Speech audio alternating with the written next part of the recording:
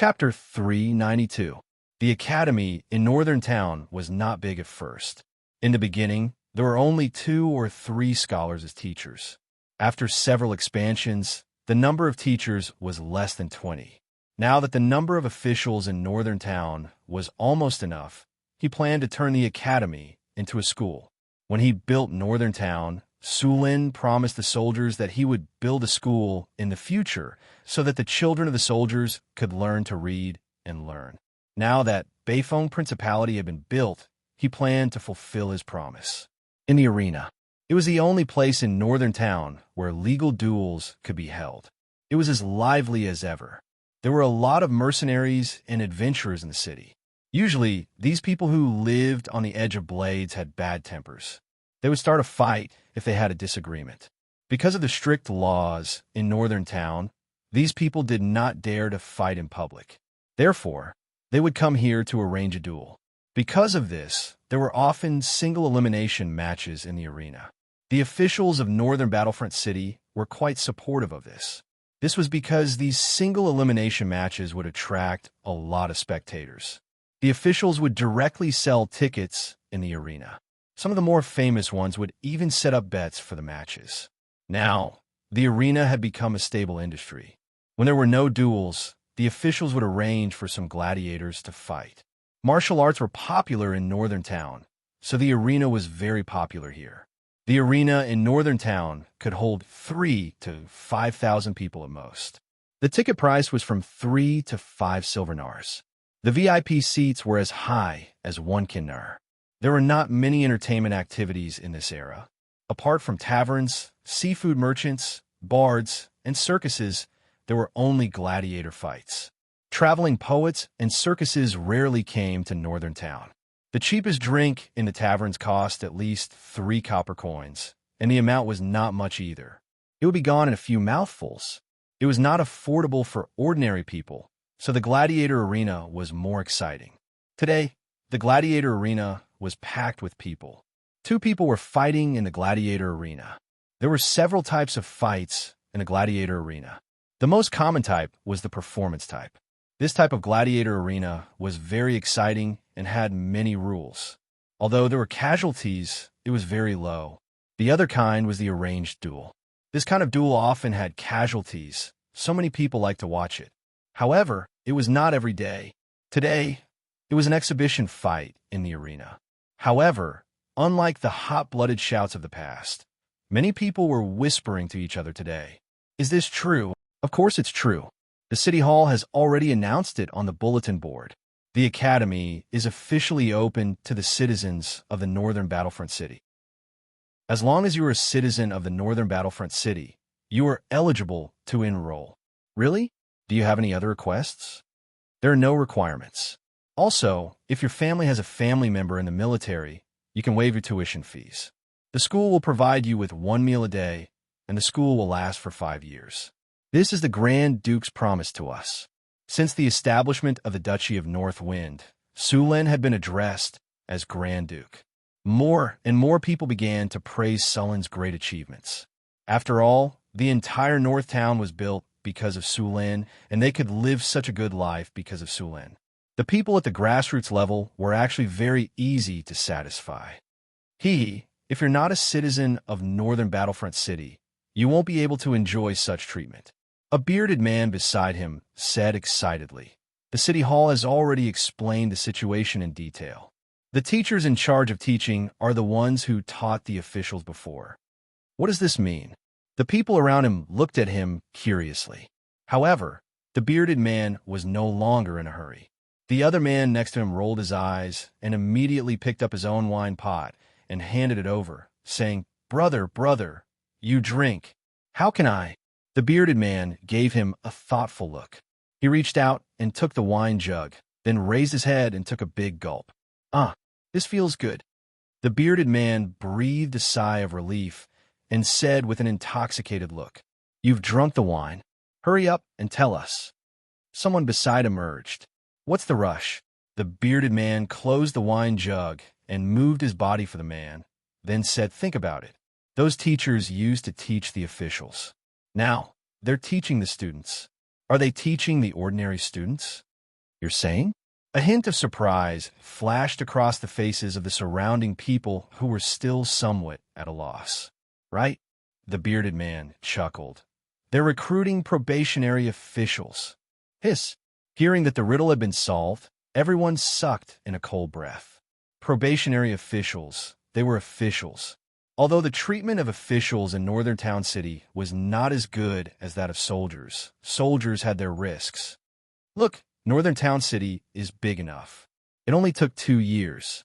Our Grand Duke will definitely continue to expand his territory. In a few years, he will definitely build more cities. How will the officials in the city come? Won't they be trained in this school? The bearded man said with a smile. In this era, it was very difficult to cross the social class. Naturally, people were very willing to cross the social class in this way. Sulan did not expect that the establishment of his school would be interpreted in this way by these people. However, even if he knew, he would not refute the rumors. Sometimes, the more you refute a rumor, the more people would believe it. Of course, he could not say that it was a rumor. After all, if the Duchy of Northern Wind continued to expand, these people would definitely be transferred to serve as low-level officials. You think that's all? At this time, a nearby soldier who looked like a city guard said with a smile, "Not only that, I heard that Northern Town City will start to check all the children in the city this year. The purpose is to select children with the potential to become wizards. If your children can pass the test, I'm telling you, you'll definitely earn a lot. They have the chance to become wizards. TSK, TSK. This is a great opportunity to reach the sky in one step.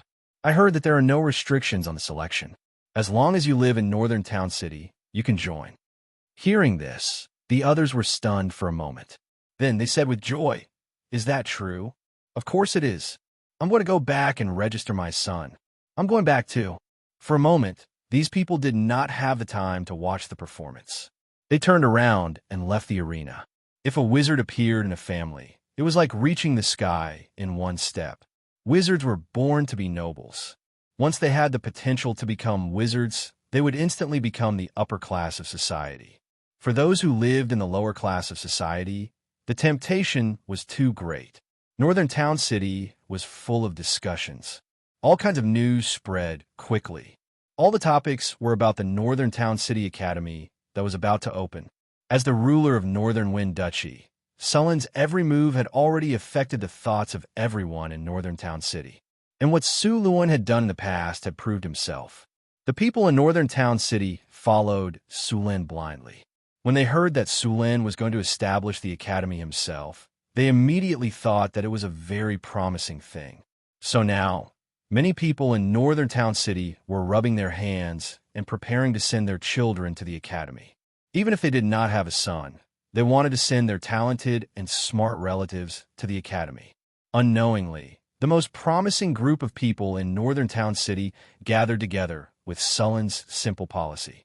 The number of talents that could be born in the future would determine how stable Northern Wind Duchy's foundation would be.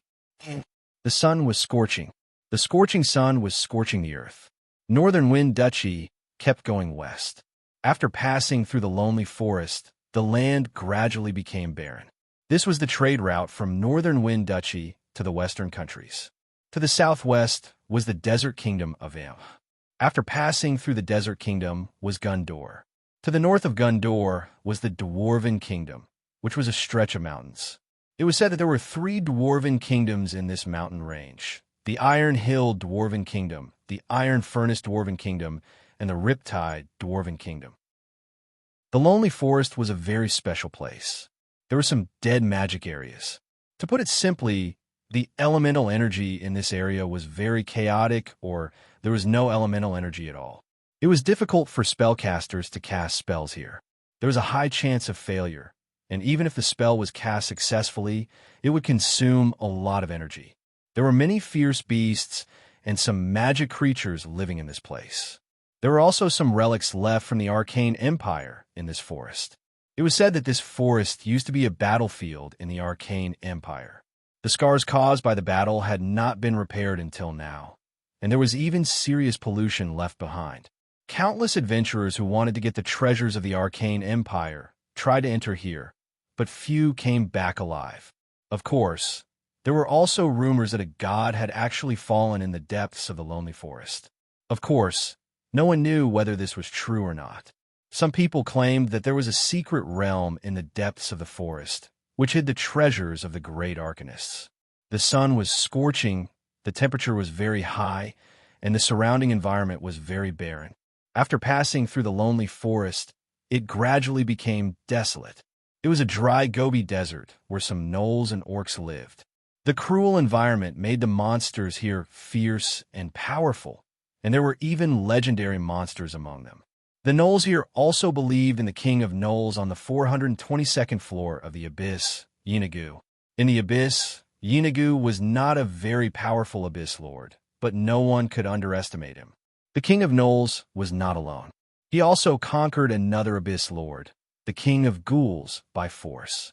He had been active for thousands of years under the pressure of the succubus queen and the Tauren king. Although the succubus queen and the Tauren king had other enemies, it also showed that Yinagu still had some skills. And there was a rumor that Yinagu had a powerful artifact in his hand, the time chain. Of course, this artifact was not complete. It only had 3 chain hammers. Some people said that the time chain in Yinagu's hand was just a replica. Chapter 393. It was still uncertain whether the 3-headed flail in Yinagu's hand was a divine artifact or not, but he had been searching for the parts of the flail of time to restore this powerful divine artifact. However, many people did not want this divine artifact to be restored. Whoosh! An arrow flew across the sky and instantly pierced a gnoll with khaki fur. The powerful force directly penetrated its body and sank deep into the hard Gobi Desert. Suluin shot and killed a Jackallan scout that was following him. He pulled his cloak over his body to block the sandstorm outside. Suluin did not bring anyone else out this time. It was more convenient for him to ride the Pegasus alone.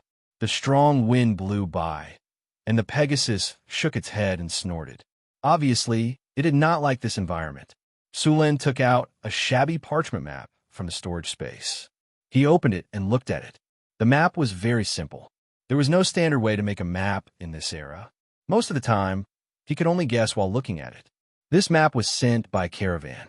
Because Suluin issued a message to buy the Battle Soul Stone, a month had passed, and the caravan had not received the Battle Soul Stone. They only received this map and some news. The map recorded a ruin in the desert. It was said that in this ruin, there might be a Battle Soul Stone. It was said that this ruin was destroyed in a war. Both sides could be said to have perished together. The probability of a Battle Soul Stone being born in such a large battlefield was very high. After Suluin learned about this situation, he planned to explore the ruin himself. The deeper he went into the Gobi Desert, the fewer traces of surrounding plants there were. Some desert plants, such as camel thorns, struggled to grow in this cruel environment.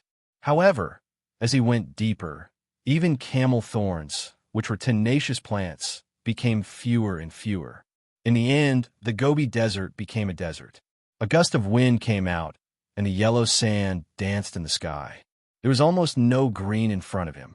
This was the result of the war between the Arcane Kingdom and the gods in ancient times.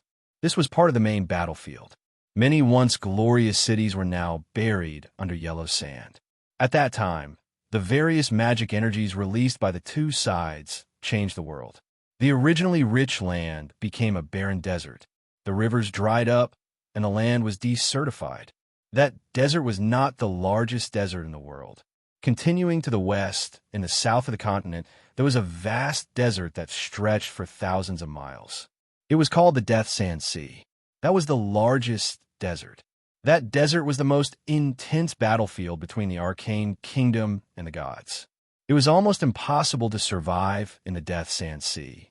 Although thousands of years had passed, the damage caused by the war still affected the place. The elemental energy was chaotic, and there were even some spatial cracks. Some places caused by the war between the two sides. The death. Fortunately, Suluin's target this time was not the Death Sand Sea, which was a place where even legendary masters could die if they were not careful. Although the desert Sun came to this time was not small, the degree of danger was not so high.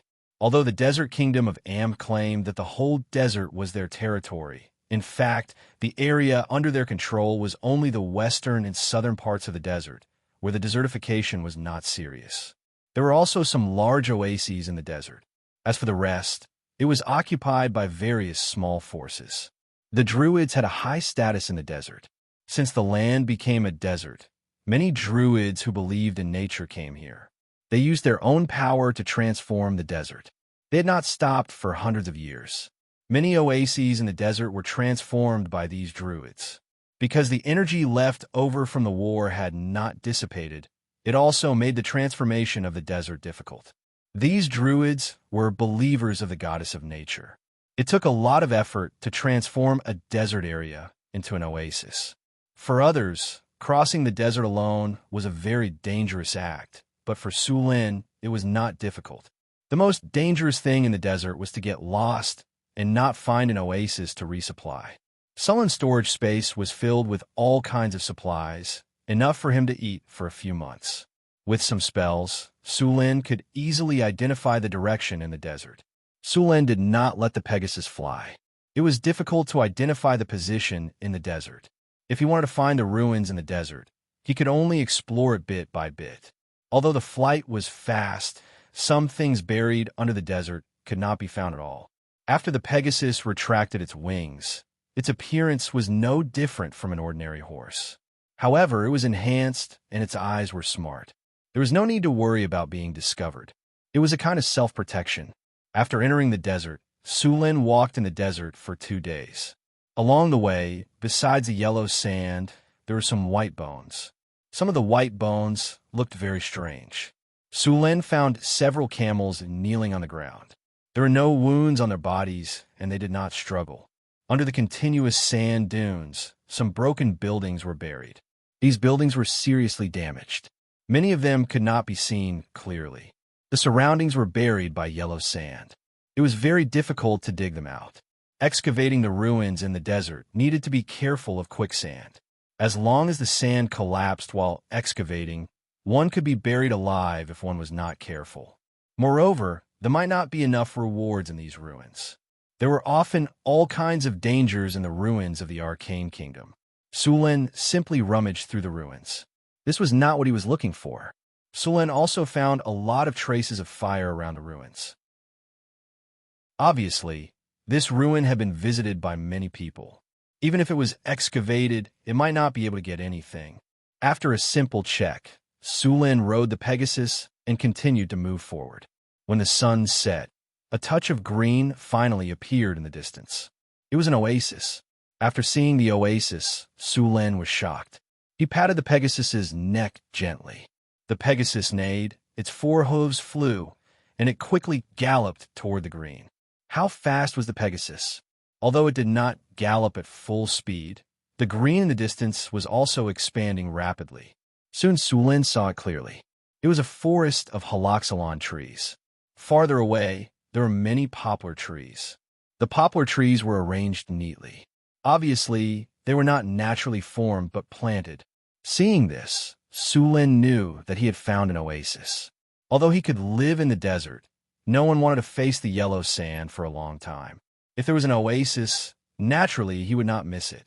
As the Pegasus approached quickly, a broken city wall made of sand and stone appeared in front of him.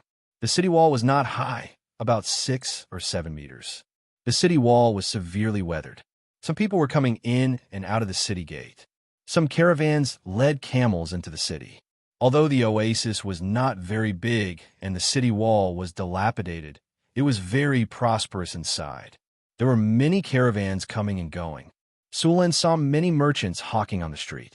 The buildings in the city were also made of sand and stone. They looked rough. Su Lin dismounted and led the Pegasus slowly to the city. The inspection of the city was not strict. Several soldiers stood at the door. A fat tax officer was checking and recording with a pen.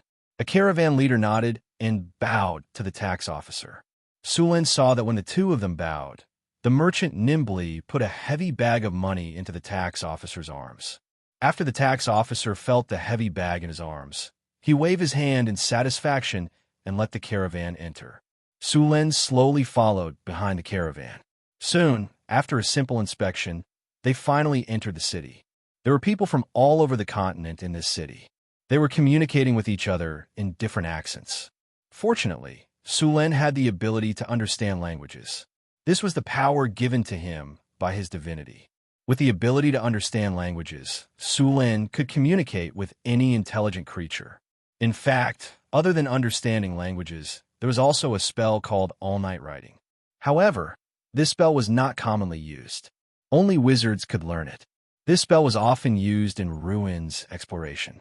There were too many types of ancient writing. Even wizards could not remember all of them. The most eye-catching things in the city were the domes. The domes looked like big peaches. This was the unique architectural style of the desert area. In the center of the domes, there was a tall metal pointer. In the center of the city was the desert temple. At the top of the temple, there was a golden sun. In the sun, there was a pattern similar to an eye. That was the church of the sun god. The clergy of the sun god had always been an important field of competition among the gods. Almost every divine system would have a god involved in the sun. Every god named sun god was very powerful. In this world alone, there were 3 gods involved in the sun: the Lord of Dawn, the Lord of Light, and the god of Sky and Sunday. The temple in front of them was the church of the god of Space and Sun in the desert divine system. This was a powerful god.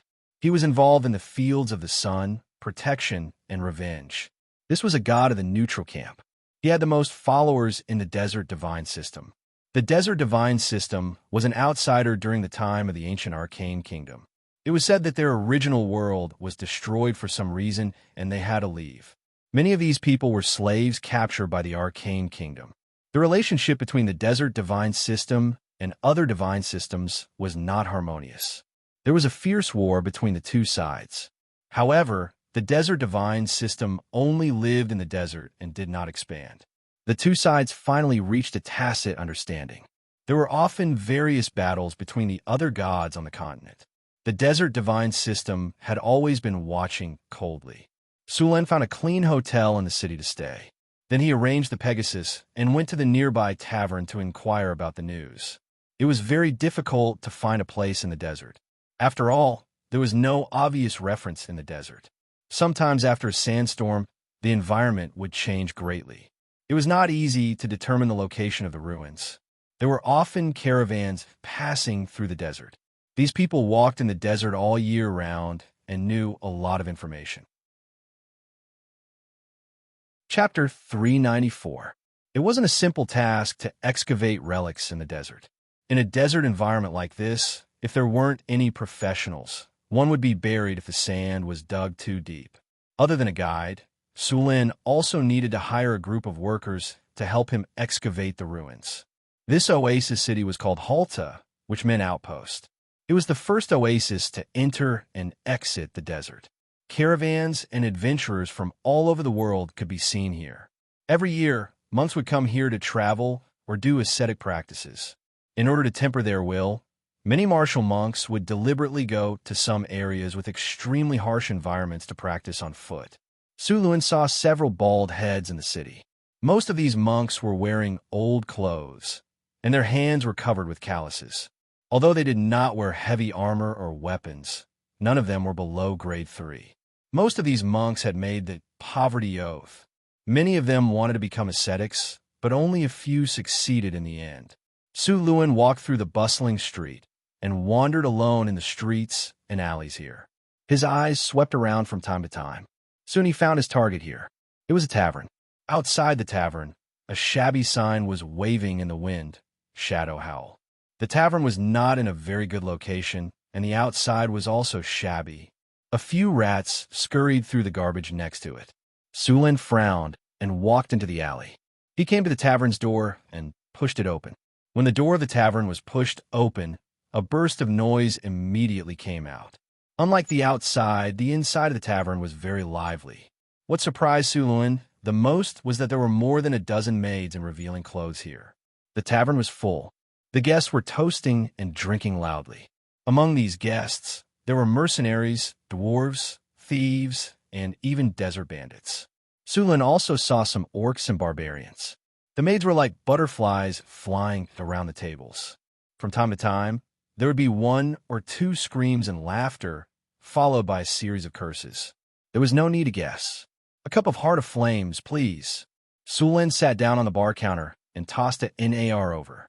His arrival attracted the attention of some people around him.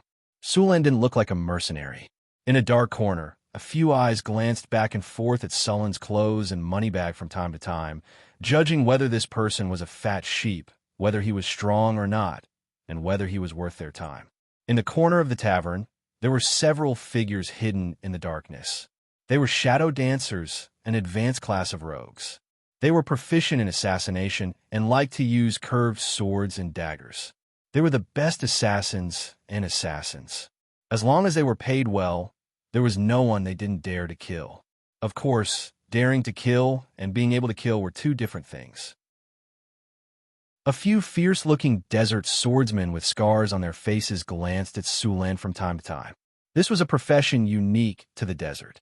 They used scimitars, worked with agility, and attacked very quickly. At this time, one of the swordsmen was shaving with a knife. His eyes fell on Sulin's bulging pocket from time to time, and a trace of uncontrollable greed flashed in his eyes from time to time. As soon as Sulin entered the tavern, he felt the malicious gazes around him. Even the human mercenaries were secretly communicating with each other. The Shadow Wailing Tavern belonged to the dark corner of the city. It was said that the tavern was supported by the Shadow Brotherhood. The Shadow Brotherhood was also notorious on the continent. "Your Heart of Flames." A scantily dressed maid put a glass of strong liquor in front of Sulin. She even deliberately sat on his lap with a big, white, and soft peach. The pair of huge breasts in front of her chest almost hit his face. Her eyes were hot and full of provocation.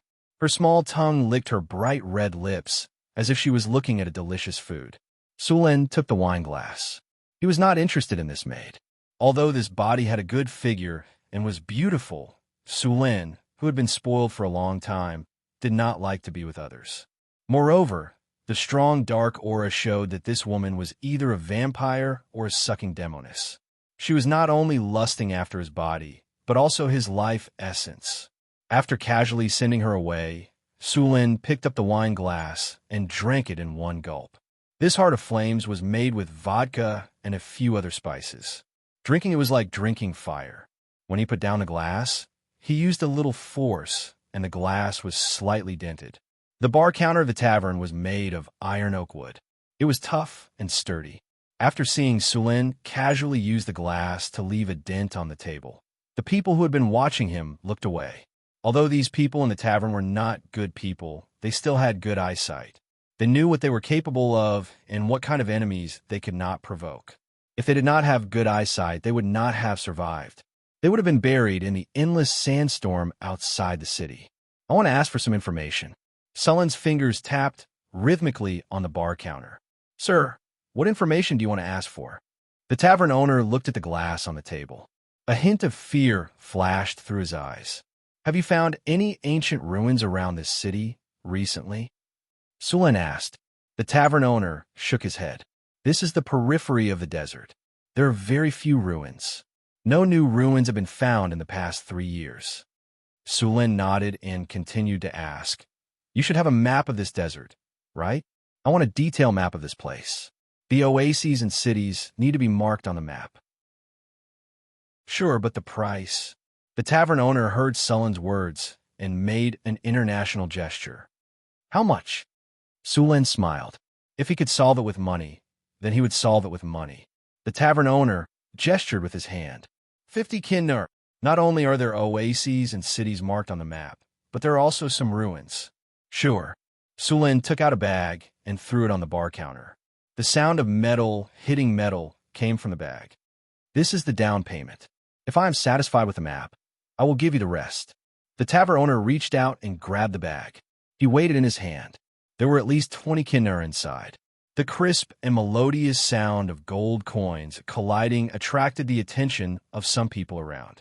Their eyes, which had been turned away, once again looked at Sulin, but not as blatantly as before. The tavern owner looked satisfied and put away the bag. He got up and went into the room. After a while, he came out with a piece of parchment. This is the map you asked for. It should meet your requirements. Sulin took the parchment and opened it. All the cities and most of the oases in the desert were marked on the parchment. There were even many ruins marked on it. Sulin compared this map with the strategic map in his system.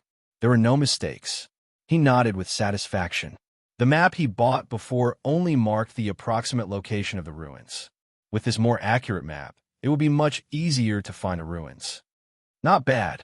This is your reward. Sulin nodded and put away the map. He threw a bag of money to the tavern owner and got up to leave. Just as Sulin left, a few people quietly followed him. With the map in hand, Sulin didn't need to stay here. He planned to go to the ruins as soon as possible. But before that, he needed to recruit some people. After all, how long would it take for him to excavate the ruins alone? It was easy to hire people in this desert city. Compared to other areas, the people at the bottom of the desert had a harder time. Adventurers Guild. Sulin saw many professionals here. Although the desert was dangerous, there were a lot of ruins buried in it. If they could bring something out of the ruins, they could easily sell it for a good price. Therefore, many adventurers liked to come here. Sir, how may I help you? A young man appeared in front of Sulin. Judging from his clothes, he was the receptionist of the Adventurers Guild. I need to recruit some people. Sulin looked at the receptionist and said, You want to issue a mission? Please come with me. Hearing Sulin's words, the receptionist's eyes lit up. He led Sulin to an office desk. After Sulin sat down, the receptionist smiled and said, Sir, what mission do you want to issue? This is a form. You can fill it out. Sulin took the form and looked at it. Then, he filled it out according to his requirements. After a few minutes, he finished filling out the form and handed it to the receptionist. Exploring ancient ruins? You need 200 people to excavate. You also need an adventurer team. The difficulty of this mission has reached the A level. You need to pay at least 2,000 kinnar. Do you agree? The receptionist looked at the form Sulin filled out and said, 2,000 gold nars, huh? Yes. Sulin nodded and said, Since you agree, we will publish the mission information as soon as possible. Please tell us your contact address. If someone takes the mission, we will send someone to inform you. Sulin left 100 kinnar as a deposit, then left the address of the hotel. He turned and left the Adventurers Guild. It would take some time to recruit people. Sulin intended to study some maps while he still had time. He now had 2 maps in his hand. Sulin intended to combine these 2 maps with a map in his system to find the exact location of the ruins he was looking for. At the same time, he also had to prepare some tools needed for the exploration of the ruins. Although these underground ruins have been buried for thousands of years, as the ruins left from the era of the Arcane Empire, Sulin would not be careless. The desert environment was harsh, but being buried by sand was also a kind of protection. There were likely to be a lot of mechanisms and traps inside. Chapter 395. After sending off Sulin, the staff member of the Adventurers Union took the mission list to the back of the hall and handed it to a one-eyed man. The one-eyed man glanced at it and asked in a deep voice, What mission? Ruins, exploration. Looking at the requirements, it should be a large ruins. The staff member handed over the mission list. Huh. The one-eyed man sneered with a hint of mockery in his eyes. Ancient ruins, exploration? If these ruins were so easy to explore, will we leave them to them? Maybe they're strong enough. The staff member next to him said with a smile. Then I wish them good luck. Just post it. 2,000 kinnar. This is not a small number. We can earn a commission. The one-eyed man shrugged and handed the mission list back. A few minutes later, an important mission appeared on the mission bulletin board. An A-level mercenary mission might not appear in a month, so naturally, it was hung in the most conspicuous place. A-level mercenary mission. Ancient ruins, exploration, recruiting 200 excavators. Recruiting experienced veterans. The minimum reward is 2,000 kinnar. The reward is quite generous, but the risk is a bit high. 2,000 kinnar. You can take it, but not spend it. The mission board quickly attracted everyone's attention, But after seeing that the mission was to explore ancient ruins, many people chose to give up directly. Adventurers and mercenaries who often wandered in the desert knew the risks of exploring ancient ruins. Although the reward was generous, not many people were willing to sign up. There were not many who were sure that they could enter the ancient ruins and come out unscathed. It looks good. I'm a little short on money now. I can go and talk to him, a rogue hidden in a brown cloak said in a deep voice. 2,000 kinner. A high-level warrior tidied up his armor and got up to check the bulletin board. At noon the next day, Sulin recruited some people. A high-level rogue, a high-level warrior, and a dwarf heavy-armored warrior. Including Sulin, there were a total of 4 people. As for wizards and warlocks, there were few spellcasters in the Adventurers' Union. Moreover, 2,000 kinner was not attractive to spellcasters, let alone high-level priests and druids. In addition to these 3 people, the 200 workers recruited by Sulin were also recruited. After a simple meeting and discussion, Sulin's adventurer team left the city with a large number of materials on the morning of the 3rd day. 200 workers, 50 camels loaded with goods, and 3 high-level professions, led by Sulin, set out into the depths of the desert. Yellow sand filled the sky. The long team moved slowly in the desert. The speed of the team was not fast. The physical fitness of those ordinary people could not be compared with Sulin's at all. In this environment, the consumption of physical strength was very high. The deeper they went into the desert, the stronger the wind and sand. Sometimes, they would encounter terrible sandstorms. The feeling of covering the sky and covering the earth made even Sulin feel scared. Fortunately, there was a strategic map in the system, which found sandstorms in advance, giving them enough time to prepare and successfully avoided sandstorms. Of course, compared to the sandstorm, the quicksand was also very dangerous. The sand looked no different from ordinary sand, but once one stepped on it, they would quickly sink. If there was no rescue in time, they would soon be buried alive in the sand. In order to prevent people from accidentally falling into the quicksand, the workers used ropes to connect the people around them. This way, even if they fell into the quicksand, they would be held back by others. Sulin rode back and forth in the team. 50 camels carried a lot of materials. The weather was hot, and the whole team was very tired. Captain, the weather is too hot. We need to take a rest. A rogue who was scouting outside came to Sulin's side and said, I hate sand. Valadin the dwarf said in a muffled voice. He was a mountain dwarf, 53 years old this year. He had strong muscles and liked liquor. Sulin only used half a bottle of vodka to become good friends with him. Because of the dwarf's weight and armor, it was very difficult for him to walk in the desert. If he was not careful, his heavy body would fall into the sand. Moreover, the iron armor on his body would often have sand get into it. Coupled with the sweat on his body, it was even more uncomfortable for the sand to stick to his body. Sulin looked at the tired people, then nodded and said, Let's go to the back of the sand dune in front to rest. It can shelter us from the sun. Everyone, work harder. We can rest when we reach the sand dune in front. The leader of the craftsmen shouted. After hearing the voice of the craftsman, the artificial people were refreshed and immediately quickened their pace. The human rogue was called Baron. He often wandered in the desert area. His weapons were curved swords and crossbows. As for the warrior, he was a local adventurer named Jane. He was good at two-handed swords. His strength was average, but he was very experienced.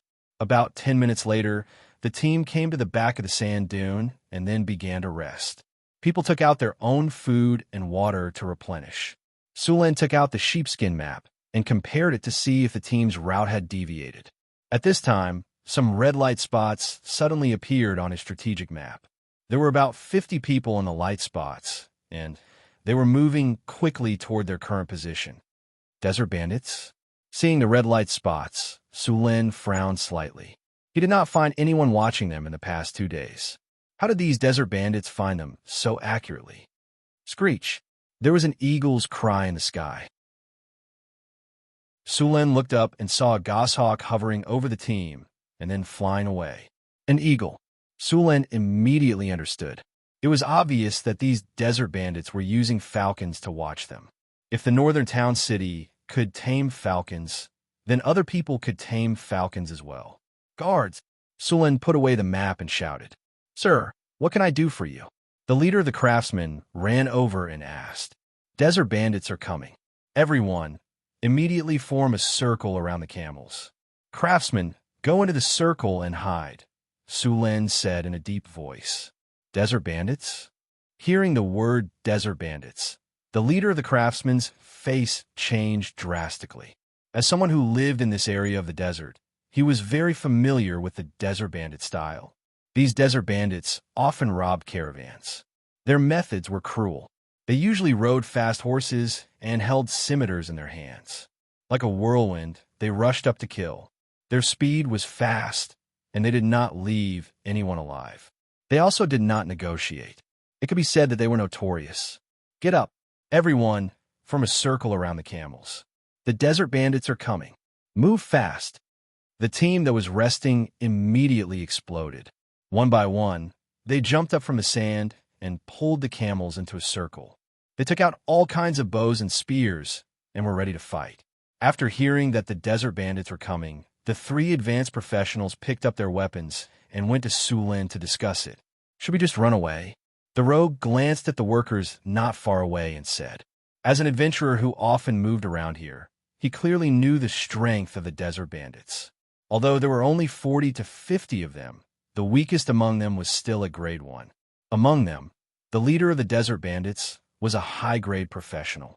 There were only 4 of them. Facing so many desert bandits was simply courting death.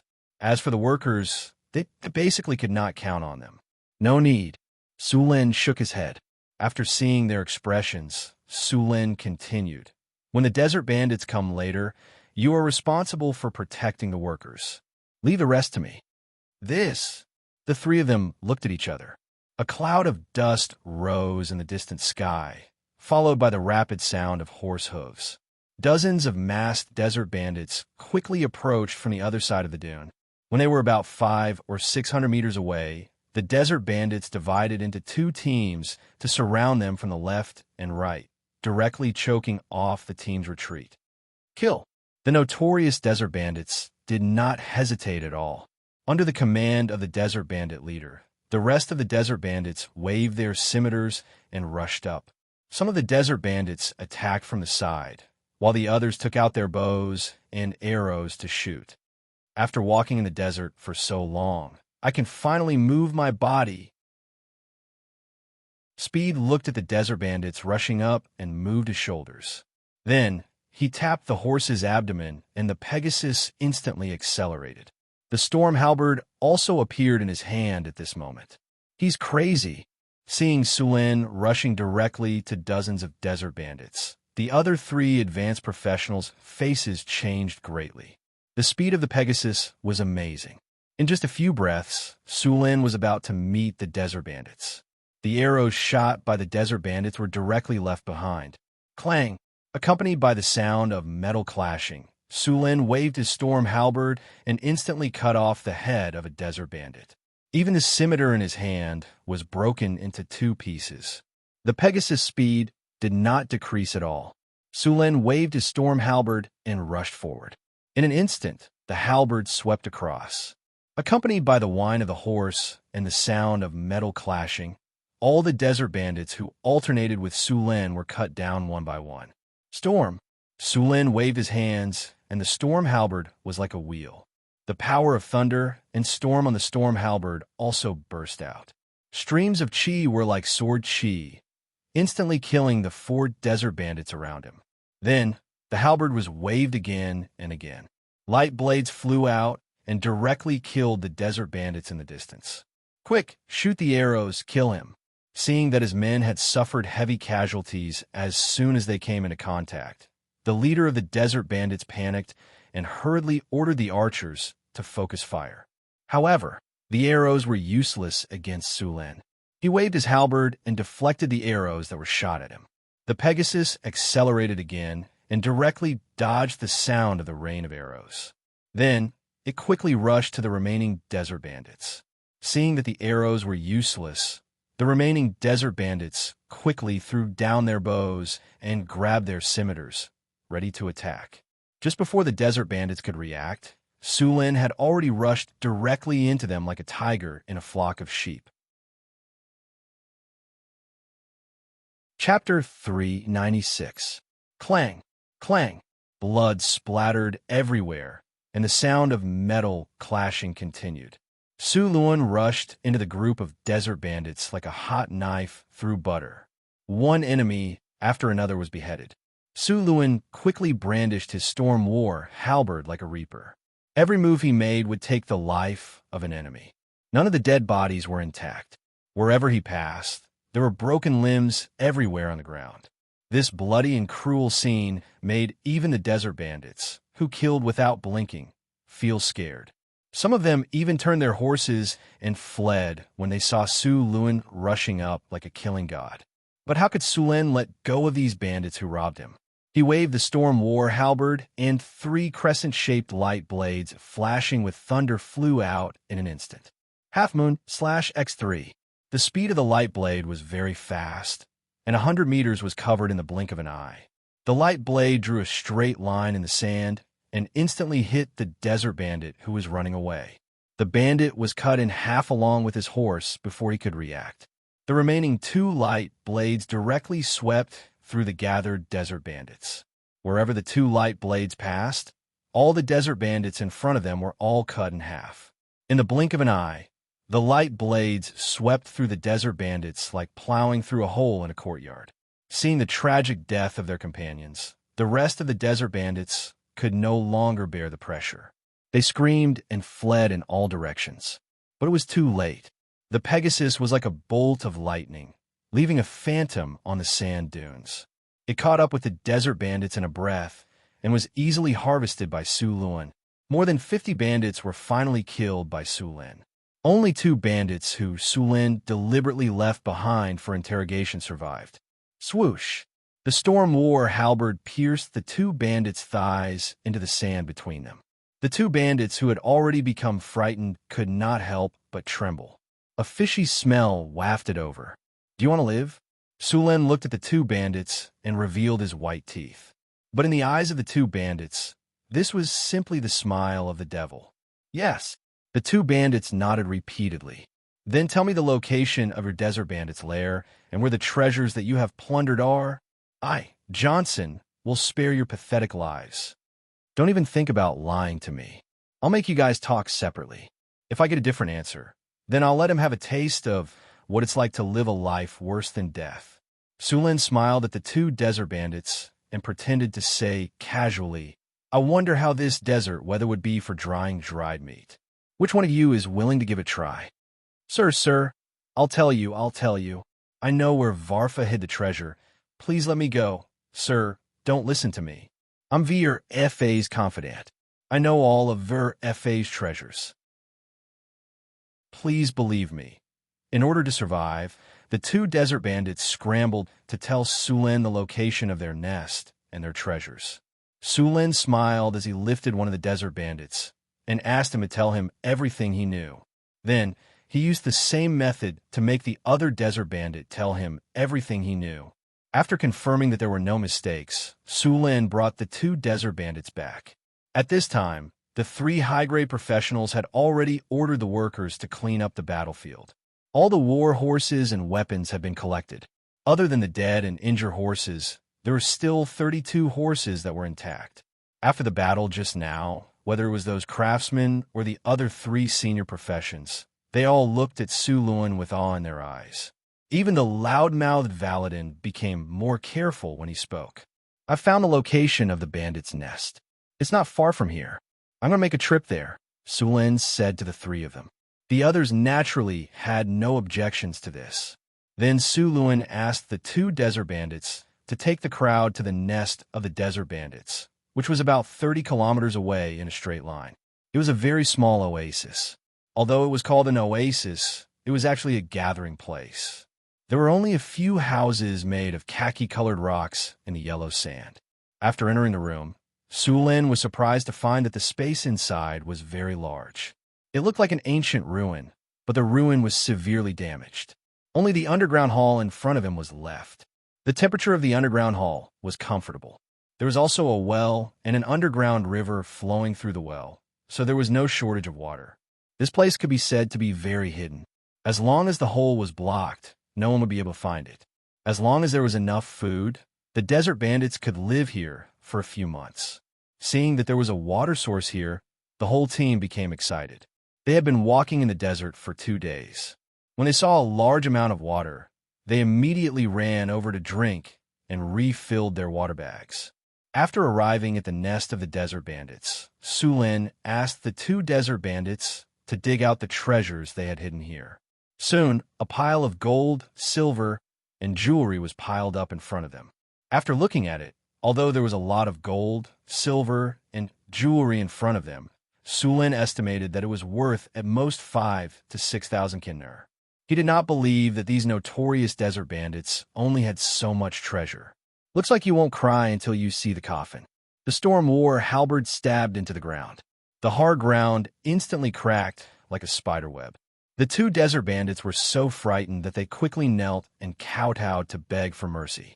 Sir, this is really all the treasure. We didn't hide a single kinner. Sir, please spare us. We've already dug out all the treasures, all the treasures? Sulin snorted coldly. He reached out and lifted one of the desert bandits up. All the treasures? As far as I know, you've been here for at least 10 years. 10 years? This is all you've taken? Sir, please spare us. This is really all we have. The rest was given to the nobles in Halta. The goods we robbed were sold to them. The nobles took half of it, and the rest was used to buy food and weapons. Sulin casually threw the bandit to the ground. He knew that these desert bandits were not lying. Caravans would not carry large amounts of gold, silver, and jewelry for trade. These desert bandits must have needed to sell the goods after robbing. Only the nobles in Halta had the ability to swallow the goods. The reason why these desert bandits have been active for so long without being killed was probably because of the nobles' connivance. Since you found the treasures, you can go now. Sulin waved his hand and said. The 2 desert bandits' eyes flashed with surprise. They then turned and ran out. However, just as they ran less than 10 meters, 2 arrows flew out in an instant and hit them in the middle of their backs. You? One of the bandits' body instantly stiffened. He looked at Sulin with eyes full of hatred. Then his body went limp and fell to the ground. What are you looking at? It was Johnson who killed you. What does it have to do with me, Sulin? Sulin casually put away the bow and arrow, then put the pile of gold, silver, and jewelry in front of him into a storage space. 5,000 or 6,000 kinnar was enough for him to pay the commission this time. After a night's rest in the bandit's nest, the team set off for the desert ruins again the next morning. But this time, there were no more desert bandits. After 2 days, Sulin and the others finally arrived at their destination. There was a landmark here, an obelisk. The obelisk was about 30 meters tall, with a large number of patterns, pictures, and words carved on it. However, the obelisk in front of them was broken. The pictures and words on it had been eroded by the wind and sand. This is it. Sulin looked at the map and compared it with the surrounding environment.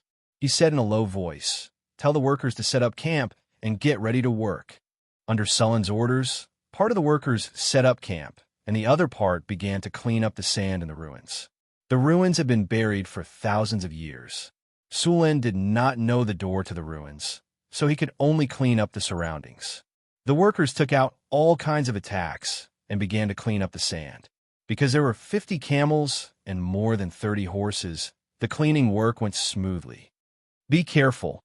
Pay attention to the reinforcement. I don't want to be buried in the ruins. The 200 workers began to get busy. It was not easy to find the entrance to the ruins. Fortunately, the leader of the craftsmen was very experienced in excavating these ancient ruins. He knew that there were a few locations in these ruins that had a high probability of being the entrance. The workers began to dig at these locations. Excavating the ruins was not a simple job. Because this was a desert area, if they wanted to dig a passage, they had to clean up all the surrounding sand. Otherwise, the sand would continue to slide down and block the passage. Sulin supervised the workers for a while, then let the others supervise them. He rode his Pegasus and began to wander around the ruins to see if there were any abnormalities. He did not want to spend so much effort to dig out the ruins, only to be picked up by someone else. The sky gradually darkened and the bonfire rose. The workers who had been digging for the whole day returned to the camp to rest and eat. Sulin also rode his Pegasus back to the camp. There were no traces of other people around the ruins. It seemed that after he exterminated the desert bandits, those spies had left.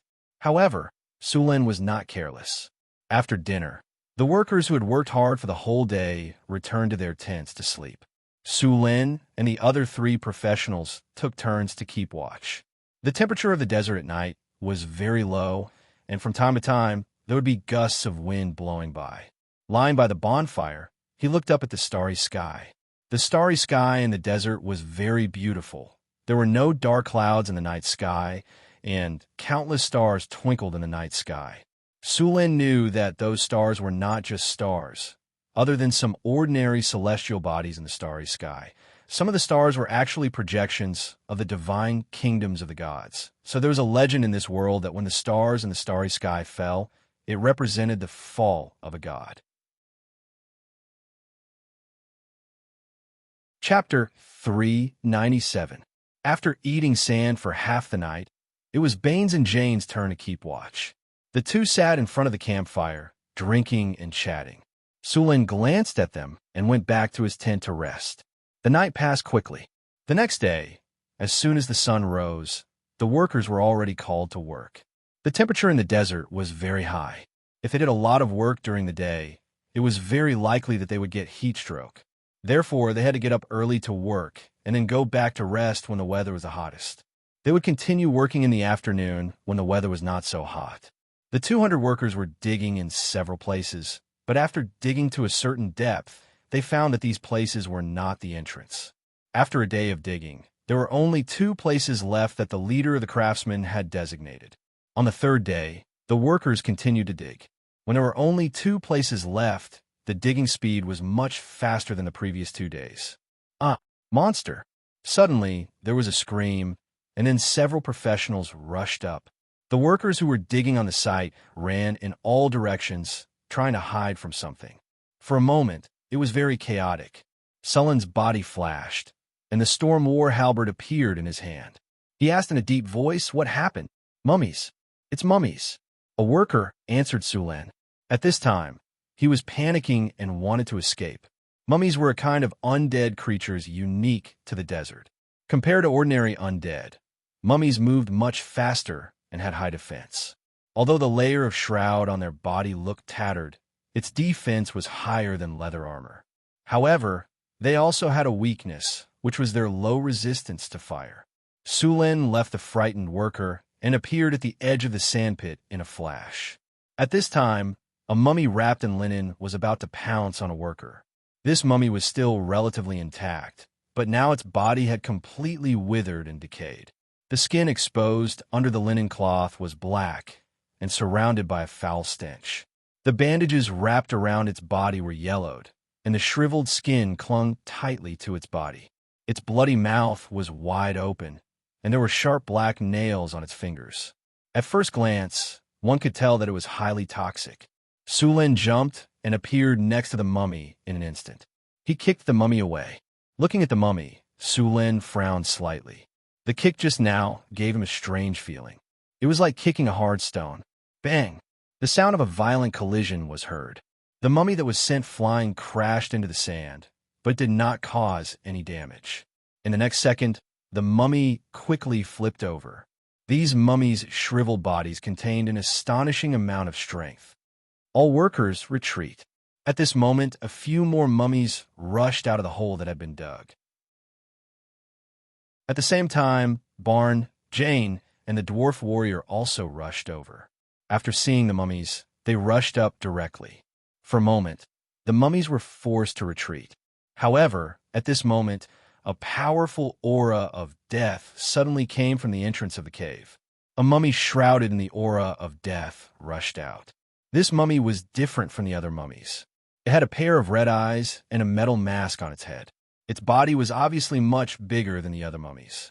Its sickle-like hands had amazing destructive power. Its body was emitting a strong negative energy. Poisonous mummy. Seeing this mummy, the rogue immediately shouted. The toxic mummy was a powerful monster. Aside from having great strength and the plague effect on their attacks, they also had the ability to revive other mummies. They were very difficult monsters to deal with, and their challenge rating was at level 16. Su Lin moved and rushed up in an instant. At the moment when the two sides clashed, the Storm War halberd felt like it had pierced rubber. Su Lin directly kicked the poisonous mummy away.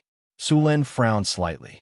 A strange energy wanted to invade his body, but as soon as it got close, it was directly rejected by his body. Don't get too close to Hector. The poisonous mummy can spread diseases. Barn, the rogue next to him, reminded. Su Lin nodded and rushed up again. With his vitality, the negative state of the poisonous mummy could not cause any damage. Thunder Spear. The powerful power of thunder and lightning appeared on the Storm War halberd. The Storm War halberd was full of thunder and lightning, and fiercely hit the poisonous mummy. The power of thunder and lightning broke out, and the negative energy on the poisonous mummy dissipated. Sullen's whole body turned into a shadow, and the Storm War halberd in his hand kept attacking. For a time, the poisonous mummy's body was full of thunder and lightning. The poisonous mummy was not slow, and it was not much slower than the average rogue. Unfortunately, it was now facing Su Lin, a high-grade legend, and its reaction speed was not enough. The poisonous mummy didn't fight back. After Su Lin sped up, the poisonous mummy was completely beaten up. The poisonous mummy was attacked by Su Lin more than a dozen times in a short time, but did not even touch Sullen's clothes. The poisonous mummy was extremely angry, and it roared again and again, but there was nothing it could do. While Su Lin was besieging the poison mummy, more mummies rushed out of the dug hole. Bane, Jane, and Valadin fought while retreating. Although these mummies were no match for them individually, they had no choice but to dodge the fearless attacks of a dozen mummies. After all, they were not undead creatures like the mummies. After seeing this situation, Su Lin could not leave it alone. The poisonous mummy had thick skin, and Su Lin could not kill it in a short time. However, the other mummies could not. Fireball. The orange-red fireball quickly took shape, and then flew directly into the mummies that were besieging the three. Boom! With a loud bang, flames rose and instantly wrapped several mummies around it. The mummy that was directly hit was directly blown to pieces, and the other mummies were also ignited and turned into human-shaped torches. These mummies were like dry wood covered with grease. The flames burned bigger and bigger, and there was no way to put it out. Soon, they were burned into a pile of charcoal. The air was filled with the unpleasant stench of corpses. With nearly a third of the mummies gone, the pressure on the three was instantly reduced. Su Lin swung his storm battle halberd again, and the powerful lightning energy dissipated the poisonous mummy's aura. The mummy's tall body kept retreating. Just as Su Lin was about to rush up and finish off the poisonous mummy, a thick ray of negative energy suddenly flew out of the mummy's mouth. Su Lin dodged it. The black ray of negative energy hit the mummy that had just been burned into charcoal. The next moment, an aura of death erupted, and the mummy that had turned into charcoal was resurrected. Undead resurrection. After resurrecting one mummy, the poisonous mummy did not stop. It was ready to resurrect another mummy. Su Lin naturally would not give it another chance. His body flashed, and the storm battle halberd with powerful lightning energy instantly hit the poisonous mummy. The poisonous mummy in front of him stiffened, and then the bandages that were wrapped around its body were torn apart, and the aura of death that was gathering dissipated directly. Su Lin took the opportunity to attack like a storm, and did not give the poisonous mummy any chance to fight back. The poisonous mummy kept retreating, and the negative energy around its body was mostly dispersed. Then, the storm battle halberd ruthlessly cut the poisonous mummy in half. A wave of aura of death spread out from the poisonous mummy, and then slowly disappeared. The poisonous mummy's body that was left on the ground was instantly set ablaze. The flames rose as if turpentine had been added, and quickly burned the poisonous mummy's body into ashes. Without the poisonous mummy, the rest of the ordinary mummies were easier to deal with. Soon, all the mummies were burned to ashes. Sulin bent down and picked up a purple crystal from the ashes of the poisonous mummy. It was a high-level soul crystal. Sulin would not mind having more of it. Hathaway was preparing to build an army of golems, and it was just right for her. The battle ended quickly, and all the mummies around were killed. However, there were still casualties among the workers. A worker's throat was bitten when the mummy appeared, and now he could not be more dead. Since he was killed by the mummy, there was a strong aura of negative energy in his body. If he did not find a priest to purify it, it was very likely that he would be resurrected as an undead creature.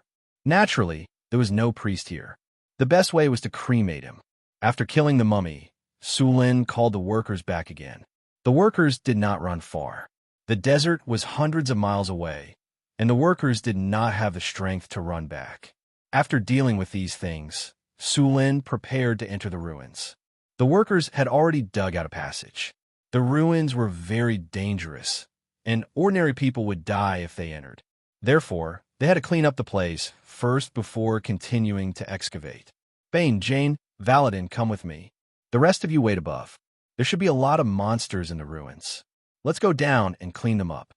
Let's go. I want to let those skeletons have a taste of my axe. Valadin said as he waved his battle axe. Bring torches. Those undead creatures are afraid of fire. Bane took out a few torches and kerosene and handed them over. We should be the first group to enter the ruins. There should be a lot of good stuff in there, Jane said excitedly. Those who dared to take the risk to explore the ruins were basically here for the treasure. According to the usual practice, the treasures found in the ruins would be divided. Sulin could take a little more, and the others, including the workers, would get a share. It was just that some people had more than others. Hee, be careful when you go down. Don't get yourself into trouble before you earn any money. When the time comes, even if I want to share the treasure with you, you have to be able to get it, Sulin said in a deep voice. Chapter 398. Don't worry, I'm not a rookie. I'm the great dwarf explorer, Valadin. The dwarven juggernaut patted his chest and said, and my armor will protect me from harm. I hope so. Sulin shrugged. Soon, the workers cleared all the sand and stones piled up at the entrance of the passage. Sulin nodded to the three and said, let's begin. After that, Sulin snapped his fingers and summoned a gust of wind that blew into the passage. Then, 10 seconds later, a gust of wind rushed out with a foul and decaying smell. Okay, you can go in now. After the foul air in the passage was sucked out, Sulin gestured to the workers next to him. Then, the workers came over with various tools. Supports, pulleys, ropes, torches, hooks, medicine, bandages. After all the preparations were completed, Sulin's figure flashed, and he slid down the passage with one hand holding the rope. The entrance of the cave was about 10 meters away from the entrance of the passage. After Sulin came to the passage, he looked around. With dark vision, he could see normally in the dark. He did not find any danger in the passage. He lit the torch and fixed on the wall next to him. Sulin then shouted, it's safe, you can come down now. The second to come down was Bane the Rogue. The agile Bane grabbed the rope and slid down quickly. When he was 3 meters away from the ground, he landed firmly on the ground after a light flip. Hey, excuse me, I'm coming down. At this moment, Valadin's voice came from above.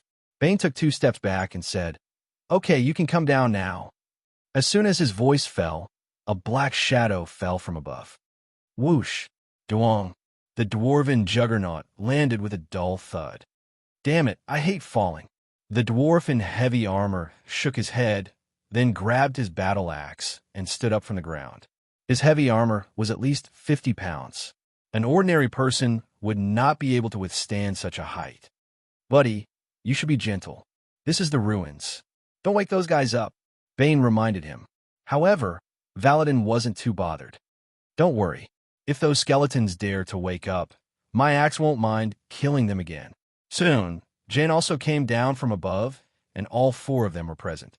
Next, the few of them walked into the depths of the passage with torches in hand.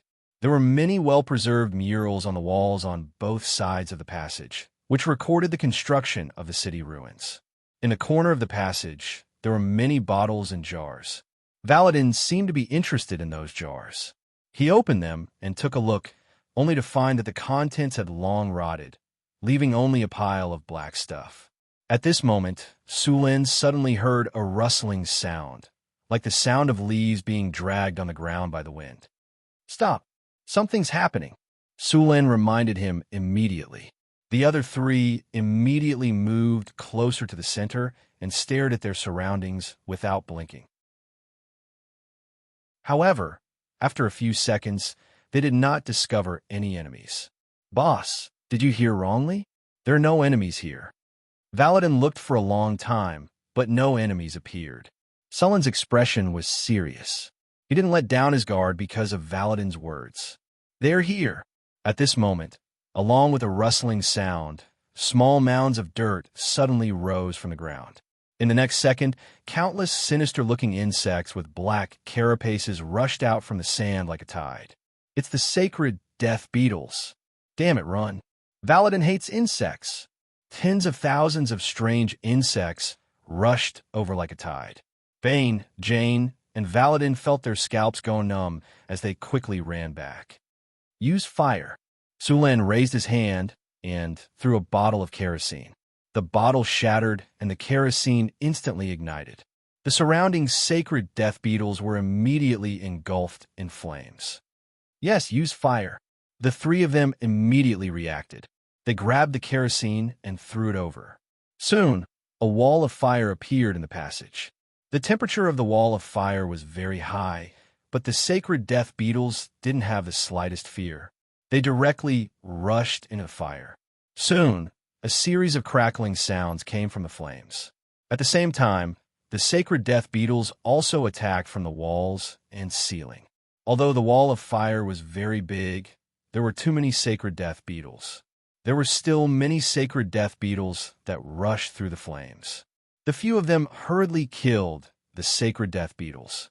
However, at this moment, the ground behind them bulged and countless black sacred death beetles rushed over like a tide. "Behind!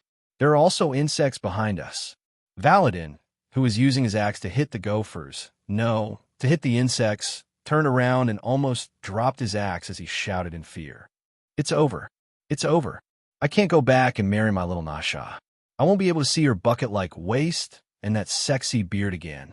I'm sorry, Xianxia," Valadin said with a sad face. "Damn it, why are there so many insects?" "Kerosene. Is there any more kerosene?" "Quickly throw a bottle over." Jane stepped on a few sacred death beetles that rushed over and waved his hand to sweep away the sacred death beetles that climbed onto his leg. "The kerosene has been used up," Bane said helplessly as he chopped 2 sacred death beetles into 4 pieces. He was too excited to throw away the kerosene just now. "Get out of the way," Sulin shouted. He turned around and aimed his palm at the tunnel. Burning hand. Scorching flames instantly flew out from his palm and covered the entire tunnel in a breath. The flames wreaked havoc and instantly swallowed all the sacred death beetles in the tunnel. This counts as surviving? Bane looked at the burning tunnel and sighed in relief. The flames burned for close to 5 minutes. The temperature in the tunnel also became hot, and the air was filled with a burnt stench. There were a lot of sacred death beetles. After 5 minutes, the insect tide finally retreated. When the black insect tide retreated, a thick layer of burnt sacred death beetles was left on the ground. "Hey, it stinks." Valadin stomped a sacred death beetle that was still alive to death. After the battle, Sulin once again lit a torch and continued to explore the depths of the ruins. After the sacred death beetle tide, the group became more cautious. However, they did not encounter any more disgusting insects in the following exploration. After passing through this section of the tunnel, Sulin discovered that the tunnel behind them had been buried by sand. He could only inform the workers above to come down and dig up the tunnel again. Exploration of ruins was like this. Most of the time, they needed to clear the path bit by bit. Fortunately, the tunnel was not buried for long. After half an hour, the tunnel was dug up. Whoosh, whoosh. A gust of cold wind blew. Sulin frowned slightly. Some strange sounds came from the tunnel, making people feel creepy. After the tunnel was dug up, Sulin saw the scene behind the tunnel. It was a hall with an area of about 2,000 square meters. The entire hall looked like it had been ransacked and was very messy. On the floor of the hall, there were a large number of skeletons. These skeletons seemed to be divided into two camps. Many of the skeletons were still fighting each other before they died. Crash! A sudden sound came from an empty hall, immediately attracting everyone's attention. Under everyone's gaze, a blue flame suddenly appeared and the skeletons on the floor began to move. It's the undead. All workers retreat. Sulin immediately ordered the moment he saw the blue will-o'-the-wisp. The workers hurriedly ran back to where they came from. Crash! Crash! Crash! The sound of bones colliding could be heard. Over 100 skeletons stood up in the hall. The strength of the skeletons was not high. They were only slightly stronger than the lowest level skeletons and zombies. Their challenge rating was level 5. Barnes, Valadin, and Valadin were all high-level professionals. Dealing with these low-level undead was not a problem. In the previous battle, the three of them were unable to use their full strength against the sacred death beetles. However, facing these skeletons, it was like a tiger entering a flock of sheep. Valadin was wearing heavy armor. He waved his axe and rushed forward. The attacks of the skeletons could only cause some shallow scratches on his armor. However, every time he swung his axe, he could smash the skeletons into pieces. Barnes and Jane, who were following behind, waved their scimitars and swords. The skeletons were quickly destroyed. The battle only lasted for 10 minutes. Therefore, the skeletons were dealt with. The hall was filled with broken bones. After dealing with these skeletons, they did not rest and began to clean up the battlefield. These skeletons were very poor. In addition to some broken weapons, they only had some low-level soul crystals. The quality of these soul crystals was very poor and their value was very low. What a bunch of poor bastards. Jane, who was on the side, picked up a soul crystal and cursed. This hall is a side hall. Look around and see if there are any passages that lead to other places. Sulin said as he looked around the hall. Soon, they found a closed stone door. Roe Barnes looked in front of the stone door for a long time and finally found the opening mechanism of the stone door. He pressed the mechanism, but the stone door did not move. It should be broken, Barnes said awkwardly. Let me do it. Sulin took a step forward. A light flashed and instantly hit the stone door in front of him. In the next second, the heavy stone door turned into a pile of soft soil and slid down. After entering the stone door, a small room appeared in front of them. There were a few skeletons inside and some gold items scattered around the room. Seeing these items, the three of them were very excited. Fortunately, they remembered that Sulin was the captain. Although they were envious, they did not make a move. Clean it up.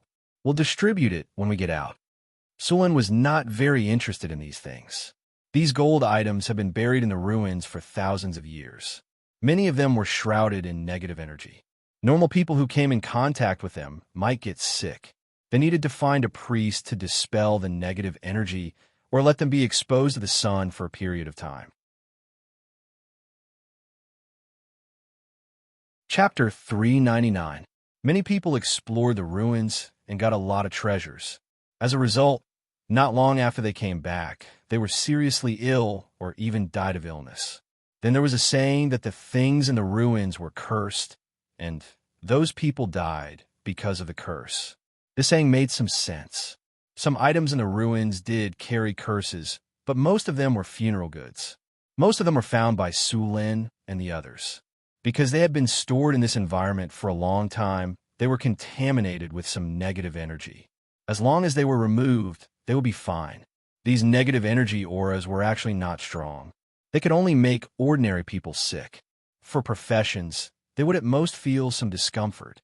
Very quickly, the few of them packed up all of these things. After checking that they did not miss anything, they continued to search in the ruins. The area of the hall was not big. Since they found some hidden rooms again, they got a lot of things after opening them. After a few times, they were very satisfied with these gains. But what made Sulin unhappy was that he did not find the Battle Soul Stone he wanted here. "There's a passage here," Van the Wanderer shouted. Surin hurriedly took the others and rushed over. The mechanism of the passage discovered by Bane was still intact. At this time, he had already reactivated it. The group carefully moved forward along the passage. As they continued to move forward, they quickly approached a relatively intact building. There were even some moss-like plants here. There were even a few weak magic lamps on the surrounding walls, but because they had not been maintained for thousands of years, these magic lamps had become mottled. It seemed that they would be damaged with a touch. There were also some broken magic crystals around. They were used to transmit energy. They did not expect that after thousands of years, they were still working. Intruder found. Intruder found. Activate magic energy construct 3. Start charging backup energy. Implement level 1 alert defense plan. As soon as they entered, a cold mechanical voice came from the surroundings. In the next second, a rumbling sound rang out, followed by the sound of heavy footsteps. A 3-meter-tall magic golem made of silver metal walked out. The golem puppet's body was smooth, and the silver metal was very smooth. The whole golem looked like it was made of technology by Sulin. "Be careful, everyone. This is a high-level golem puppet," Robe Barnes said after seeing the appearance of the golem. "Don't fight him head-on. This place has been sealed for thousands of years. They don't have much energy left to fight," Sulin reminded. In these ancient ruins related to the Arcane Kingdom, they often encountered such steel golems. In the era of the Arcane Kingdom, these steel golems belonged to the city guards. However, although these golems could still move, there was not much energy left in them.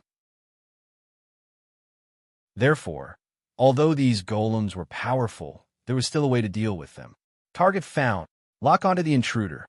Activating level 1 defense alert. Eliminate all intruders.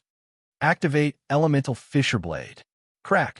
With a soft sound, Sulin saw some changes in the arm of the puppet golem in front of him. Then, a weapon that looked like a light blade appeared in an instant. Energy blade weapon? After seeing the weapon in the golem's hand, Sulin's expression changed in an instant. This kind of energy light blade weapon was also high-end equipment during the Arcane Empire. This kind of weapon was very sharp. The lowest damage was equivalent to the legendary level. Ordinary armor was no different from paper in front of this kind of weapon. After the light blade weapon appeared, the puppet golem immediately launched an attack. To Sulin's surprise, although the puppet golem looked very heavy, it was very fast. The puppet golem rushed directly toward Jane. Jane did not show any weakness and waved his long sword to meet the attack. Sulin's expression changed greatly. "Get out of the way. Its weapon is very dangerous." After hearing Sulin's reminder, Jane's body, which was waving his long sword, changed his posture instantly. He rolled to the side to dodge the attack. The light blade quickly passed over his head, and a scratch appeared on the hard ground as if it was cutting tofu. Jane, who had escaped the attack, looked back and felt a chill on his back. If he had not dodged just now, he would have been cut in half along with his sword. Sulin waved the storm halberd and rushed up. Clang! The harsh sound of metal colliding rang out, and the storm halberd drew a string of sparks on the puppet golem. Bane's figure also moved, and his body flashed to the side to launch an attack. The dwarven juggernaut also reacted quickly. He was the closest to Bane. When a golem attacked Bane, he charged and waved his battle axe at the golem's thigh. It was not that he did not want to attack other places, but that he could not reach it. Bang! A heavy impact sounded. Sulin's attack did not have a good result. It only left some traces on the puppet golem. Chop! The light blade swept and cut directly at Sulin's waist. It was so fast that there was no time to dodge. Sulin's storm halberd swept, and the light blade and the halberd collided. A huge force came from the halberd, and Sulin used the force to gently retreat. The light blade flickered slightly twice, and then returned to normal. Su Lin exerted force on his feet and rushed up again in a flash. The storm halberd carried a powerful force of thunder and lightning and stabbed at the puppet golem. The golem puppet turned around, aimed its light blade at Su Lin, and slashed directly at the enemy's waist. Clang! Clang! Clang! The storm halberd and the light blade kept colliding, and every time a loud sound rang in everyone's ears. Su Lin's expression became more and more dignified. The golem statue's strength was in no way inferior to Su Lin's. After unleashing a series of attacks, Su Lin's figure was forced to retreat again and again. The floor beneath his feet cracked, but it was not as if he had gained nothing. One wound after another appeared on the golem statue's body. Even the blade of light had clearly dimmed. Thunder Domain. A powerful force burst out from Su Lin's body in an instant, and then he roared to the sky.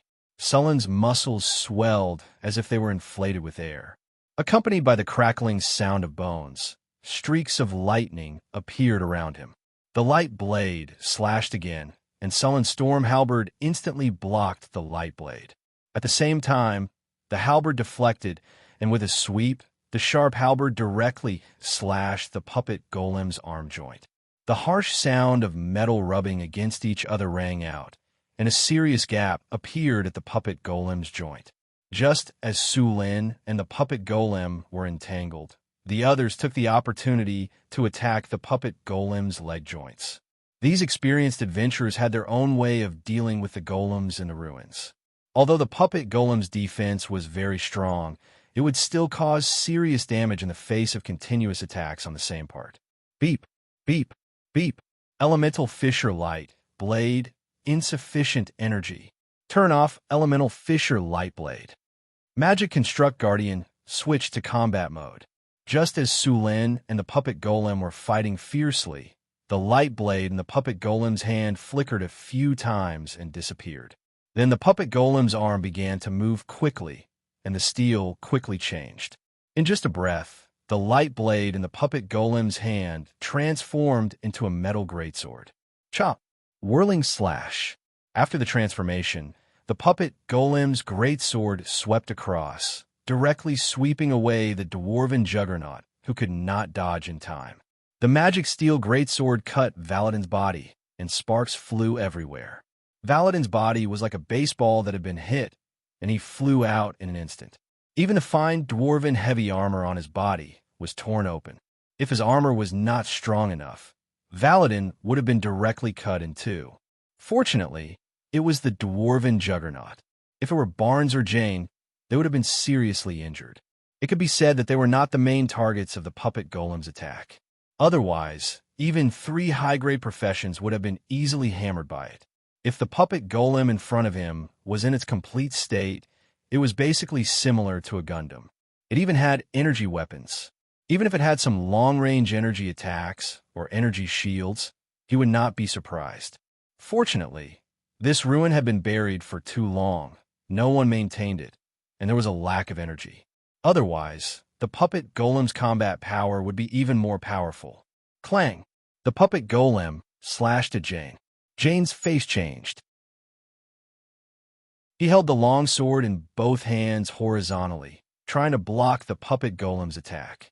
There was a harsh sound of metal colliding, and Jane was sent flying with his weapon.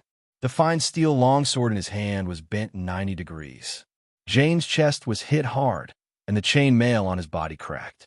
His body smashed into the wall like a mural and then slid down. If it were not for his heaving chest, Su Lin would have thought that he was dead. The storm war halberd swept across, and the sound of metal clashing was heard. Deep scratches appeared on the puppet golem. The alloy craftsmanship of the Arcane Empire was very strong. This high-level puppet golem made Su Lin feel like he was fighting a Gundam. After the puppet golem was enchanted with special craftsmanship, its physical and magical defense was very high, and it was immune to most negative states. It could be said that it was very difficult to deal with. In fact, in the face of this situation, heavy weapons caused relatively higher damage. Su Lin dodged sideways, and with a turn of his feet, he had already circled to the side of the puppet golem. The Storm War halberd in his hand turned with one hand and slashed hard at the puppet golem's knee joint. After dozens of heavy blows, the metal at the puppet golem's knee joint finally could not bear and was torn open by the Storm War halberd. Seeing this situation, Su Lin would not miss the opportunity. In an instant, the Storm War halberd was brandished into dozens of light shadows, constantly attacking the puppet golem's knee joint. Clang, clang, clang, clang, clang, clang, clang, clang. The puppet golem's knee joint was completely broken. Its body shook involuntarily, and its movement speed was greatly reduced. Chapter 400. The golem's body shook slightly, and its speed was greatly reduced. Sullen's figure flashed, and he had already circled to the other leg. Its leg is damaged. Attack the other leg and make it lose its ability to move. Su Lin said in a deep voice. The leg joint was damaged. The golem's movement speed was limited, and its attack was blocked by Su Lin, so its threat to the others was greatly reduced. Slash! Rogue Barnes' figure flashed and appeared behind the golem. The curved sword in his hand quickly slashed at the golem's leg joint. Among the four of them, his defense was the lowest. Like Jane and Valadin, he could still resist one or two attacks, but if he was hit, he would probably be killed directly. The sharp curved sword quickly slashed a few times at the golem's leg joint, and then he didn't have time to look at the result of the battle. Before the golem's counterattack came, his figure flashed and directly fled. After being attacked by Surin, the golem became exhausted. After several consecutive sneak attacks by Bane, cracks finally appeared on the golem immortal's leg joints. Boom! A huge impact sounded, and the ground under Sullen's feet burst, and his body retreated with the help of the impact. At this time, the dwarf Valadin finally recovered, and then he waved his battle axe and rushed up again. Watch me! Valadin's two short legs ran quickly, and in the blink of an eye, he rushed to the front of the golem, and the battle axe in his hand smashed fiercely at the golem's leg joint. But before he could hit the target, a black shadow appeared in front of him in an instant. Duan with a muffled sound, the next second, Valadin flew out at the same speed. Then he slammed into the wall. Even if the dwarf had a strong physique and well-made armor, he was in pain all over and couldn't get up for a while. Taking advantage of the gap between the golem's attack, Sullen's figure flashed and rushed up again. The storm halberd in his hand carried dazzling lightning and hit the golem's leg joint fiercely. As a legendary weapon, the storm halberd's blade was very sharp. It could easily cut through gold and jade. Coupled with Sullen's terrifying strength, the golem's broken leg joint could no longer support it. Thunderbolt slash. With a flash of lightning and sparks, the Storm War halberd drew a cold light and instantly cut into the leg joint of the golem. Crack! The sound of metal breaking rang out, and the legs of the high-level golem could no longer support its heavy body. After swaying a few times, it crashed to the ground. With one leg broken and the other leg badly damaged, the puppet golem lost the ability to move and could no longer pose a threat to Su Lin and the others. The puppet golem's eyes flashed with a red light.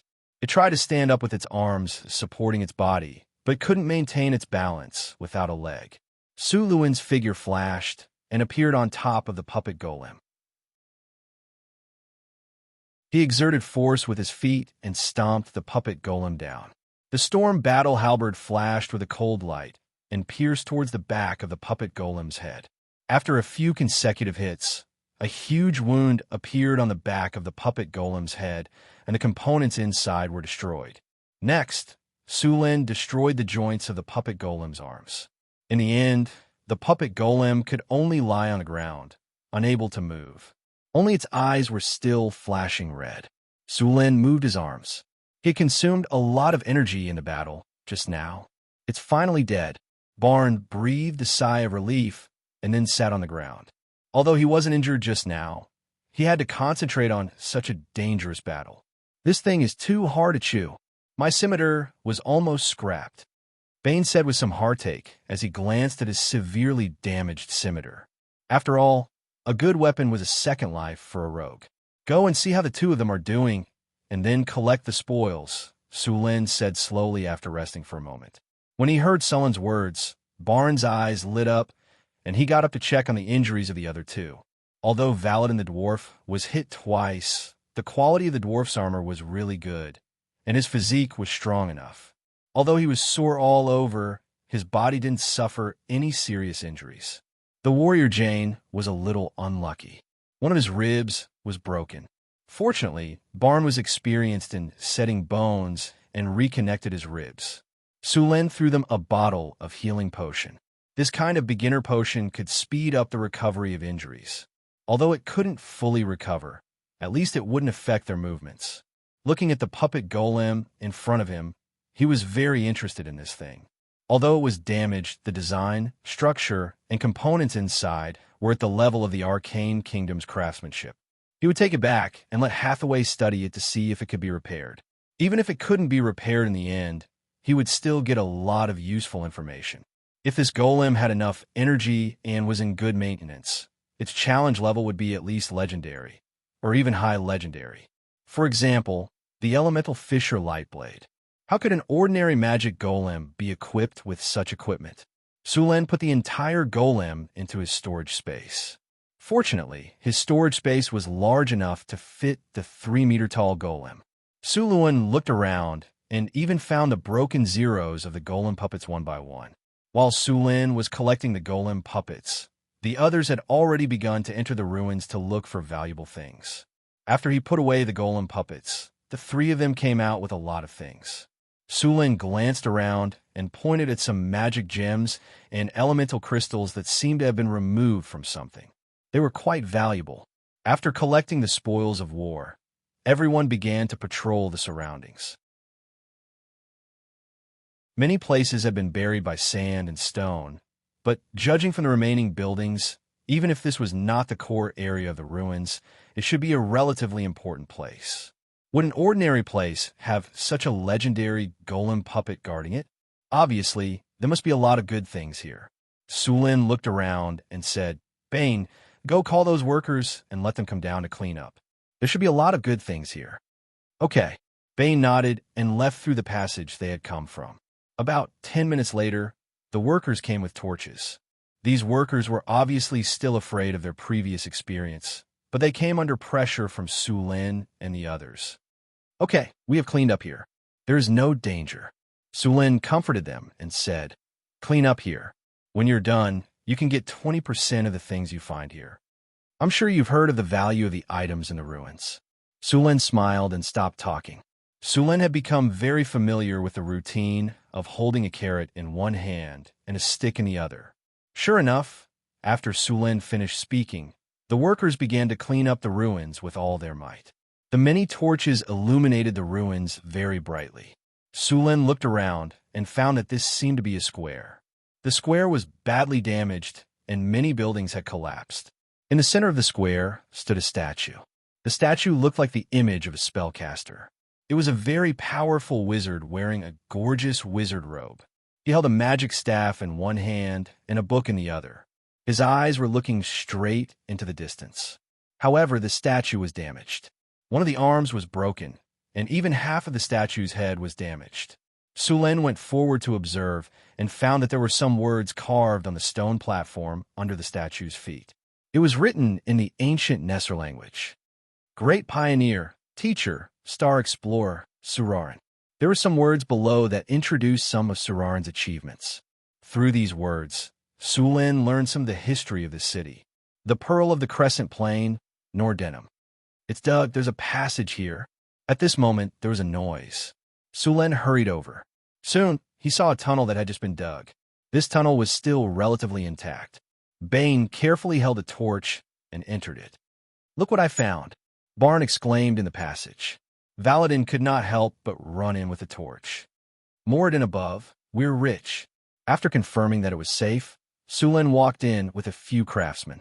The passage was not long and was connected to a solid stone room. After Su Lin entered, he saw golden light everywhere. It took him a few seconds to recover, and then he could not help but exclaim, "So many gold coins! Surin was surprised by what he saw. In this small room, there were 3 chests piled up. It seemed that because of the passage of time, these chests had decayed, so the gold coins in the chests were all scattered out. A large number of gold coins were piled up on the ground, and Barnes and Valadin were holding bags to put the gold coins in. "You guys go and help too." Sulin waved his hand. The eyes of the workers behind him lit up. They had been impatient for a long time. When they heard Sulin's words, Jihu immediately rushed up. Sulin did not care about the gold coins. Instead, he looked around the room. In addition to the gold coins, there were many other things stored here, but most of them had decayed because of the passage of time. Sulin tried to pick up a sheepskin scroll, but as soon as he exerted force, the scroll shattered into countless pieces. The other sheepskin scrolls around it also shattered into ashes. Seeing this, Sulin shook his head slightly and then looked for other things. The stone room in front of him seemed to be a treasure room, but he did not know who the original owner was. In addition to the 3 boxes of gold coins, Sulin also found some gems and even a lot of silk. However, like the sheepskin scrolls, they all turned into ashes with a light touch. Basically, except for the metal and gems that were preserved, the rest had decayed and been damaged. Chapter 401. After some inventory, they found a total of more than 14,000 gold coins in this treasure room. Moreover, the gold coins in these ruins were much better than the gold coins in circulation today, both in terms of craftsmanship and gold content. This kind of gold coin could usually be exchanged for 3 ordinary gold coins. The 14,000 gold coins in front of them would be more than 40,000 gold coins after all the gold coins were exchanged. These gold coins would be given out when they left the ruins. With these gold coins, the morale of the whole team was high, and they dug with all their might. About an hour later, the workers dug another passage. Unlike the treasure room just now, the passage in front of them was very long and had many gaps in it. Sulin walked in first. After walking in the passage for about 5 minutes, the group finally came out. Sulin and the others came to another area. This area should be the noble area of the city. Although the buildings were badly damaged, it could still be seen that the materials of these buildings were good. Many of the buildings were made of marble. There were many corpses on the ground. At this time, these corpses had become mummies in the dry desert environment. Among these corpses, Sulin also found a few steel golems. The surface of these steel golems was rusty, their bodies were seriously damaged, and their power source had been scrapped. They could only be recycled and sold as scrap iron. At this time, Sulin felt a little uncomfortable and quickly reminded them, "Go back, there is a strong corpse smell in here." The workers at the back immediately retreated. With a snap of his fingers, a whirlwind appeared in his palm. Then he gently threw it. The whirlwind instantly turned into a gust of wind and blew out. Soon, the air here was replaced. Although there was still some corpse smell in the air, it was no longer harmful to humans. Kacha! Kacha! There was a burst of noise. The next second, the corpses that were originally dead slowly stood up. Mummies! Everyone, be careful! Sulin did not care about these mummies.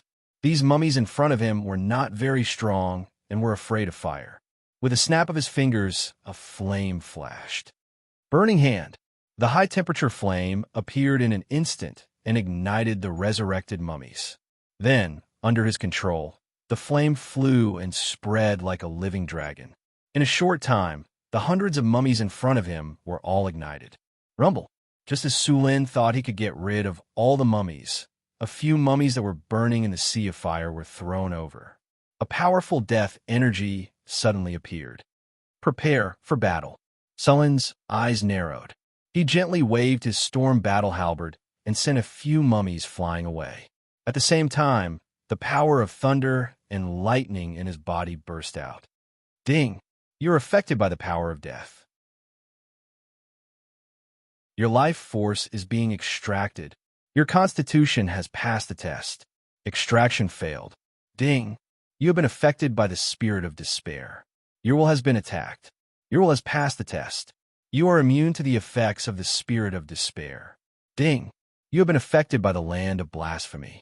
You have been attacked by the power of blasphemy. Your vitality has passed the test. You are immune to this attack. Suddenly, an evil force appeared, and Sulin heard the continuous sound of system notifications. Then, a strange mummy that was different from all the previous mummies appeared in front of him. Ancient mummy, high undead. Mummies were originally undead creatures that were commonly seen in the desert. Some were mummies that were made, while some were mummies that were produced due to natural reasons, such as the climate. Usually, due to the dry air and hot temperature in the desert, corpses could easily become mummies. After being contaminated with some negative energy, the mummy would be resurrected as an undead creature. The strength of these mummies was limited. Although their defense was good and they were fast, these mummies were very afraid of fire. As long as they were careful, even ordinary civilians could deal with them. However, among these mummies, once some mutation or evolution occurred, their strength would be greatly increased. For example, the poison mummy and the ancient mummy were similar. Sulin was now facing an ancient mummy. The ancient mummy was much more powerful than the poison mummy. Most importantly, the ancient mummy was already a legendary creature. Any creature that had the word ancient added to it would become very powerful. For example, the ancient dragon was the most powerful creature in the material world.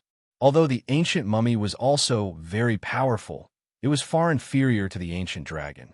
The challenge rating of the ancient mummy was level 20, and it had many spell-like abilities. Previously, Sulin had to be judged by the negative energy surrounding it when he was attacked. The ancient mummy was a powerful monster that appeared after hundreds or even thousands of years after ordinary mummies absorbed a powerful death energy. It could be said that it was very difficult to deal with. In addition to these, the ancient mummy also had high undead, negative energy erosion, immunity to ordinary weapons, corpse belt entanglement, fast movement, disease, curse, and more than a dozen other abilities. Of course, this kind of ancient mummy was not the most powerful. There was a kind of demigod mummy that was above the ancient mummy. However, this kind of monster rarely appeared in the material plane. Even if there were, most of them were sealed in remote corners. The creatures stronger than the demigod mummy were the abominations, life witherers. This was a powerful monster that was born in the god of death. Because they died before they were born, the life witherers had a strong hatred for all the living. This kind of monster was the legitimate child of the gods and was even more powerful than the demigod. The difference between them and the gods was that they did not have divinity. An evil energy field quickly spread out, suppressing the burning flames. The intensity of the fire was greatly reduced. Immediately after, a tall and big mummy walked out. This was a monster that was covered in bandages and surrounded by a strong death energy. Its scarlet eyes stared at Sulin. Whoosh!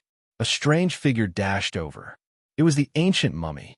In a flash, it passed through the sea of fire and pounced on Sulin. Sulin frowned as he smelled a foul odor. This damn mummy didn't care about martial ethics and even dabbled in biochemical weapons.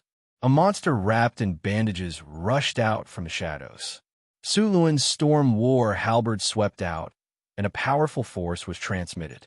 The mummy's figure was forcibly blocked, and it was even forced back a few steps by Suluin's weapon. Bah! It's too smelly. He was surrounded by a strong stench.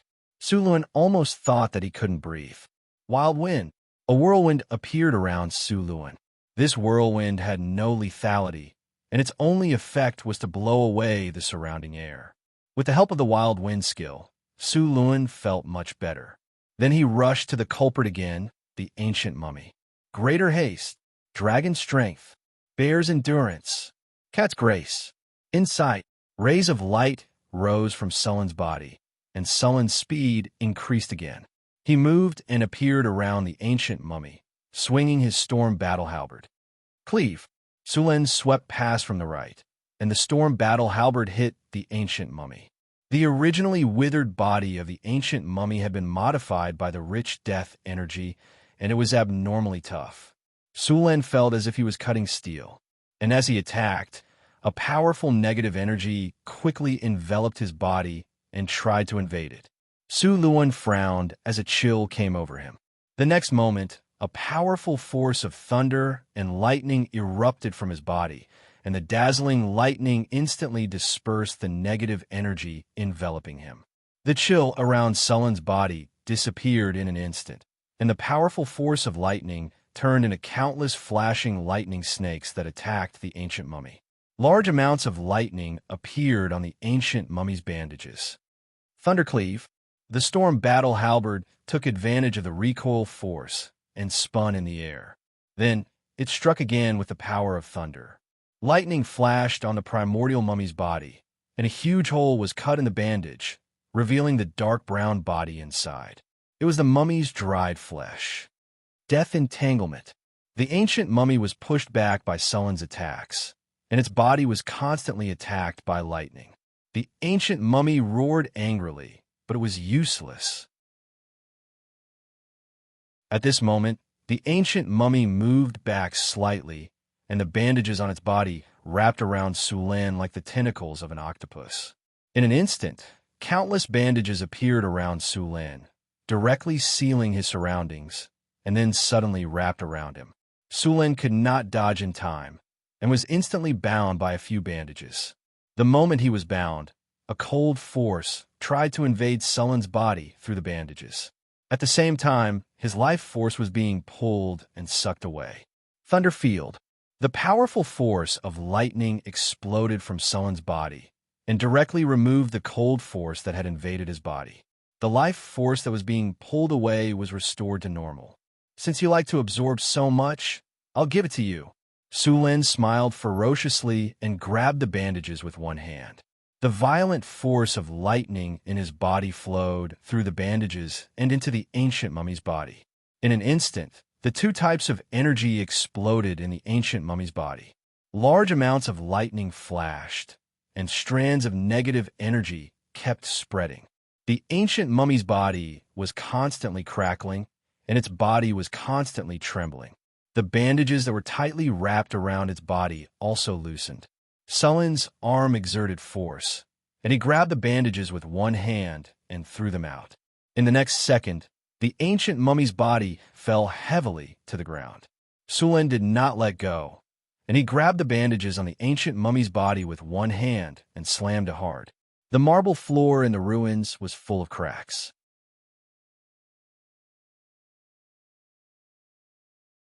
Chapter 4:02. Everyone was stunned by what they saw, especially Valadin and Jane. As warriors, they knew how strong the ancient mummy was. Their faces were filled with disbelief. Although they already knew that Sulan was very powerful in the battle with the puppet golem, they were still stunned when they saw Sulan holding the ancient mummy and smashing it around like a sandbag. Sullen's strength was now 50 points, while the average legendary warrior's strength was around 25 or 26 points. Even the giants, who were known for their strength, only had around 40 points. Only the puppet golem's strength could compare with Sullen's. Sullen's entire body was covered with a layer of lightning. Powerful lightning energy burst out. After grabbing the ancient mummy, he used his arm to smash the ancient mummy to the ground again. Bang! Bang! Bang! Numerous pits appeared on the hard ground of the ruins. Then, the sound of the ancient mummy being smashed could be heard. Along with the trembling of the ground, the ancient mummy was being smashed back and forth. In just a few breaths of time, pits appeared on the ground one after another. The bandages on the primordial mummy's body had also become tattered. Its bones, which were originally as hard as steel, had begun to crack under the continuous heavy blows. Bang! Another loud noise. The bandages in Sullen's hand finally could not withstand the pressure and completely broke. Although Sulan did not attack again, the ancient mummy was unable to move for a while. Sulan did not give a chance to recover. The storm battle halberd in his hand shone with lightning again. The storm battle halberd stabbed down fiercely. Dazzling lightning enveloped the area. The powerful lightning energy made everyone who was dozens of meters away feel a sense of oppression like a natural disaster. Thunder Dragon Strike. Sulin jumped up and stabbed the storm battle halberd in his hand at the ancient mummy's head. Boom! Lightning flashed. The storm battle halberd directly pierced the ancient mummy's head and deeply penetrated into the ground. Crack! With a light sound, Sulin slowly withdrew his weapon. A big hole was opened in the head of the ancient mummy on the ground. Whoosh! With a sigh of relief, the power of death on the ancient mummy's body quickly dissipated. Then, the body turned into countless dust like sand. A vague shadow appeared in front of Sulin. It was a middle-aged man who looked quite valiant. Judging from his skin color, he was very similar to the desert people. He smiled at Sulin and bowed. The next second, he directly turned into a faint fluorescent light and disappeared in front of Sulin. Clang! A purple soul crystal fell to the ground. Sulin quietly watched the soul dissipate. Then, he gently waved his hand, and the soul crystal flew into Sulin's hand. Ding! Congratulations, host! You have successfully killed the primordial mummy. You have received 86,300 experience points and the Battle Soul Stone. You have obtained the item Mithril Ingot X1. Congratulations, host! You have successfully killed the primordial mummy. You have obtained a Platinum Treasure Chest X2. Congratulations, host! You have successfully killed the primordial mummy. You have obtained a Legendary Skill Point. Battle of the Desert Ruins. Level Legendary. July 1688 of the Huiwa calendar. You brought a map of the ruins to the desert to search for treasures. After a search, you have successfully found the desert ruins. You have also defeated the poison mummy, the advanced golem puppet, and an ancient mummy in the ruins. Your name has spread throughout the desert country. Prestige plus 15. Ding! Congratulations, host! You have successfully killed 356 mummies. You have gained 356 experience points.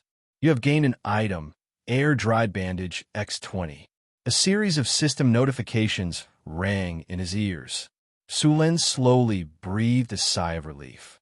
The powerful lightning energy on his body dissipated, and the pressure around him gradually dissipated. After moving his body, Sulin lightly jumped and landed on a relatively intact piece of ground. He turned his head and looked at the passage behind him. The craftsmen were like quails, quickly shrinking their heads. Their eyes were fixed on their toes, not daring to raise their heads. Many of them were even trembling slightly.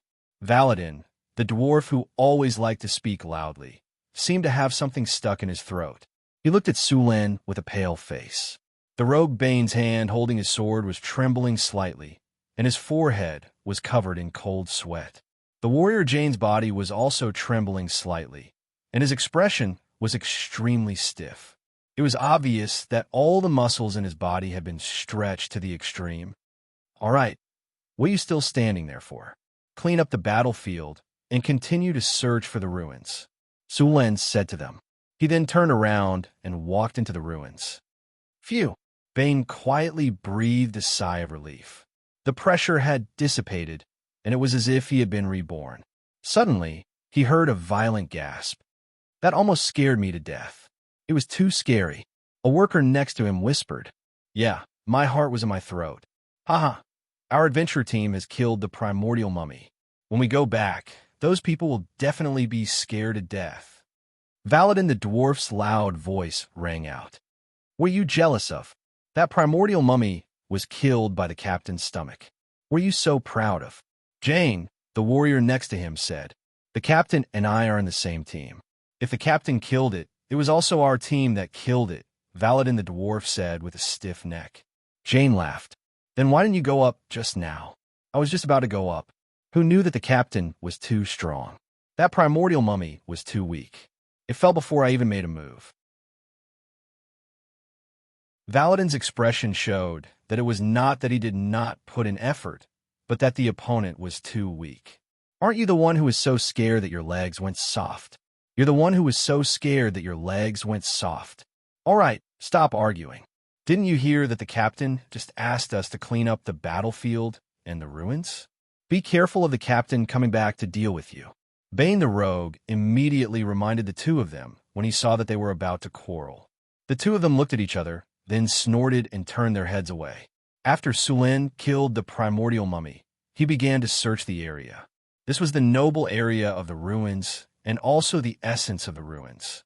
Although it was very dilapidated and there was a big battle, there were still many good things left behind. At that time, this should be the place where the fiercest battle took place.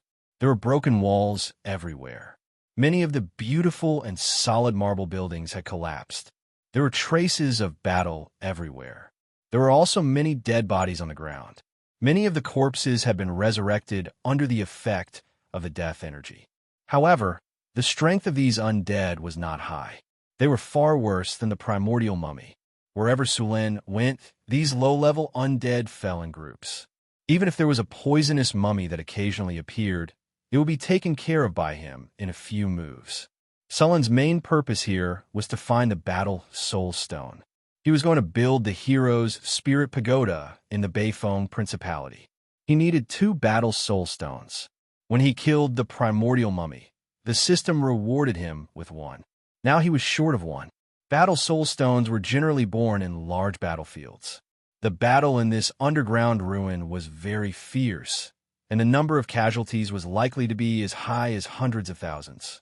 Sulin also found that the main reason for the destruction of this ruined city was the war. In a battlefield of this level, the probability of a Battle Soul Stone being born was very high. The area of the noble area was not small. Sulin spent some time only to walk around more than half of it. At this time, he suddenly felt a strange soul fluctuation, which was very similar to the fluctuation of the Battle Soul Stone he had seen before. Sulin paused, then closed his eyes and carefully felt the location of this energy. After a few minutes, Sulin suddenly opened his eyes, moved his body, and walked to the side. This was a completely destroyed palace. Collapsed marble pillars, broken decorations, and a large number of corpses were left on the ground. It was no different from the other areas. Sulin gently waved his storm war halberd, and a gust of wind blew, blowing the corpses up. A sparkling and translucent red crystal-like stone was lying on the ground. Sulin gently waved his hand, and the strange crystal flew into Sulin's hand. His luck was not bad. It was indeed a Battle Soul Stone.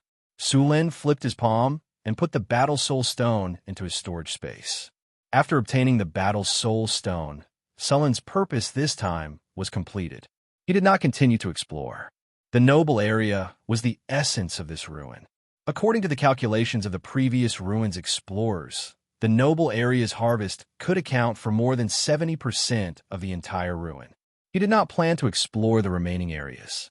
The main reason was that the cost was high, and the harvest was just passable. And there was another reason. There seemed to be something sealed under the ruins. When Sulin was fighting with the ancient mummy, he had already felt that there was a powerful, decaying evil force under the ruins. That force was more powerful than the ancient mummy that Sulin had killed. When he came to the desert country, Sulin had inquired in advance. Many of the ruins held the sealers, prisoners, and test subjects of the arcane kingdom. Among them, there were some demon lords and even ancient evil creatures. The period of the arcane kingdom was the most glorious period of the Arcanist civilization. They even dared to go to war with the gods. They had studied the gods, divinity, and other powers. They had begun to touch the realm of the gods. There was nothing they did not dare to do. Those great arcanists imprisoned the demon lords, imprisoned the evil gods, captured the abominations, and even some taboo research. More than 80% of the taboo knowledge that had been passed down was researched during the period of the Arcane Kingdom. It could be seen how bold the group of arcanists was. Back then, they had almost overturned the gods. Who knew if there was an abomination, a demon lord, or an evil god sealed in this ancient ruin? With sullen strength, he might not be able to escape unscathed from these monsters. Maybe when he broke through the high-level legendary realm and stepped into the realm of demigod, he would talk to those sealed monsters again.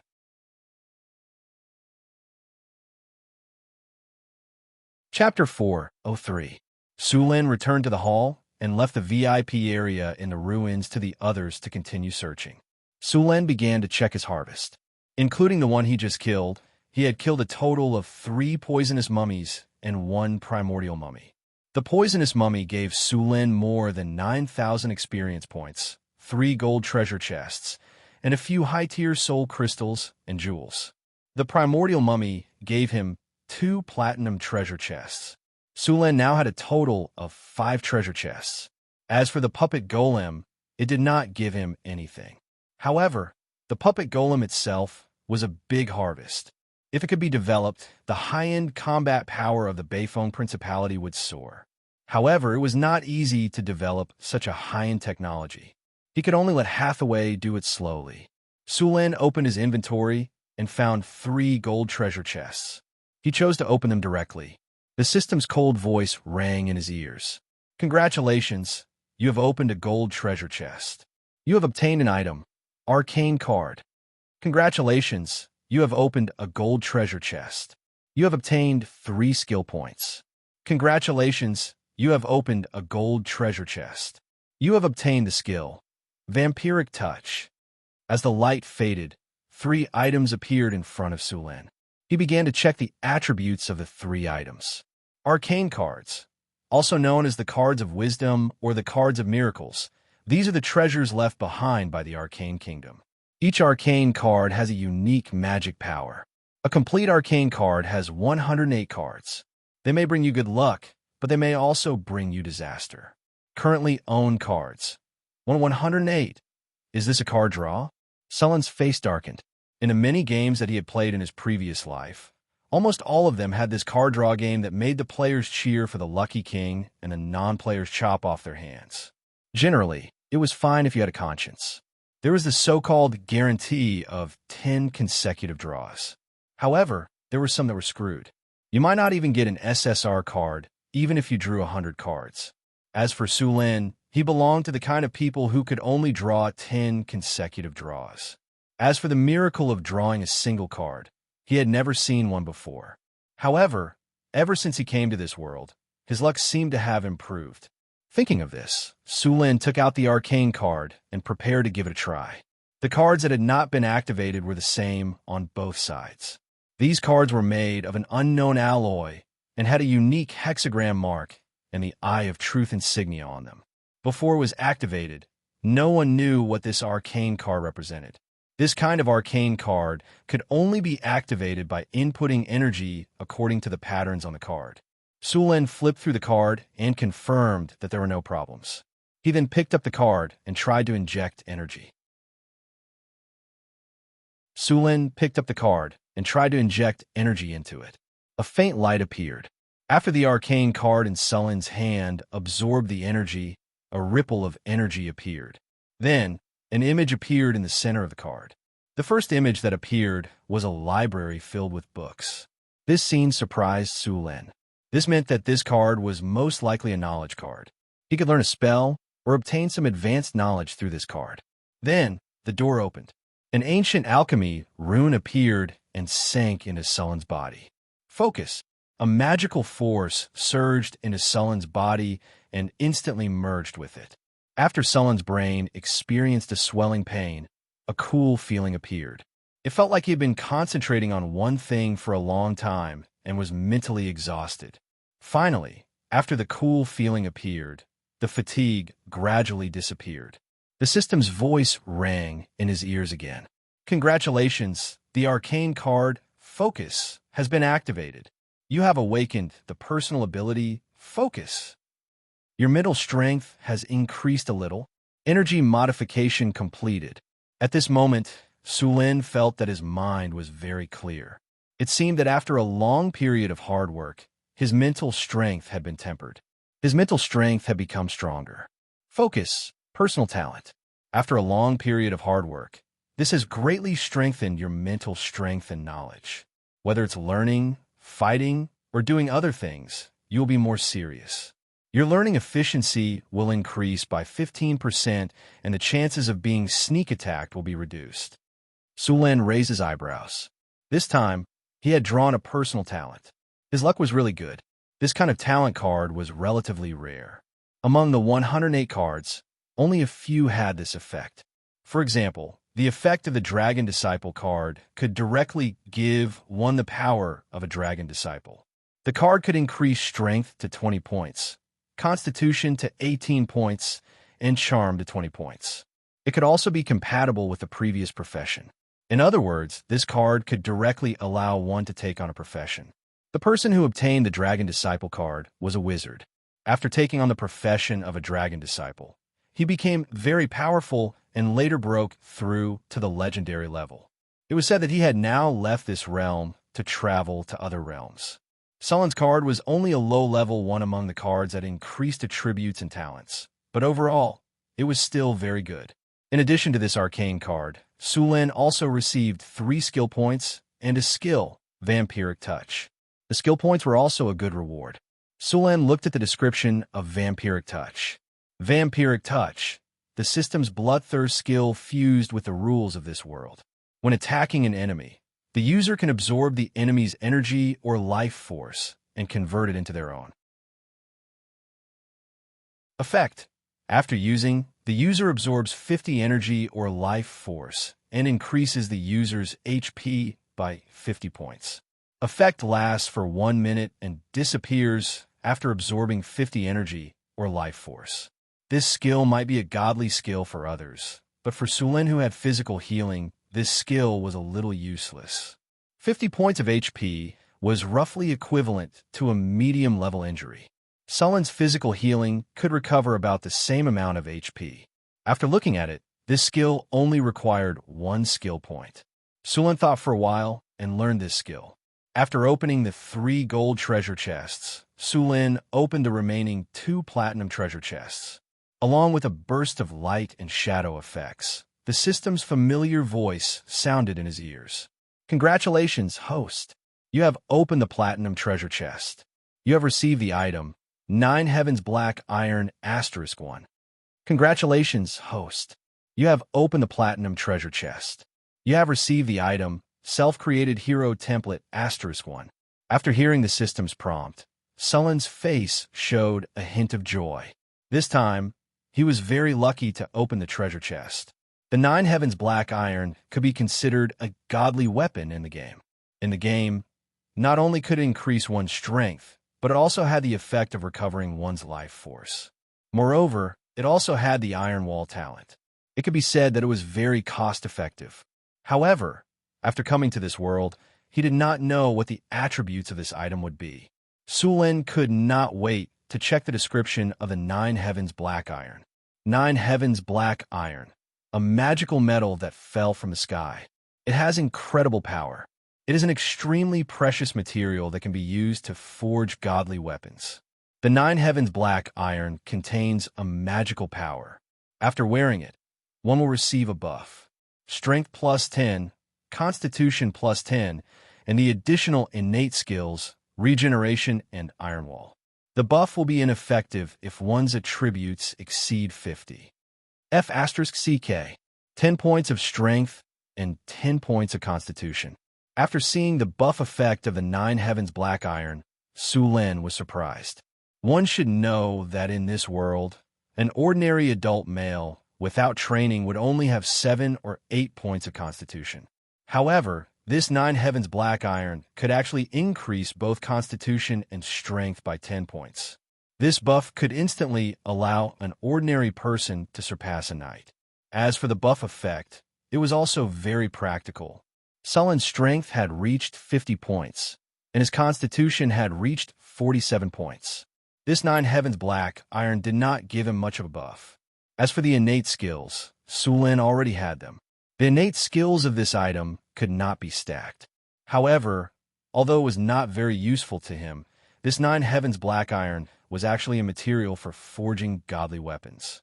Godly weapons, as the name implied, were powerful weapons created by the gods. Generally speaking, legendary weapons and legendary magical items were the next step up and were high-tier legendary items. It was still more difficult to become a godly weapon. When the gods forged godly weapons, they would need to inject some divinity into them. Only then could the weapons be considered godly weapons. One should know that divinity was very precious. Using one's own power to forge godly weapons was a very extravagant act. It was also because of this that the gods rarely forged godly weapons. After all, every time they forged a godly weapon, it was equivalent to weakening a part of their own power. This was also the reason why godly weapons were so powerful. The 9 heavens black iron in front of him could be used to forge godly weapons. In other words, he could forge godly weapons without using a small amount of divinity. This function alone was enough to make all the wizard organizations and churches on the continent fight over it. One should know that the godly weapons created by the gods were restricted by their alignment. For example, if a god from the lawful good alignment created a godly weapon, then the godly weapon's usage requirement would be lawful good. There were quite a number of godly weapons in the multiverse. Many powerful gods had left behind godly weapons.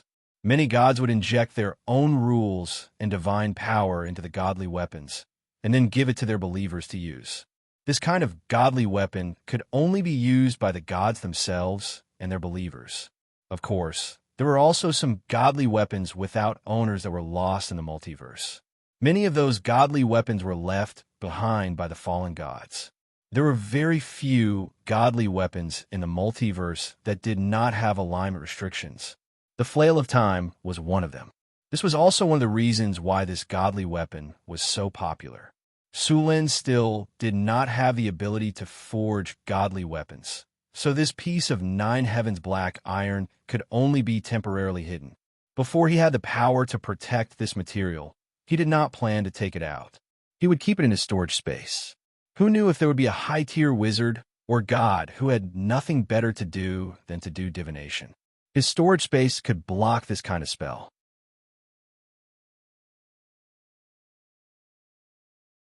Chapter 404. Sullen's system had the ability to block prophecies, so he did not have to worry about being discovered by others. As for creating divine artifacts, he did not have the ability to do so yet. After putting away the 9 heavens black iron, Sulin took the last item, the self-created hero template. Sulin was already very familiar with this item. It could turn an ordinary person into a hero. He had not thought of who to give this item to, so he would keep it for the time being. In addition to these items, Sulin had obtained a legendary skill point when he killed the ancient mummy. After thinking for a while, Sulin used the legendary skill point on his advanced regeneration talent. Are you sure you want to use the legendary skill point on the talent? Advanced regeneration? Yes. After Sulin confirmed, the legendary skill point on the system panel slowly disappeared. Then, a strong force surged into Sulin's body. At this moment, his body seemed to be torn apart. Every inch of his body seemed to have been beaten countless times and then reconstructed. Intense pain came from his body, and in the midst of this pain, a powerful vitality appeared in his body. Every cell in his body seemed to be awakened, and a powerful life energy gathered in his body. At this moment, his body seemed to be reborn. A row of data appeared. Advanced regeneration has evolved into legendary regeneration. Your life force has increased. Your recovery ability has increased. You have obtained broken limb rebirth. Detected that the host has legendary strength. You have obtained the special talent, immortality. Legendary regeneration. After arduous training, you have finally broken through the limits of mortals and entered the realm of transcendence. After obtaining legendary regeneration, unless the heart or head is severely damaged, more than 50% of the heart or head is damaged. The other parts will quickly recover after being injured. Broken limb rebirth. After the body is damaged, as long as there is a certain amount of time, your body will regenerate. Phew! Sulin slowly opened his eyes and felt the changes in his body. Although there did not seem to be much change on the surface, Sulin knew that his body's vitality had become very high. With legendary regeneration, not only had Sulin's recovery ability been greatly improved, but his life force had also been greatly increased. If his lifespan was 1,000 years in the past, it had now increased to 1,500 years. In addition to legendary regeneration, Sulin also obtained another special talent, immortality. Immortality did not mean that Sulin could live forever, but that his body would not show signs of aging while he was alive. Immortality, special talent, requires the prerequisites of legendary strengthening and legendary regeneration. With the immortality talent, your body will never age and your physical fitness will always be at its peak. Note, you are immune to aging spells. After seeing the gift of immortality, Sulin's face showed a touch of joy. This gift was actually eternal youth. Although legendary professions had a long lifespan, they would still age, but the speed of aging was much slower than those below the legendary level, especially physical professions. For example, a legendary warrior had a lifespan of 200 years. Under normal circumstances, his combat power would be maintained at the peak of 130 to 150 years old. After the peak period, his combat power would slowly decline. In the last 10 years, his strength would even fall below the legendary realm. After Sulin obtained the immortality talent, he would no longer be limited by aging. After moving his body, Sulin took out a sharp knife and slashed it on his arm to observe the speed of his recovery. The sharp knife slashed, and a shallow wound appeared on his arm. With legendary toughness, his body's defense had become very high. Ordinary knives could no longer hurt him. The knife Sulin used was a magic item with sharpness +1 and armor penetration +1. Blood flowed out, but after a moment, the wound began to scab. After a while, the scab completely fell off with a gentle touch. The wound just now had disappeared, and the skin was as smooth as new. After checking his body, Sulin left the room. Next was the rest of the loot in the ruins. It took a total of 3 days to clean up the ruins. The main reason was that many places had been buried by sand and needed to be dug up again. The ruins were not very big. In the end, Sulin and the others collected all the valuable things they could find. In the end, a small mountain of treasure appeared in front of everyone. Looking at the mountain of gold in front of him, Sulin's eyes were dazzled by the golden light. The others around also stared at the mountain of gold in front of them, greed flashing in their eyes. How much is there in total? Sulin looked at the mountain of gold in front of him and asked. 63,500 gold coins, more than 1,000 pieces of jewelry, gold, and so on. There are 326 magic gems, magic crystals, and relatively well-preserved magic items, etc. No one is hiding anything, right? Sulin said casually. No, we've checked all of them. Barn grinned. Sulin knew very well that those workers might not have a secret stash, but it was not certain whether the 3 professionals had a secret stash. However, Sulin did not mind. The most precious things in the ruins were basically in his storage space. The rest were only gems and gold. Moreover, the 3 of them did not have a space bag. How much could they take? Then we'll divide it according to what we said before. All the workers will get 20%, I'll take 35%, and the 3 of you will each get 15%, Sulin said directly. Agreed. You've contributed the most in this ruin. We have no problem with you taking the biggest share. Bane nodded. I agree to. You're too generous. Valadin and Jane nodded. Out of the 63,500 gold coins, Sulin took 22,000. Bane and the other 2 professionals each got 9,500, and the rest of the workers got 65 each. Sulin did not take the gold, jewelry, and magic items. These things were of no use to him, but he took all the magic gems. The more than 1,000 pieces of gold were distributed to the 3 of them, and the magic items were also distributed to them. However, there were only a few items that were still in good condition and could be used. Sulin and the 3 professionals took out another 2,000 gold coins to compensate the others. The division of the treasure was successfully completed. 1 gold coin from the Arcane Empire era in the ruins could be exchanged for 3 Kinner. After this trip, even the craftsmen had almost obtained more than 200 Kinner. For ordinary people, this was a wealth that they might not be able to accumulate in their lifetime. After the distribution of the treasure, Sulin and the others left the underground ruins happily. After everyone left, Sulin gently snapped his fingers. The sand and stones beside him quickly slid down, and the ruins were resealed. After that, Sulin also used mud to stone to turn the sand and stones into real stones and completely sealed the ruins. There was no delay here. Everyone was eager to go back. After getting rich overnight, they all wanted to go back and enjoy themselves. Who would want to work again? Sulin, I reckon that after this trip, the three professionals might even consider retiring directly. As for adventure, if it was not for money, who would be willing to dance on the edge of a knife? Many mercenaries and adventurers would turn around and leave the business after accumulating enough money. After all, if you were not careful in this business, you might lose your life before spending all your money. Then the hard-earned money would become someone else's. The return trip was faster than when they came. 2 days later, Sulin and the others returned to Halta, back to Sulin's trip to the Desert Kingdom. In the royal city of Florence, in a beautifully decorated palace, Daniel was sitting in his chair with a distressed look. As the third heir to the royal family of Henry, he was quite favored in the palace. However, it was still difficult for him to inherit the throne. Since the beginning of the new year, His Majesty's body had some problems. All kinds of diseases kept appearing. Even if he invited the Bishop of the Church of Life to help treat the disease, the effect was not good. Everyone knew that King Henry's life was coming to an end. This was not good news for Daniel. If his father had been alive, then he would have had time and opportunity to go further. However, his father, His Majesty Henry, was not as energetic as before. Even if he wanted to pass the throne to him, it was unlikely that he could do it.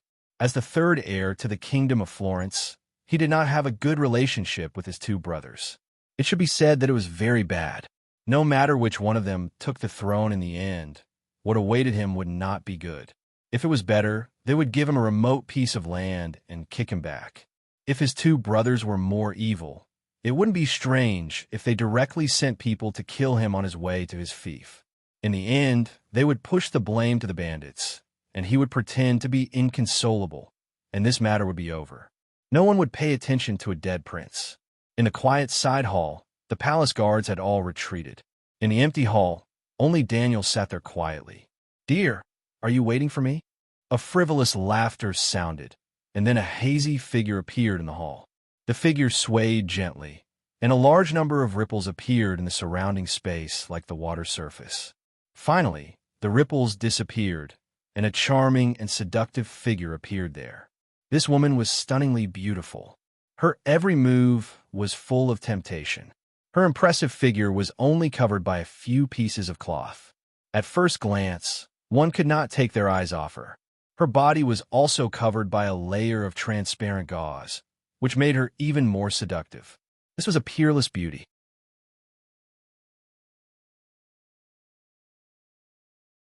Chapter 405. Daniel was not surprised at all by the sudden appearance of the woman in the hall.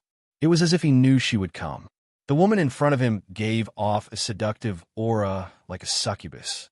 However, a wizard who was well-versed in the lower planes and had mastered the study of demons and ghosts would be able to tell that the woman in front of him was not a succubus. Instead, she was a devil from the hell of Bator, a pleasure devil. This creature with the appearance of a woman had soft amber hair and purple eyes that rippled like a pool of water. Her clothes revealed her soft breasts and back. A smile appeared on her lips. Her plump red lips were slightly pouted as if she was waiting for a kiss, or as if she was pouting coquettishly to her lover. Deep in her eyes, there was a hint of playfulness, like a cat playing with a mouse. Pleasure devils were the evolved form of lustful devils. They were devils who were very good at disguising themselves. Their favorite thing to do was to seduce the followers of the gods into depravity. They did not like hell. To them, the material plane was full of ripe fruits that could be harvested. Pleasure devils would not feel guilty about seducing any man or woman of any race. It was their duty to collect fresh souls. They liked to seduce mortals into depravity. The more noble a person was, the more they wanted to seduce them. Pleasure devils liked to use all kinds of methods to make people fall step by step. Then, when the fruit was ripe, they would harvest it. Pleasure devils had the bloodline of fallen angels.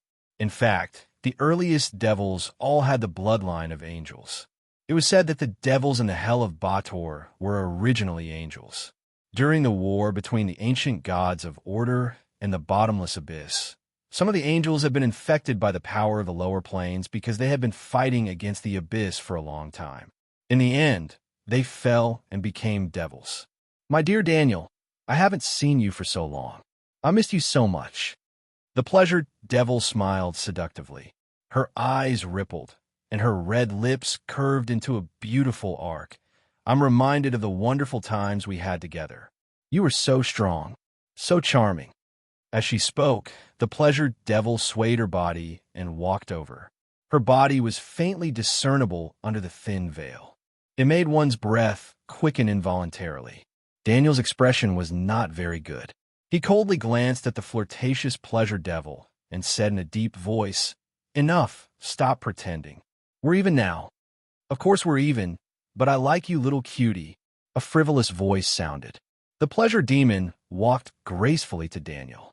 Then, her body flashed, and her alluring body instantly wrapped around Daniel's body like a beautiful snake. I still clearly remember the wonderful times we spent together. At that time, you called me little sweetie. Now you're so fierce to me. I'm really sad. Daniel's breathing was obviously a little hurried, and his face had turned a little red. His body had also undergone some changes, but his rationality still prevailed. Daniel took a deep breath and forcefully suppressed the evil thoughts in his heart as he said in a deep voice, "Put away that trick of yours. It's useless against me." The pleasure devil watched Daniel's actions with great interest. She reached her hand into his collar and stroked his chest back and forth. She even stuck out her tongue and licked his neck and earlobe a few times. Just as she was about to go deeper, Daniel suddenly broke free from her embrace. "Angry? Seeing how uncomfortable you are, I want to help you," the pleasure devil said with some grievance. Daniel's body was a little stiff. He slowly turned around and took a few deep breaths to calm himself down. "Help me? How do you want to help me? What do you want?" It was not easy to get help from the demons. These guys who like to play with people's hearts would not help others for no reason. Moreover, they would also leave behind various traps when they helped you. Once you were careless, they would easily take away all the benefits, including your life.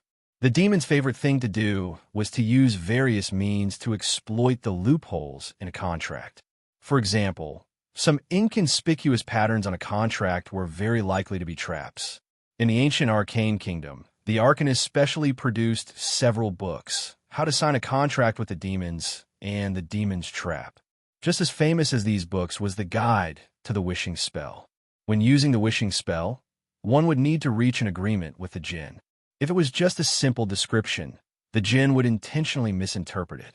One would need to use a more rigorous description to plug up all the loopholes. The pleasure devil tilted her head, wearing an alluring smile on her beautiful face. She propped up her chin with one hand and propped it up with the other. She looked at Daniel with great interest. "Souls, excellent souls. Although you've provided quite a number of souls, to be honest, the quality of those souls isn't very good. It can be said that their souls can't be polished at all. They are also unable to release that enchanting soul light. This time around, I hope that you can provide better souls." "Impossible," Daniel said coldly. "Previously, in order to provide you with the souls you needed, I almost handed over all the prisoners in the royal capital's prison to you. What else do you want?" Daniel's countenance was grim.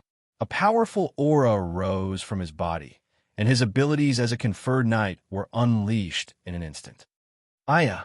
The pleasure devil's expression was one of astonishment and fear. She even put on an act and patted her chest, causing her voluptuous breasts to jiggle a little. She approached with light footsteps, as if she was not afraid at all. She exhaled and said, "My dear Daniel, don't be so angry. You scared me. Didn't I help you increase your abilities and then help you take control of an army? Those officers have also sworn to be loyal to you. What else do you want? Do you want to take control of even more armies? I can help you with this. As for the reward, if you really can't do it, you can owe me first. If you can accompany me tonight, that will be even better." The pleasure devil stuck out her tongue and licked her lips. A strange smile appeared on her charming face. She then appeared next to Daniel with a flash, wrapping herself around him like a beautiful snake. Her palms caressed him gently and slid into his clothes agilely. Her petite body twisted slightly, leaving behind a series of lipstick marks on his face and neck. In the end, she even nibbled on his earlobe gently. At the same time, she said in an alluring voice, "Your words sound so righteous, but your body's reaction is so real. There's still plenty of time tonight. Let's enjoy it slowly. Oh, right. I've just learned a few new techniques. Let's try them out today."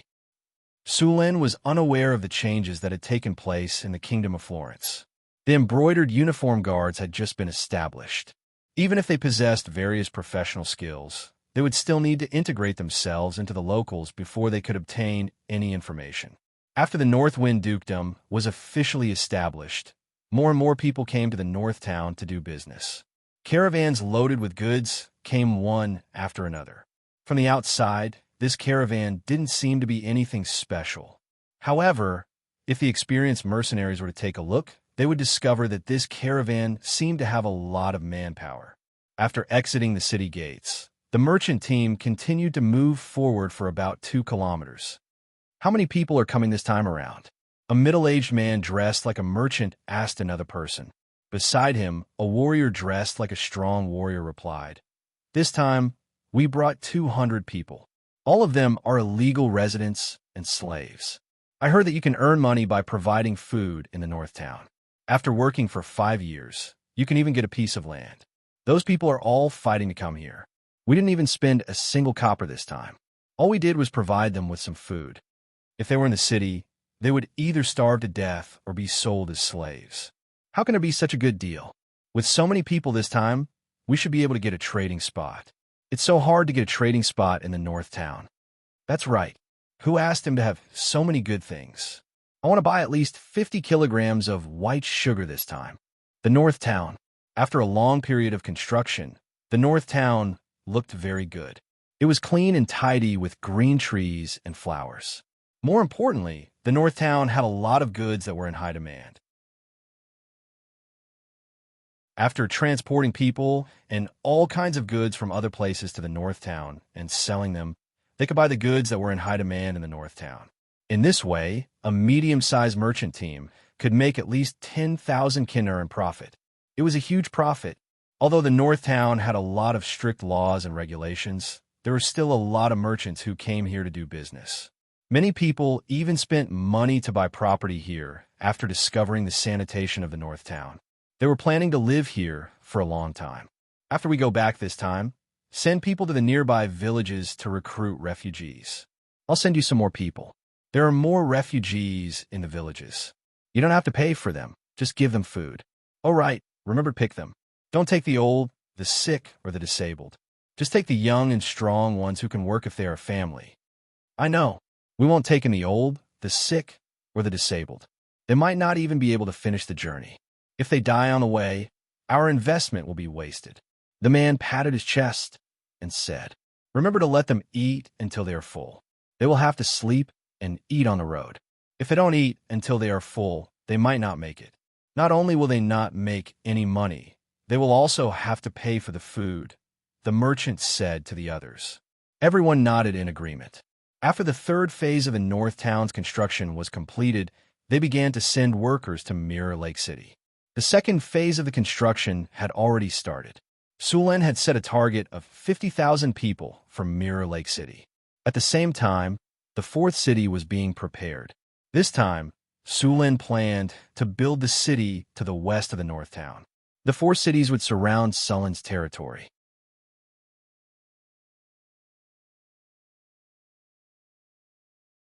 Chapter 406.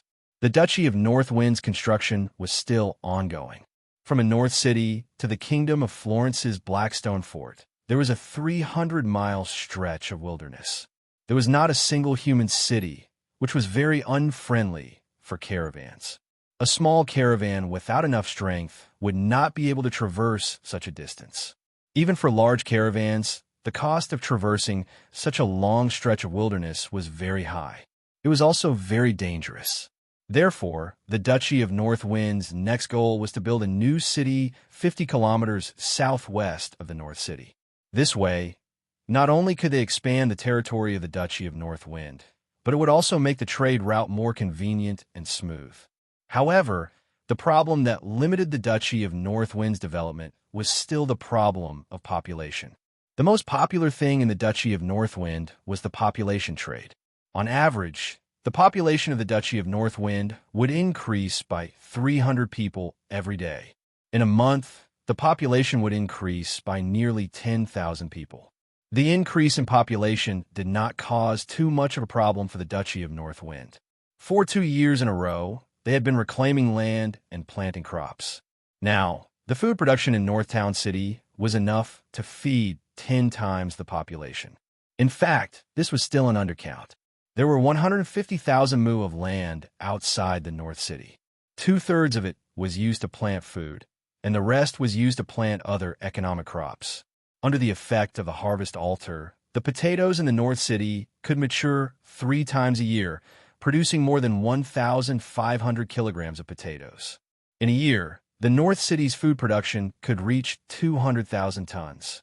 Even so, the Duchy of North Wind did not stop reclaiming the land. By next year, the Duchy of North Wind's food production would increase again. The increase in food production brought about too many benefits. In addition to satisfying the basic needs of the people, the rest of the food was transported to the distillery and the farm.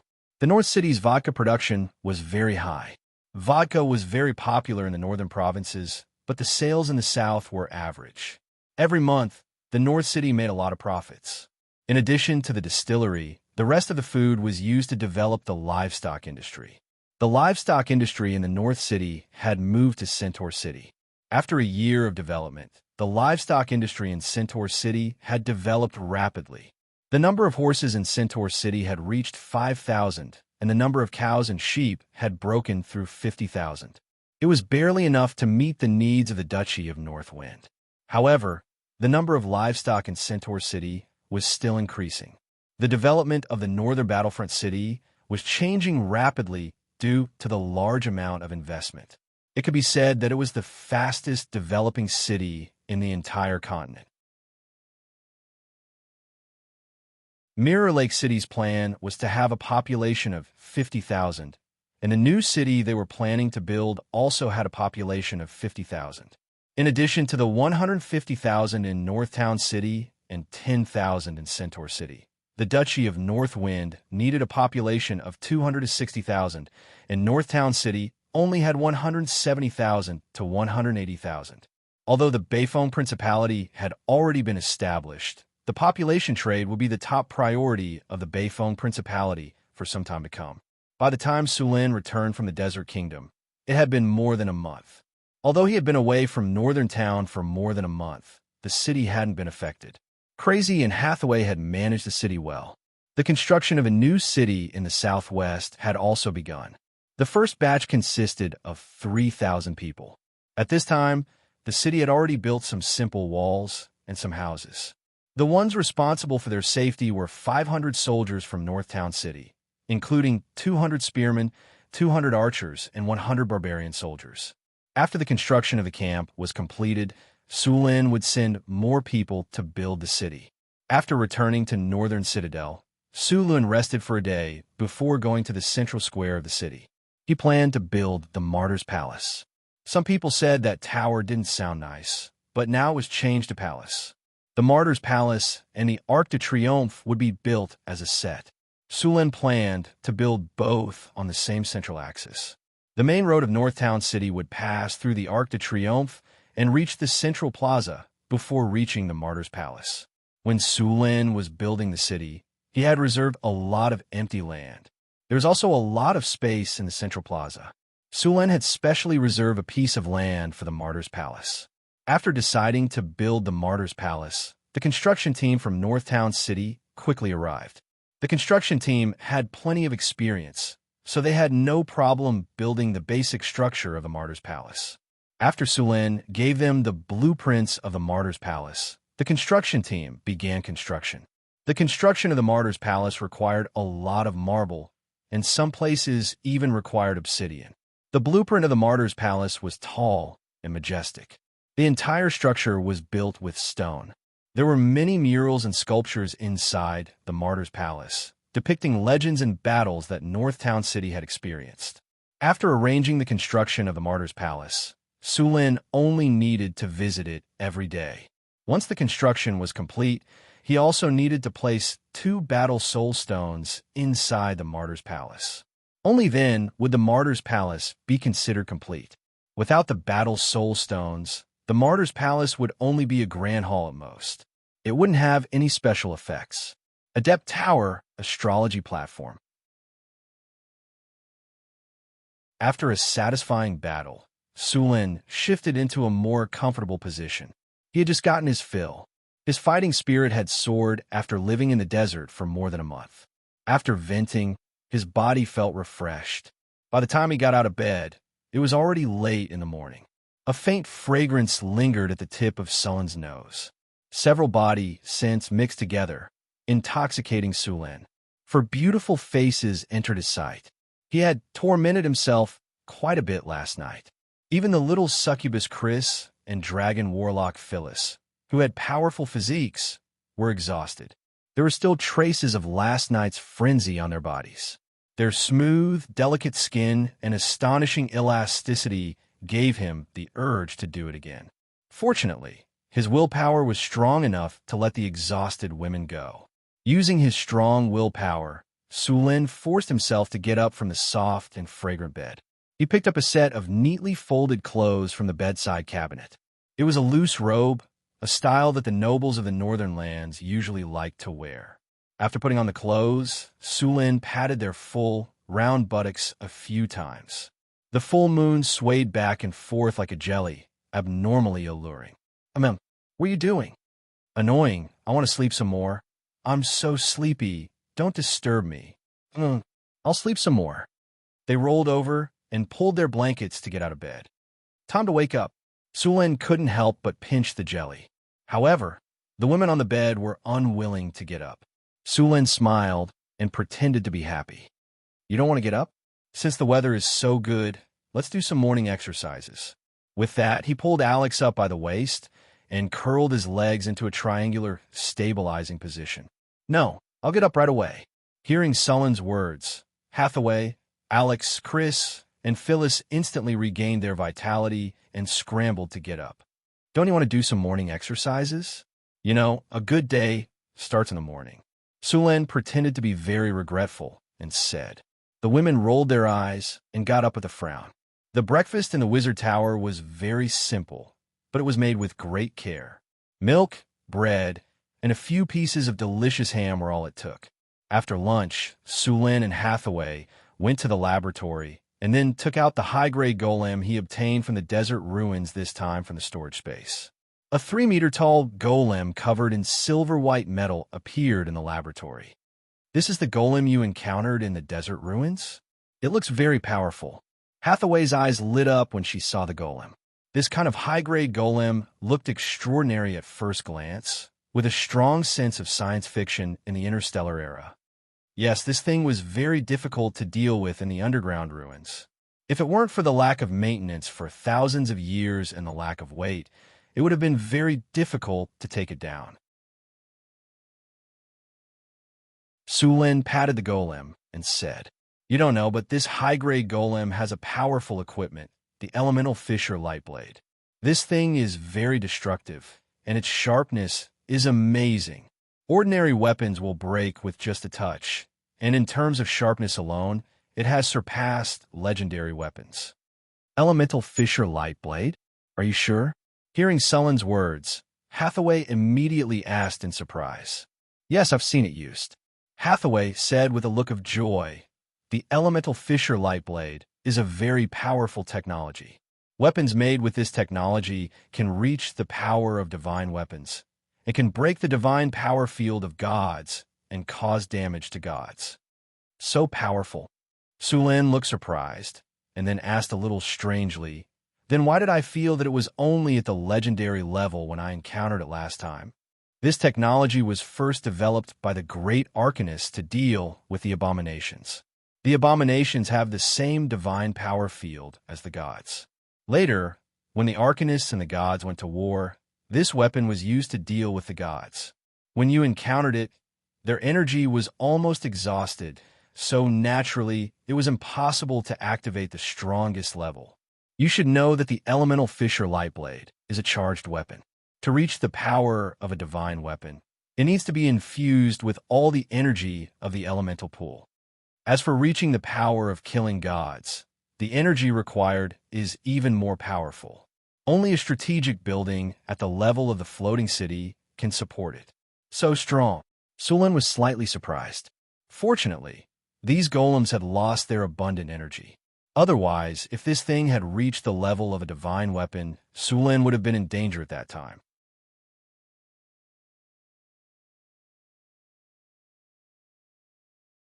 Chapter 407. Elemental Splitting Lightblade was just one of the technologies used to fight against the gods in the era of the Arcane Empire. Other powerful weapons, such as Super Arcane Crystal Pulse Cannon, Arcane Crystal Energy Annihilation Cannon, etc. During the era of the Arcane Empire, the great arcanists began to study a topic: how to kill a god. In theory, the easiest way to kill a god was when the god descended in the form of a saint. The power of the god would be greatly limited in the form of a saint.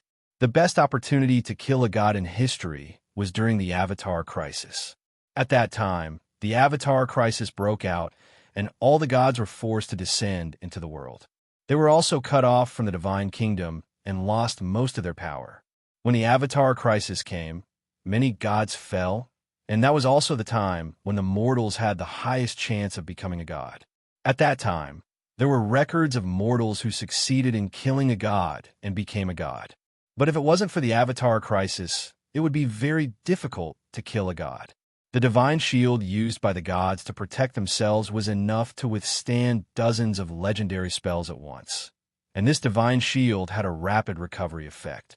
As long as the divine power in the divine kingdom was abundant, the divine shield would be quickly repaired. The best way to break a god's divine shield was to directly break through the upper limit of the god's divine shield with powerful energy. The strength of this thing was similar to the floating space city's enigmatic protective force field. After a large number of arcanists studied and calculated, they came to a conclusion that if they wanted to break a god's divine shield, they must use spells above the 12th circle. Only a spell of such power could kill a deity. Spells above the 9th circle were called legendary spells. Only legendary wizards could cast such powerful spells, and it was even more difficult to cast a 12th circle spell. In the records of the Arcane Kingdom, there were only a few great arcanists who had successfully cast a 12th circle spell, and the one who had successfully killed a god was Cassus. After all, the power of Cassus's self-explosion was too strong. This was one of the reasons why the war between the gods and the Arcane Empire broke out. Since the destruction of the Arcane Kingdom, many spells above the 9th circle had been lost. Only a few of them had been passed down, and they were all hidden by the wizard organizations and not shown to others. It was said that these lost legendary spells were actually destroyed by the gods. Of course, it was not as if the great arcanists of the Arcane Kingdom did not leave behind a backup plan. In many hidden corners of the multiverse, or in some ancient ruins, legendary spells were still preserved. Even when the Arcane Kingdom was defeated, the floating city still managed to escape. Sulin also wanted to control this power. Although he did not plan to kill a god, for his own safety, he had to control this power. As for entrusting his safety to the mercy of the gods, Sulin would not make such a mistake. In Sulin's previous life on the Blue Planet, history had taught him over and over again how unreliable it was to rely on other people's promises. The most obvious example was Ukraine. When the Red Bears disintegrated, Ukraine became independent. When Ukraine was independent, it had hundreds of thousands of troops, aircraft, artillery, tanks, and missiles. It even had 1,000 nuclear warheads. In the end, it was tricked by the NATO countries and destroyed all its nuclear warheads for only $10 million. At the same time, it also got a promise that it would not use nuclear weapons on Ukraine. As a result, Ukraine really believed it. Of course, there were also economic reasons. They were too poor.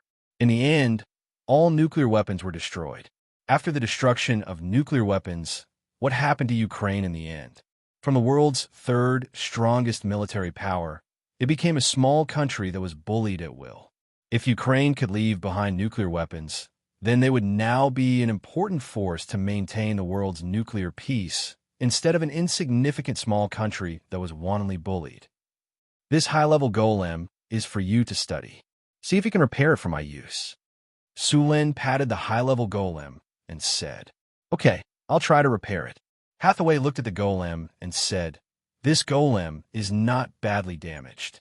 Although its legs and head were cut off, the core of the golem's soul is not damaged.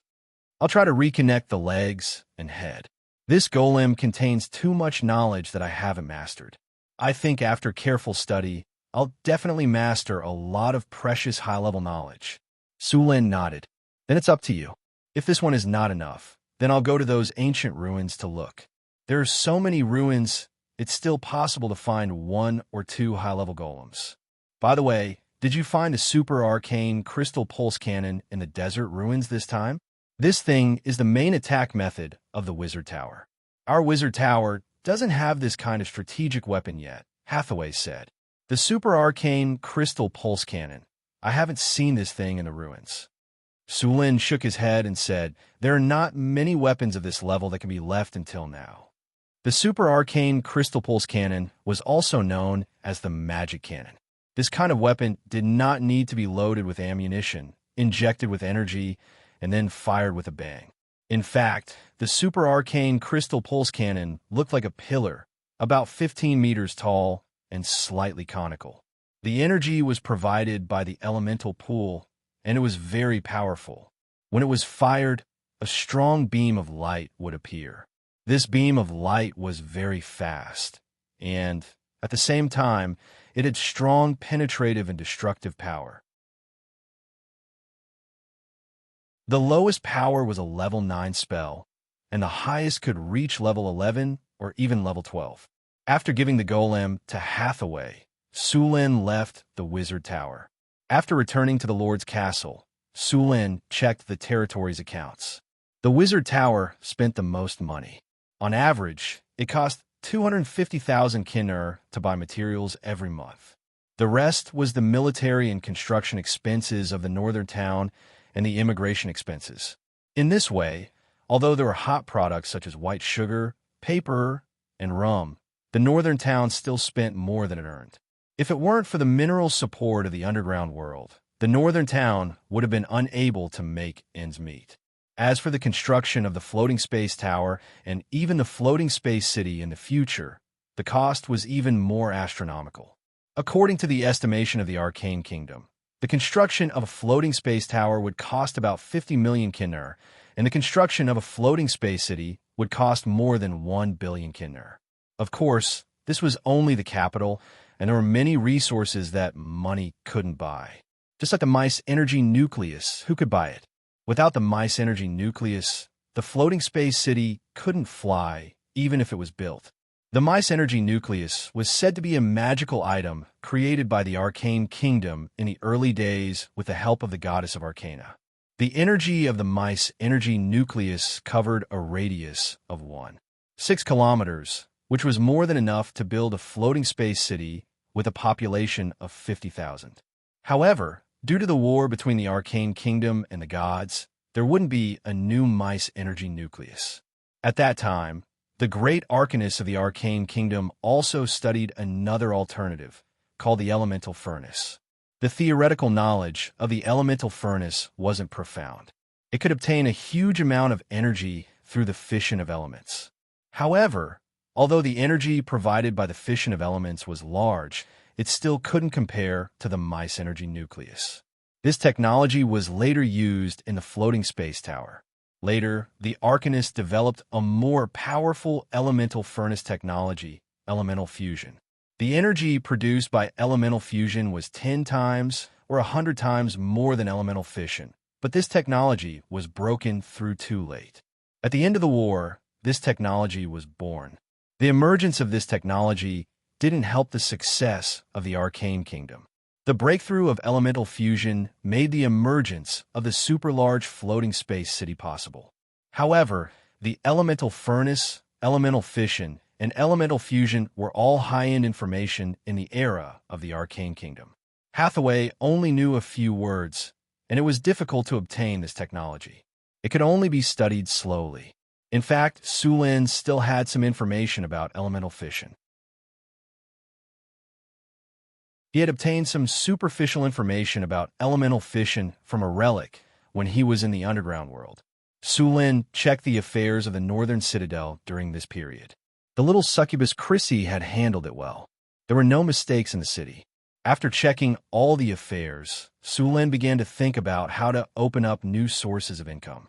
One of the reasons why the Northern Citadel could be built so quickly was because of sufficient funds. He also wanted to install the arcane crystal rail cannon for the Wizard Tower. Although Sulin didn't know how this thing was made, Sulin knew that its value was certainly not low. First, he went to the warehouse.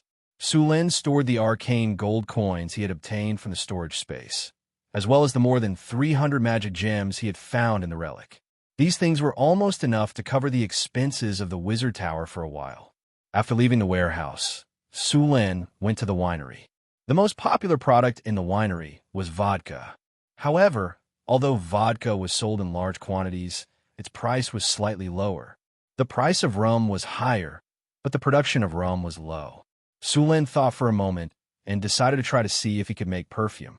The process of making perfume was actually not difficult. On one hand, it required a high concentration of alcohol, and on the other hand, it was a problem of spices. The high concentration of alcohol could be obtained by distillation. It was not difficult to make the utensils for distilling alcohol. Sulin asked 2 skilled craftsmen to make a set according to his blueprint, and then through repeated distillation, a high concentration of alcohol was obtained. There were more types of spices. Spices could be extracted from various flowers, and then the extracted spices and alcohol were mixed according to a certain ratio. Then a simple perfume could be obtained. It was not difficult to extract spices from flowers. The simplest way was to mash the flowers and filter them. Although the technology in this world was not as advanced as in his previous life, in many cases, the effect of spells was no weaker than that of technology, or even stronger.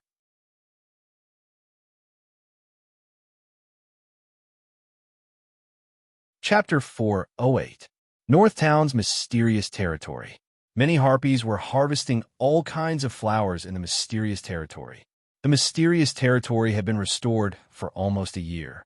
It was a world of difference from the barren and dilapidated state it was in at the beginning. The air was filled with the fragrance of flowers. There were 2 rows of tall trees on both sides of the straight road. In the distance, there were lush flower fields. On the other side of the flower fields, there were all kinds of strange plants.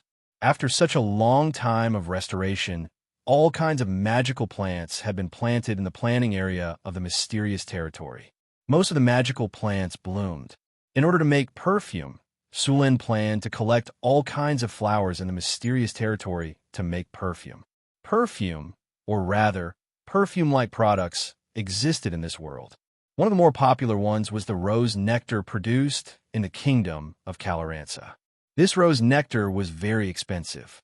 A small bottle of about 30 milliliters of rose nectar was sold for 50 gold nars. Of course, there were many other kinds of flower dews apart from rose dew. Sulin had seen the rose dew.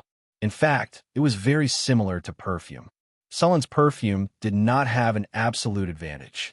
Therefore, he planned to mix the fragrance of the perfume while adding plant essential oils to the perfume. In his previous life, Sulin had always been single. However, one of his friends deliberately learned how to make perfume and lipstick in order to chase his girlfriend. He then made the perfume and lipstick in the school's laboratory for the girl he liked.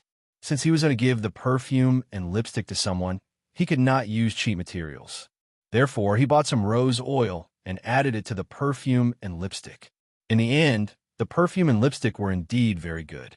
This guy even asked Sulin to help him. Therefore, Sulin basically knew the process of making the perfume and lipstick. After making the perfume and lipstick, his friend excitedly ran to the girl's dormitory with a lipstick and perfume, ready to confess his love. He heard that the girl was very touched and encouraged him to continue working hard. Then, she got into a Ferrari and left. Normal perfume was made with alcohol, some essence, and some retention agent. The retention agent was usually a spice. It was mainly used to balance and stabilize the perfume, making the perfume last longer. For example, musk, frankincense, and so on. As for those high-end perfumes, in addition to these, they usually add rose essential oil or other plant essential oils. Plant essential oil was very expensive. His friend bought a bottle of about 10 milliliters of it and spent 1,000 yuan. Rose essential oil was expensive because it was difficult to obtain. After the roses were picked in the morning, the yellowish-brown rose essential oil had to be extracted within 24 hours. It took about 5 tons of petals to extract 2 pounds of rose essential oil. It was easy to imagine why those high-grade perfume from Gauls were so expensive. Just a 50 milliliters bottle of perfume could be sold for a few thousand yuan. Northern Citadel didn't have a large area for roses, but there were a lot of flower fields in the secret territory. The largest one was the purple tulips. When Sulin discovered the secret territory, there were already a lot of purple tulips here. Even now, these magic tulips were still flourishing. Aside from the purple tulips, there were also magic mandala flowers, purple lingling flowers, and many other magic plants. Apart from a few petals that could be used as magic materials, most of these magic plants didn't have any other uses. Sulin planned to collect the flowers of these magic plants and extract their essential oil. After seeing the harpies collect a lot of petals, Sulin began to extract the essential oil. Although this world didn't have the advanced machines of his previous world, most of the time, magic could also do this. The bloodline extraction runic array could not only extract bloodlines, but also other substances after some simple modifications. There was also a laboratory in the secret territory. Sulin drew a modified extraction runic array in the laboratory. Then, he placed the 100 kilograms of mandala flower petals in the center of the runic array. As soon as the 100 kilograms of petals were taken out, the surrounding air was filled with a rich floral fragrance. With a snap of his fingers, the energy channel of the laboratory opened and the energy of the elemental pool entered the laboratory. After connecting to the energy of the elemental pool, a light flashed and the runic array began to operate. The light gathered and the mandala flower petals in the runic array quickly disappeared. In a short while, all the mandala flower petals were engulfed by the light. Then, the runic array operated for 10 minutes before stopping. When all the light dissipated, the mandala flower petals that were originally placed in the runic array had all disappeared. Instead, they were replaced by a transparent liquid and some gray powder. The liquid was the mandala flower's essential oil. As for the powder, it was the waste of the essential oil extraction. After a snap of his fingers, Sulin took out a crystal bottle and stored the mandala flower's essential oil. Compared to the amount of essential oil produced by the petals in his previous world, the amount of essential oil produced by the magic mandala flower was obviously higher. 100 kilograms of mandala flower petals produced a total of 200 milliliters of essential oil. The essential oil was transparent with a tinge of yellowish-brown. The fragrance of the essential oil was very strong. Sulin let the system appraise it and checked its attributes. Mandala flower essential oil, the essential oil extracted from the magic mandala flower. It has a strong fragrance and can restore mental strength, detoxify, excite, and restore youth. Note, it needs to be diluted before use. After successfully extracting the mandala flower essential oil, Sulin started to mix the perfume. The various spices in the northern city had already been prepared. Sulin chose a few of them to mix. To be honest, this kind of work didn't suit him. However, he hadn't found a suitable candidate, so Sulin could only make do for now. After dissolving the various spices with alcohol, he added a small amount of water. Finally, he added the mandala flower essential oil in a 10:1 ratio. After mixing evenly, a bottle of perfume was completed. Magical perfume. Unnamed a special perfume made from Dachira flower essence and other essences. The fragrance lasts for a long time. It has the effect of recovering MP, detoxifying, delaying aging, and restoring youth. Fragrance plus 20, stamina recovery plus 8, poison removal plus 10, charm plus 10, delaying aging plus 12, charm plus 20. Note, the perfume effect lasts for 7 days. Can be used 1,010 times. After using the perfume, when casting charm or other spells on others, magic power plus 10. This perfume effect is not bad. Sulin was a little surprised after seeing the effect. This perfume effect was surprisingly good. Not only did it have the effect of a perfume, but it also had the effect of slowing aging, charm, and detoxifying. After using this perfume, one's body would be buffed with a layer of buff. Sulin named this bottle of magic perfume Fatal Temptation. He then stored it in a natural purple magic crystal. Next, Sulin started to make the magic perfume again. After all, he had a lot of wives and 2 little maids. 1 bottle of perfume was not enough. Other than Chris, Hathaway, Alex, Phyllis, Angela, and the 2 little maids, Karina and Grace would definitely need the perfume too. In this way, Sulin would have to make at least 8 bottles of magic perfume. The good thing was that all the ingredients were prepared. As long as he followed the steps, he could easily make the perfume. However, Sulin did not want to make a perfume like Fatal Temptation, so he made some simple adjustments while making the perfume. Soon, the 2nd bottle of magic potion was made. Sulin opened the system to identify it. This bottle of perfume was a little different from the previous bottle. This bottle of perfume had the same effect as the previous one, but the values were a little different. Next, Sulin started to experiment while making the perfume. After a few tries, he finally made the best perfume formula. Sulin stretched his body and looked at the magic perfume in front of him. This was no longer a simple perfume. Even if he wanted to sell it, the price would be very high. This thing could only be sold to the female wizards. If Sulin wanted to sell the perfume, he could only make a more ordinary version. The most important thing for this kind of magic perfume to have such a powerful effect was the ingredients. As long as he replaced the magical plants and flowers with ordinary plants and flowers, it would be fine. Next, Sulin used the same method to make a bottle of perfume with ordinary ingredients. Perfume. Unnamed a perfume made with Dachira flower essential oil and some other essences. The fragrance lasts for a long time. Fragrance overflow plus 15. Charm plus 15. Aphrodisiac plus 5. Note, the effect lasts for 3 days. Number of uses, 10 tenths. After seeing the attributes of the perfume, Sulin nodded in satisfaction. Although this perfume was not as good as the magic perfume, it was much better than the rose dew from the kingdom of Caloranza. He believed that as long as the noble ladies had used this perfume, they would not let it go. Sulin planned to sell this perfume. As for the magic perfume, he did not plan to sell it for the time being. However, after he decided to make the perfume, he would have to open up some flower fields in the northern city. There was a lot of fertile land outside the northern city. It would be a waste to use it to grow flowers. After some consideration, Sulin decided to open up a flower field near the Mirror Lake City. There was also a lot of land in the Mirror Lake City, but without the buff of the harvest altar, it was just right to grow flowers. After making the decision, Sulin ordered the refugees to open up 3,000 mu of land near the Mirror Lake City to grow flowers. Sulin purposely picked the plants, including roses, lavender, Dachira flowers, tulips, and more than a dozen other plants.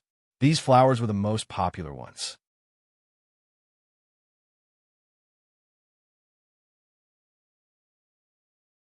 Chapter 409. Is this the perfume you made? Does it really have the effects you said? Chris held an amethyst bottle and played with it curiously. Sulin smiled slightly and said, "Of course it does. If you don't believe me, you could try it yourself." Okay. Chris immediately opened the crystal bottle and sprayed a few times on herself. It smells so good. As soon as she sprayed it out, a pleasant fragrance filled the air. At the same time, Chris, who was already very beautiful, seemed to have a faint aura around her body at this moment. She became even more beautiful and looked charming. Even Sulin, who was used to seeing beauties, was a little dazed after seeing Chris's current appearance. After a few seconds, Sulin reacted. He snapped his fingers and a light flashed. Then, a water mirror as tall as a person appeared in the room. Look at the effect. Is this the effect of the perfume? Chris looked at her figure in the water mirror and said in surprise. Of course. Sulin smiled slightly. Chris's figure instantly wrapped around Sulin like a beautiful snake. Then, she said with a charming face, Master, do you have any more of this perfume? Give it all to me, okay? As she spoke, she secretly touched Sulin's lower body with her small hand. You're provoking a war. Don't beg for mercy when the time comes.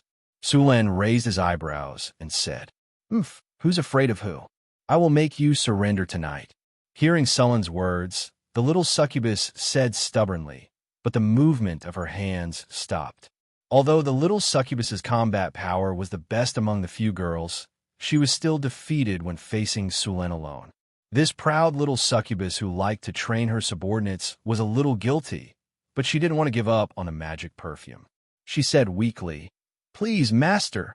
As she spoke, the little succubus said with a righteous expression, And these perfume are the best for me to use. Besides, master is the one who enjoys it in the end. Master, how about I help you deal with Hathaway?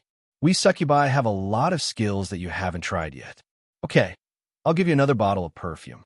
Looking at the little succubus in front of him, Sulin held his forehead.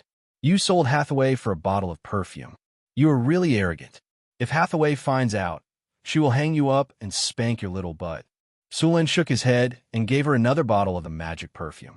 In fact, it was easy for the little succubus who was good at talking to deal with Hathaway. Thank you, master. The little succubus quickly snatched the bottle of perfume and glanced at Sulin with satisfaction. She turned into a puff of smoke and disappeared. Sulin shook his head and went to find the others with the rest of the perfume. They were all pleasantly surprised after using the great magic perfume Sulin gave them. They were very satisfied with Sulin's gift. Hathaway even pestered Sulin for the method of making the magic perfume. She wanted to try making some herself.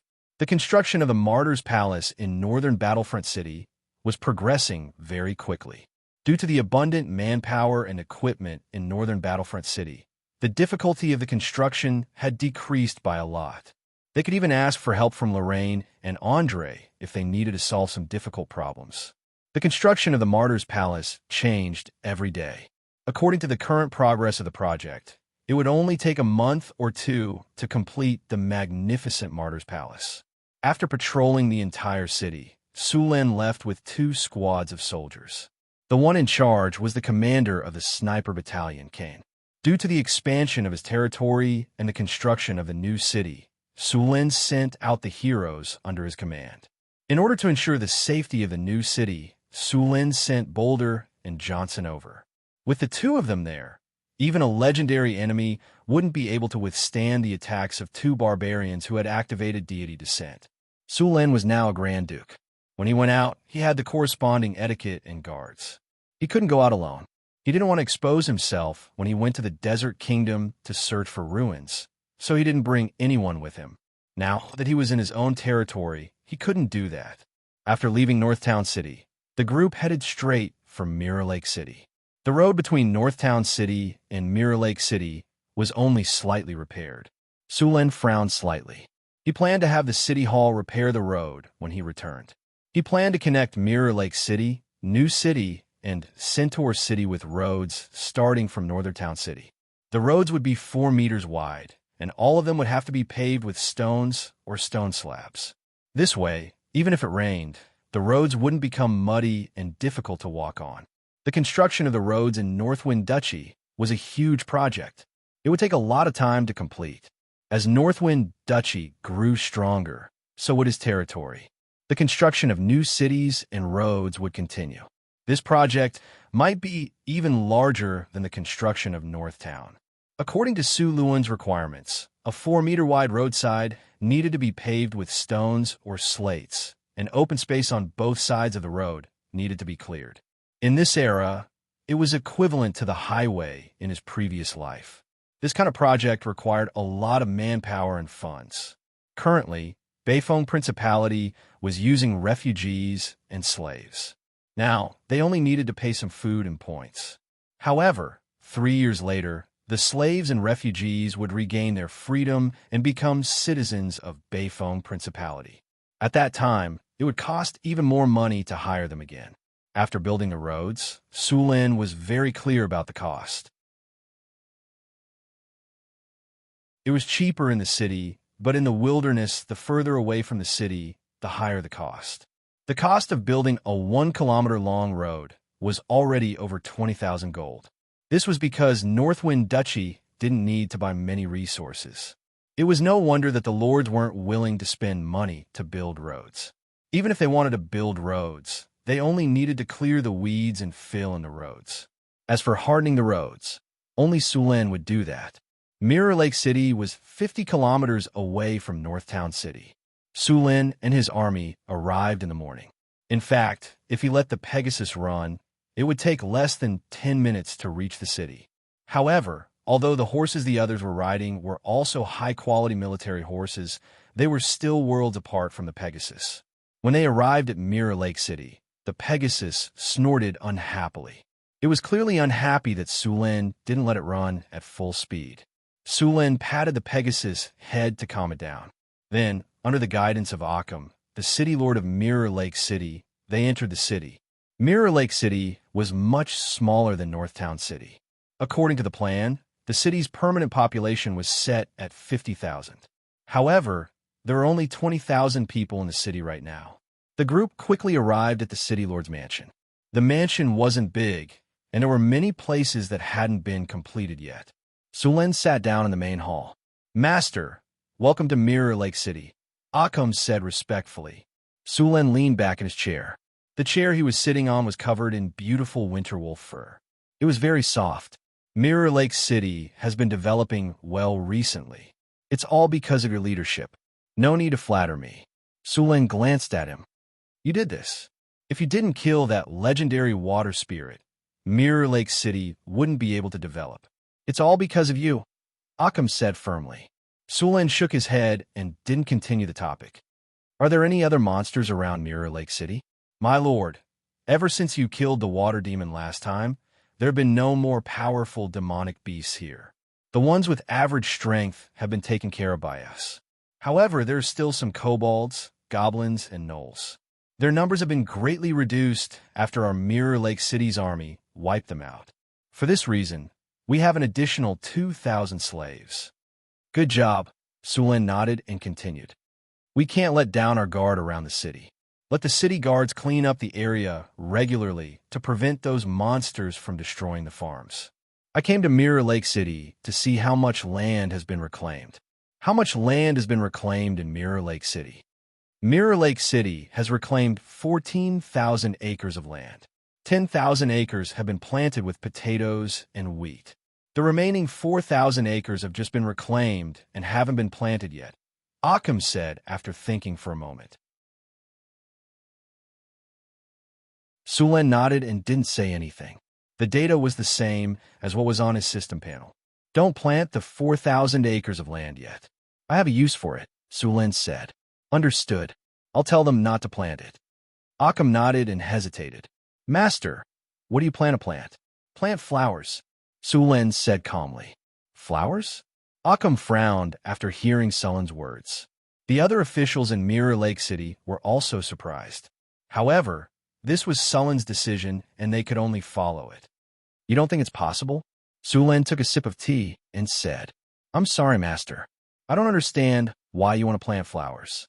Mirror Lake City can't be self-sufficient with food. Occam said. Sulin nodded. He was satisfied with Occam's attitude. He took out a crystal bottle and placed it on the table. This is the newest product that Northwind Principality has just developed. It's called perfume. It has the same effect as the rose dew from Colorama Kingdom. This perfume is very popular on the continent. To produce it, we need a lot of flowers. That's why I'm planning to plant flowers in Mirror Lake City. Thank you for your explanation, Master, Occam said respectfully. The production of perfume requires a lot of flowers. This will be another important product in Northtown City.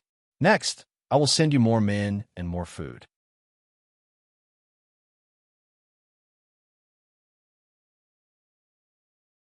Chapter 410. Originally, Su Lun planned to plant 3,000 mu of land first, but he didn't expect that there were 4,000 mu of open land in Jinghu City. Then he planted all kinds of flowers, such as roses, jasmine, lavender, violets, tulips, datura, and so on. Mirror Lake City had plenty of water and sunlight, so it was very suitable for planting flowers. Su Lin asked the caravan to buy a lot of flowers for them to plant. It also took time for flowers to grow. In order to produce perfume, Su Lun asked people to collect some wildflowers first. Now it was the midsummer season, and wildflowers were everywhere in the wilderness. With some effort, they could still pick a lot. After staying in Mirror Lake City for a day, Su Lin brought people back to Northtown City. Su Lin picked a piece of land in Northtown City and asked the workers to build a perfume factory there. It was called a factory, but it wasn't much bigger than a private workshop. However, a sparrow might be small, but it had all the essentials. The perfume Su Lin was going to make wasn't difficult. The blacksmiths in Northtown City could make all the tools they needed. Even if the blacksmiths couldn't make the tools, they could make one with magic. Su Lin then arranged for some workers to learn the steps of making perfume. The workers in the winery purified the alcohol, and the materials were mixed in the factory. The only technical difficulty was the production of the flower essential oil, which needed to be extracted from runes. Fortunately, the amount of flower essential oil used wasn't a lot. Su Lin only needed to spend some time to produce a dozen kilograms, and it would be enough for them to use for a long time. After everything was ready, the factory started to produce the perfume. The good perfume was all bottled in beautiful natural crystals. These crystals were of high quality, and after being polished by professional craftsmen, the bottles alone were worth a lot. In order to sell a product at a high price, other than the quality of the product itself, another important factor was the packaging. Just like in his previous life, during the Mid-Autumn Festival, there were all kinds of beautifully packaged mooncakes in the shopping malls. A box cost thousands of yuan, and there were only 5 or 6 mooncakes in it. The cost was at most a dozen yuan, but the packaging could instantly increase the price by dozens of times. If he wanted to sell the perfume at a high price, he naturally had to prepare beautiful packaging for it. It had to be the kind that looked expensive at first glance. When some of these perfumes were produced, Su Lin would sell them. Currently, there were more than 30 caravans trading with Northtown City, such as sugar and rum. Each of these caravans was backed by a great noble or a direct member of the royal family. There was no need to worry about the sales of such high-end perfume. As for the price, it was set at 50 kinner per bottle. Of course, considering that the perfume was a new product, the merchants were doubtful. Su Lin gave them a condition. After buying 50 bottles of perfume, they could add 50 kilograms of sugar or 200 bottles of rum. Su Lin had never released the sales of the goods that were in high demand in Northern Town City. Instead, they used a trading certificate system. In other words, they were selling them in limited quantities. It was hunger marketing. This method had been used by many merchants in his previous life. However, in this world, Su Lin was the first to use it. The advantage of doing so was that their goods could be sold at a higher price. After all, if they were to sell freely, even if they had a lot of luxury goods like white sugar, they would become worthless. He did not intend to sell his sugar and rum at a cheap price. What good would it do him if it became cheap? Earn more money? Small profits, but quick turnover? He would only do that if he lost his mind. He only needed to sell 1% of the perfume to make a huge profit. Why would he sell all of it to suppress the profits? No one was competing with him. This time, in order to increase the sales of the perfume, Su Lin used the method of bundling sales. The merchants who wanted more sugar could only accept this method. The first batch of perfume produced 2,000 bottles. As long as each merchant bought 100 bottles, they could all be sold. Even if there was some left, Su Lin would let the caravans in Northern Town City sell them. After the feedback, they would continue to produce the perfume. Even if they only sold 2,000 bottles of perfume per month, according to the price of 50 kinner, they could still bring in 100,000 kinner per month. It would take a lot of money to build a kingdom from poverty. Sulen had to keep making money. After handing over the perfume matter, Sulen had nothing to do and started to wander around the city. Because of the large number of adventurers who came to Northern Town City, these adventurers would often go to the wilderness to search for treasures. Therefore, there was a special market here. Occasionally, there would be some good stuff for sale. Sulen planned to try his luck at this market. Maybe he could find something useful. Since it was in the city, Sulen did not bring any guards with him. He went alone. This market used to be called the Black Market. It was located on the street next to the mission hall. Even the Black Market was under the supervision of Northern Town City. When Sulen arrived, there were still many people in the Black Market. There were stalls on both sides of the street. All kinds of strange items were piled up messily on the stalls. Some were materials from ferocious beasts, some are unknown things found in ancient ruins, and some are materials from magical plants or magical beasts. Of course, in addition to these, there were also some unscrupulous merchants selling all kinds of fake goods.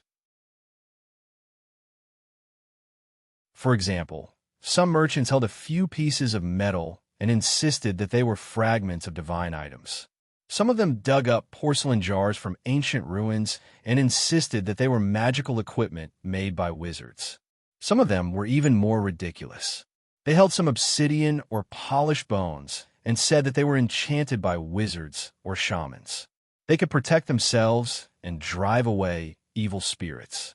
Sulen saw a guy like that in front of him who kept on recommending. This guy was not tall, less than 1.7 meters, but his body was very fat. His face was cunning, and he looked like a profiteer. If he was not a profiteer, it would be a pity for him to look like one. Hey, look at you. You're going on an adventure, aren't you? Don't go. I'm a proper merchant. I have a lot of things you need in the wilderness.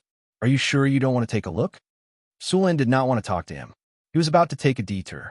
However, the fat man was not discouraged. He turned around and continued to promote. You must be a new adventurer. The wilderness is not a safe place. You'll be at a disadvantage if you rush in like this. I have amulets here. They're enchanted by wizards and can drive away the undead. I also have holy water. Not only can it deal with monsters, but it can also heal injuries. All right, there's also this. It's a wilderness survival guide. I spent a lot of money to hire over 100 adventurers who often go deep into the wasteland to write this book.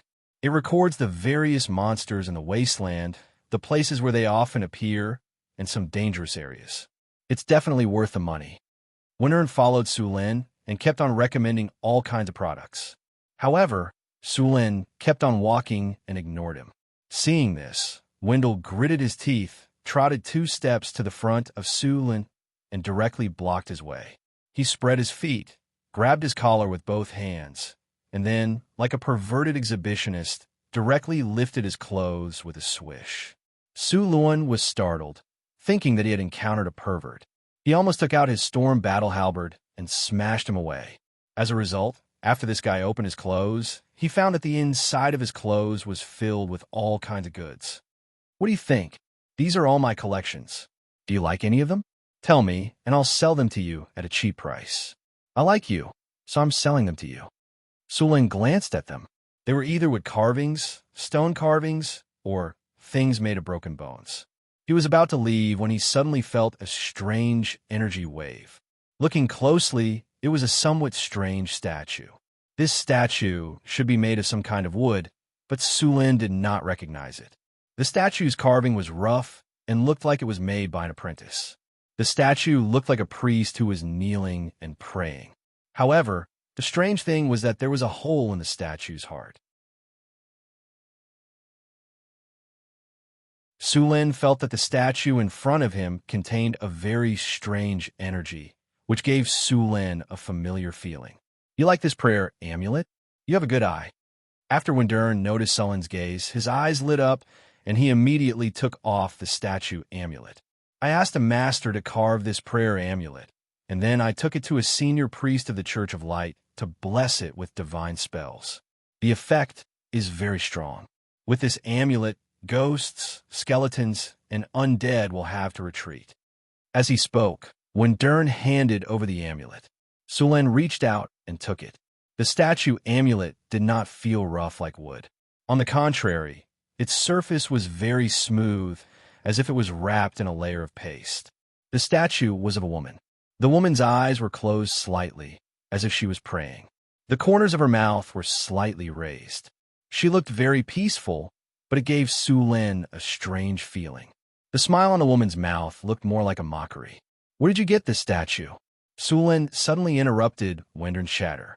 "I asked a master to carve this statue, and then I asked a priest of the Church of Light to bless it with divine spells. This is the best amulet I have.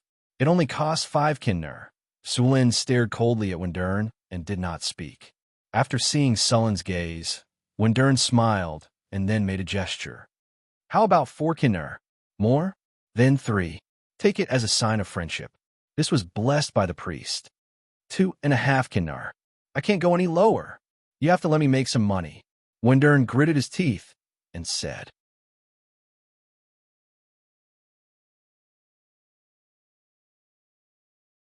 Chapter 411.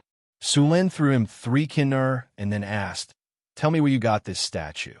Wendern quickly used the kinnar, and even the rogue couldn't keep up with his speed. Then he put it in his mouth and bit it with his black and yellow teeth. "You really have good taste. This amulet of mine is from—" "Don't say that again, or I'll let the city guard send you to prison." Seeing that he was about to speak, Sulen reminded him coldly. "What bullshit priest blessing?" Although there were energy fluctuations on it, it was definitely not a priest's blessing. And Sulen suspected that this guy didn't even know that there was energy on the statue. Wendern opened his mouth, but after seeing Sulen's cold eyes, he obediently swallowed the next words back into his stomach. After hesitating for a moment, he said, "I accidentally picked up this amulet." "Where did you pick it up?" Sulen asked. "On the road outside the city." Sulen was silent for a while. It was not easy to find the owner of this statue if he picked it up outside the city. After confirming that he couldn't get any useful information, Sulen waved at the city guards not far away, and 2 city guards immediately came over. "Arrest him and send him to prison. The crime is selling fake goods." "Yes, sir." "Sir, please don't, sir. I was blind. I didn't know it was you. I give you the money. Please let me go this time." After seeing the city guards coming over, Wendern already felt that something was wrong, but before he could escape, he was directly captured. Sulen waved his hand and motioned to take him away. After dealing with the profiteer, Sulen didn't want to continue shopping and left the market with the statue he just bought. After returning, Sulen took the statue directly to the Wizard Tower and then found Hathaway. "Aren't you making perfume? How come you have time to find me?" Hathaway took off her gold-rimmed glasses and said, "Look at this thing." Sulen took out the statue and said. Hathaway took the statue in Sulen's hand and looked at it, and said hesitantly, "This is evil god statue?" Sulen nodded. "It should be the power, and it should be the evil god's divine power." "Where did you get it? Is there an evil god in the territory?" Hathaway said solemnly, "I bought it from a profiteer. According to him, it was picked up outside the city." Sulen poured himself a cup of black tea. "So you want to find the original owner of this statue?" Hathaway immediately understood Sulen's plan. Sulen nodded and said, "Now, we can only try your object-seeking spell." The object-seeking spell also belonged to the divination school, and it was widely used. It could be used to find people based on some objects or even auras. Of course, this spell could only find the general location, and if the other party was also proficient in divination spells, it was likely to be detected and even interfered with. "Okay, I'll prepare it now." Hathaway nodded and agreed. Then, Hathaway cast the object-seeking spell on the statue. A light flashed, and Hathaway frowned slightly. After a while, she opened her eyes and shook her head. The object-seeking spell didn't work. No reaction?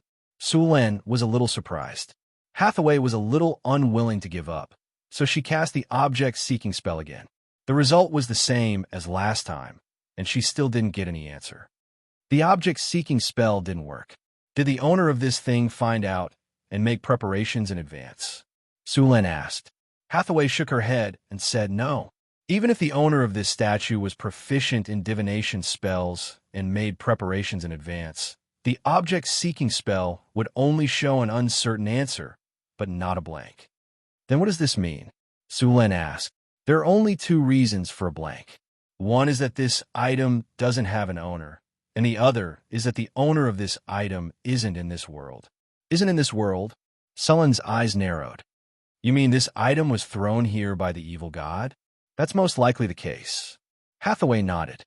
In order to gain believers, the evil god will do everything possible to put his power into the main material plane. This statue is his bait. This statue will gradually affect the mind of the person who picks it up. In the process, it will subtly influence and tempt the person, and in the end, it will develop the person into its own believer. Ordinary people will be affected after picking it up for 3 to 5 days. Then they will gradually become its believers. Are there many of these things? Su Lin picked up the statue and asked. In fact, it's not easy for the evil god to send this thing in, so there are very few of them. Hathaway smiled and said, You should know about the plane's rejection. It's usually very difficult for gods or creatures from the lower plane, upper plane, or astral plane to enter the main material plane. The evil gods instill some power in these statues, and then spend a lot of effort to secretly send these statues to the main material plane. This way, they cultivate believers. When a number of believers is enough, they will even secretly set up a church and perform a large number of sacrifices. They can obtain the evil god's power through sacrifices. Later, they can guide the evil god's clone to descend, or even the evil god himself may descend. Su Lin nodded. Under normal circumstances, the evil gods would not descend with their real bodies. The main material plane suppressed them greatly. Usually, a part of their clone would descend to harvest flesh and blood, souls, and faith, and then strengthen themselves. Under normal circumstances, it was very difficult for the evil gods, demons, devils, angels, and oracles to descend to the main material plane. The usual method was to let the believers in the main material plane use magic circles to summon them. Only with the cooperation of these believers or summoners could they come to the main material plane. This was a kind of self-protection of the main material plane. They should be grateful for this kind of protection. Otherwise, the main material plane would have become a battlefield long ago. Demons and devils were very eager for the many souls in the main material plane. They wanted to enter the main material plane all the time, and it was obvious that the evil god was the same. I should know this evil god, Su Lin said as he played with the statue in his hand. You know it. Hathaway was a little surprised. Of course. What do you think is special about this statue? Su Lin pointed at the statue and said. Hathaway observed it carefully and said, the heart. There's a hole in the statue's heart. Yes, this statue is very likely that old friend of mine, the Heartless. Su Lin smiled. The cultists he had annihilated last time were the cultists of the Heartless. After he discovered that the cultists were causing trouble in northern Garrison City, he directly dealt with them all. Even the cultist avatar that the Heartless had sent down at that time had been destroyed by Su Lin. Not only did it leave him with a lot of experience, but it also gave him divinity. Back then, the evil god had unwillingly left an evil god mark on Su Lin. Clearly, this time, it was very likely that it had sent this statue near Northtown City because of the evil god mark. What do you plan to do with this? Hathaway asked. Su Lin smiled mysteriously. I have my ways. He snapped his fingers lightly, picked up the evil god statue, and left the wizard tower. Su Lin already had an idea about the use of this evil god statue. He was prepared to help this evil god establish a heartless church and let those people believe in him. Of course, this wasn't because Su Lin was crazy. He was planning to raise pigs. Since the Heartless was preparing to recruit believers, harvest faith, and souls, Su Lin would help him grow. After growing to a certain extent, he could summon the evil god clone of the Heartless. An evil god clone was a good thing. Killing such a clone would not only give a lot of experience, but more importantly, divinity.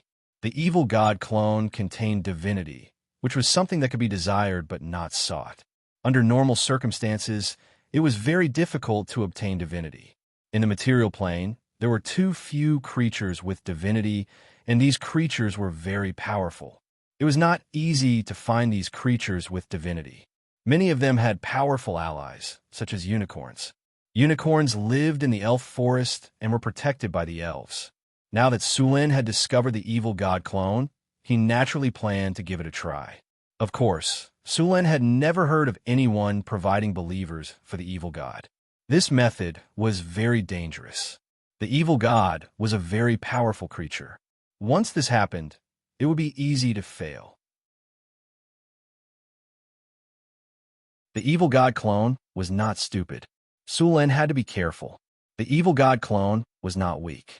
It would not be easy to kill it and steal its divinity. After thinking for a while, Sulin went to the place where the slaves were kept in northern town city.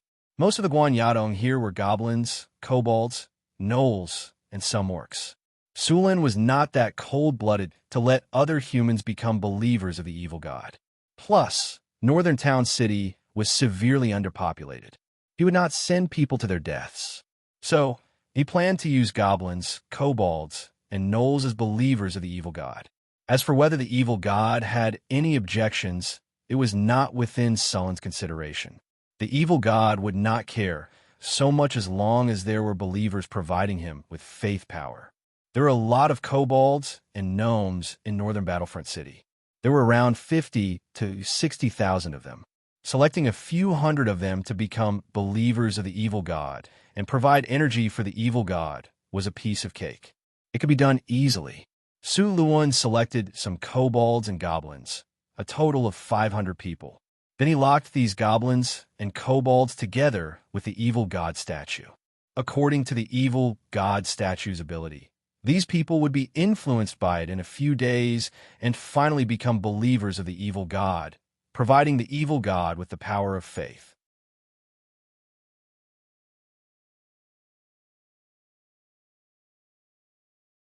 Chapter 412. Establish a Cthulhu Church? Sulin wasn't familiar with this business. What should he do? It wouldn't be easy to make those kobolds, gnomes, or gnolls become believers of the heartless Cthulhu god. In this world, he hadn't joined a church and believed in the gods, so he didn't know much about the god's method of recruiting believers. Now that he was recruiting believers for the Cthulhu god, he didn't know where to start. Cthulhu Church, isn't that a cult? Sulin clapped his hands and immediately thought of something. Cults existed in his previous life, too. Back then, there was a huge scandal. There was also a similar type of pyramid scheme. These cults and pyramid schemes were simply brainwashing. Sulin found 500 gnomes and kobolds and chose one to be the priest of the Heartless Church. Then, he gave him the statue. Sulin didn't have to do anything. In a few days, he would become a believer of the Cthulhu god. My name is Hall, and I'm a kobold. At first, I lived in the wilderness with my companions. Every day, we were busy avoiding enemies and searching for food. Ever since I was born, I've never had a full day.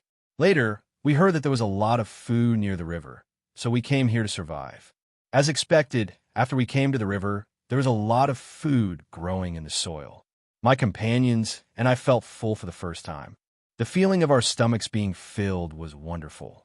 But when we were resting, a group of powerful humans rushed over and we became captives. My companions and I were brought to a tall and magnificent city. Every day we would have to move rocks, dig fields, and do all kinds of work. Every day, we would be exhausted. Although I wasn't used to it at first, I soon felt that this kind of life was actually quite good. Because I didn't have to worry about being hungry every day, and I didn't have to worry about being attacked by wild beasts when I slept at night. I felt that I was really lucky. I thought that I would live like this for the rest of my life, but the following changes changed my life. That day, my companions and I were brought to another place by humans. We didn't have any work, just rest. We didn't have to work, and we even had food. It was so blissful. Right when I was eating, I found a statue on the side of the road. I don't know who left it there, but since I found it, it's mine. On the second day after I picked up the statue, I woke up early in the morning and felt my mind clear up. Last night, I actually had a dream where I became the master of all the kobolds. Every day, all the kobolds would bring me the best food, and the most beautiful kobolds would be free for me to choose from. This feeling was amazing. But what was that mindlessness? Can he give me these things? On the third day, God, I was actually chosen by God. It was incredible. I was actually chosen by God as a believer. As long as I believed in him, I could get everything I wanted. What was there to consider? I was his believer.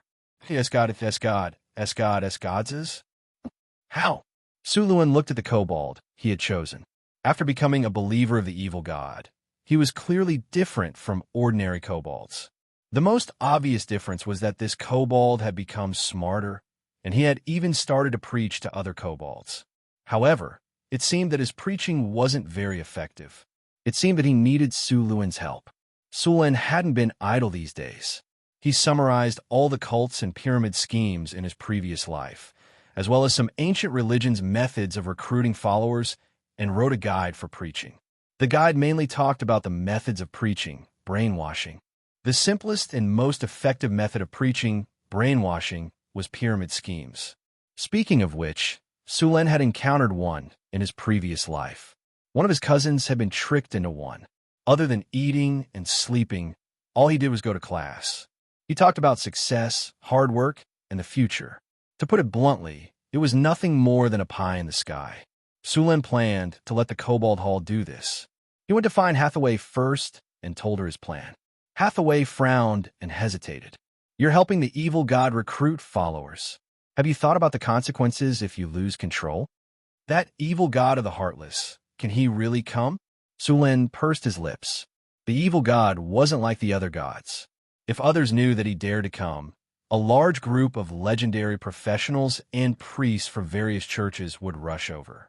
Divinity was a rare resource. An evil god carried a lot of divinity. If he dared to come in person, he would be courting death. Even the gods would send their avatars to snatch it.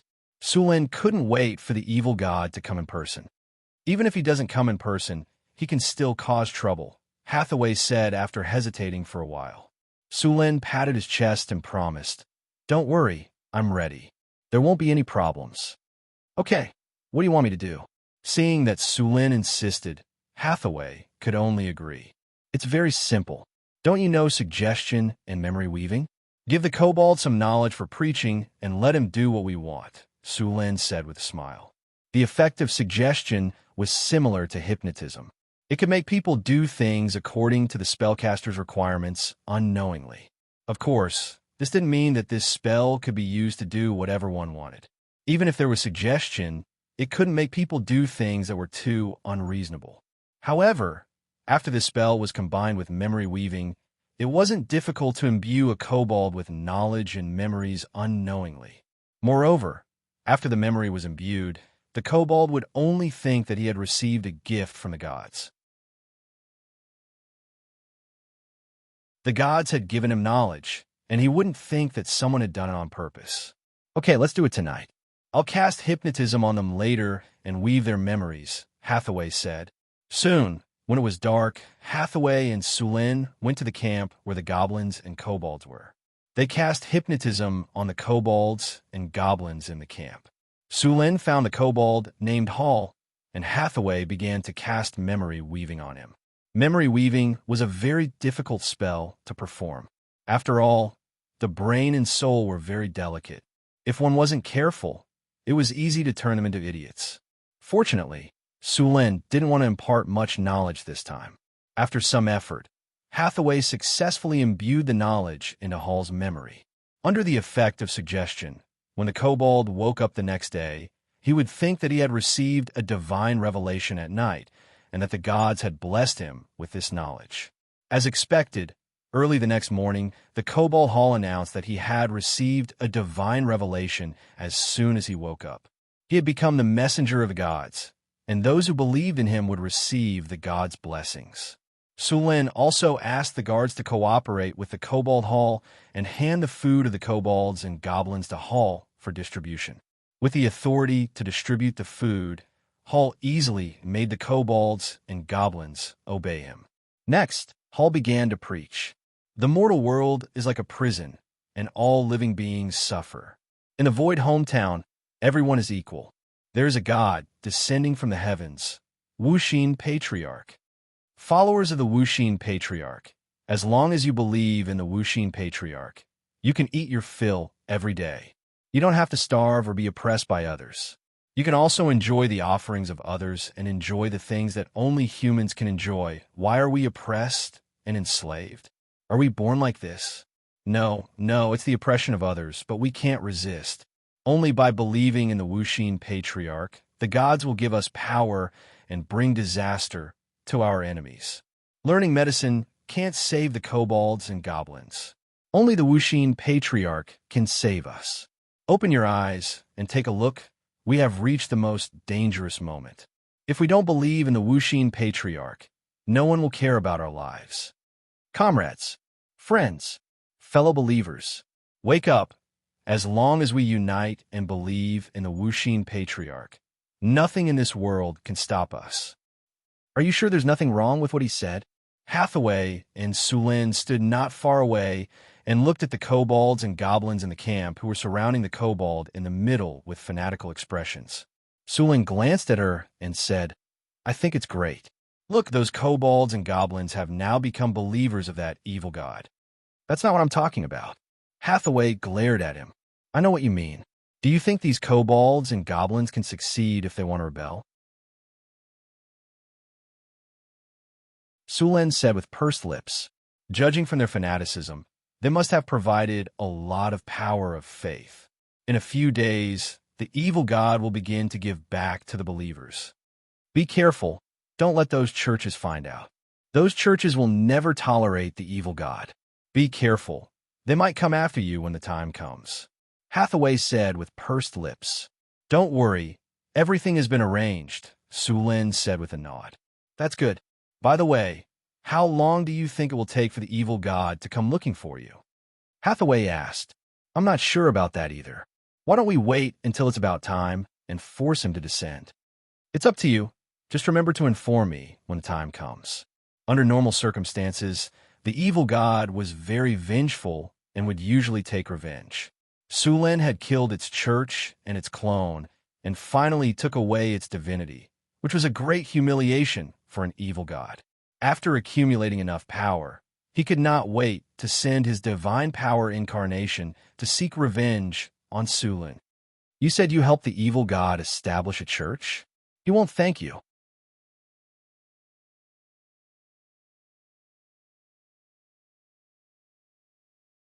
Chapter 413. The Heartless Church developed quickly.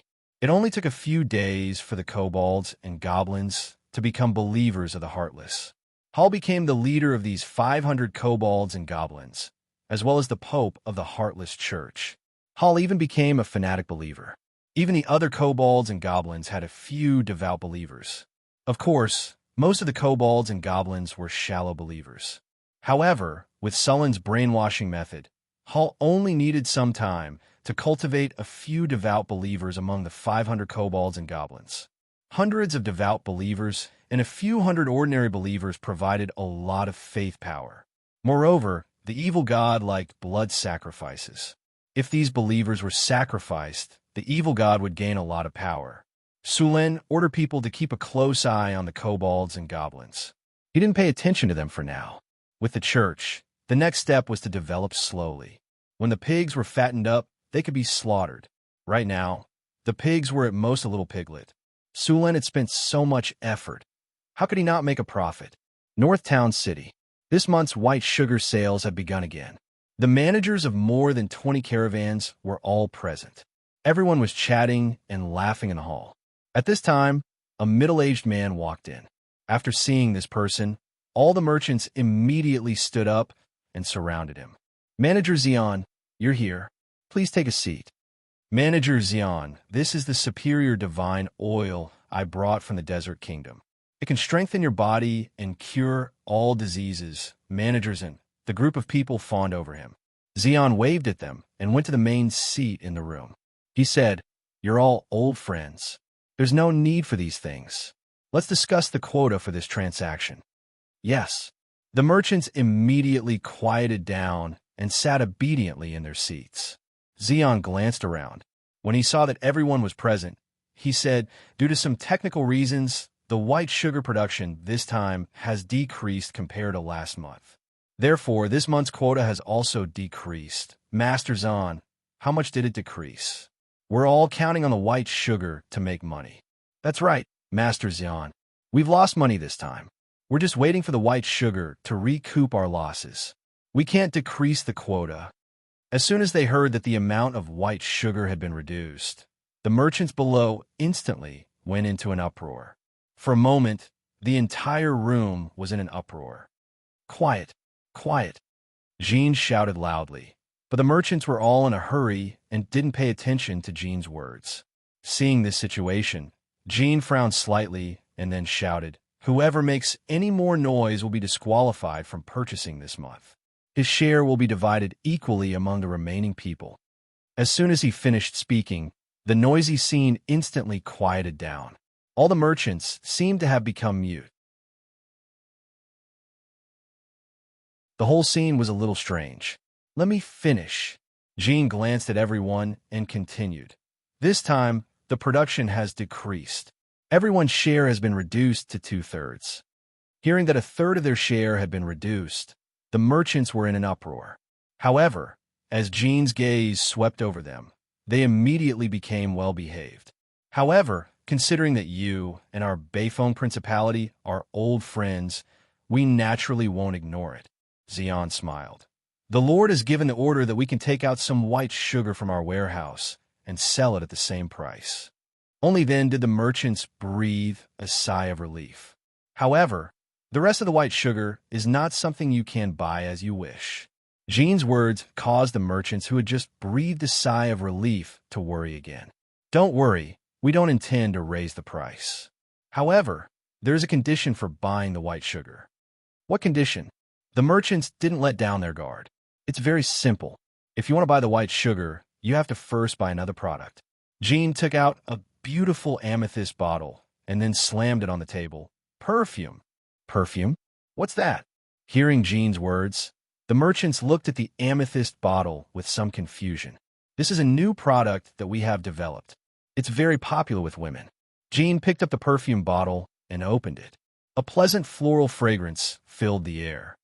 "This is flower dew?" One of the merchants asked. "This is perfume. The effect is higher than flower dew.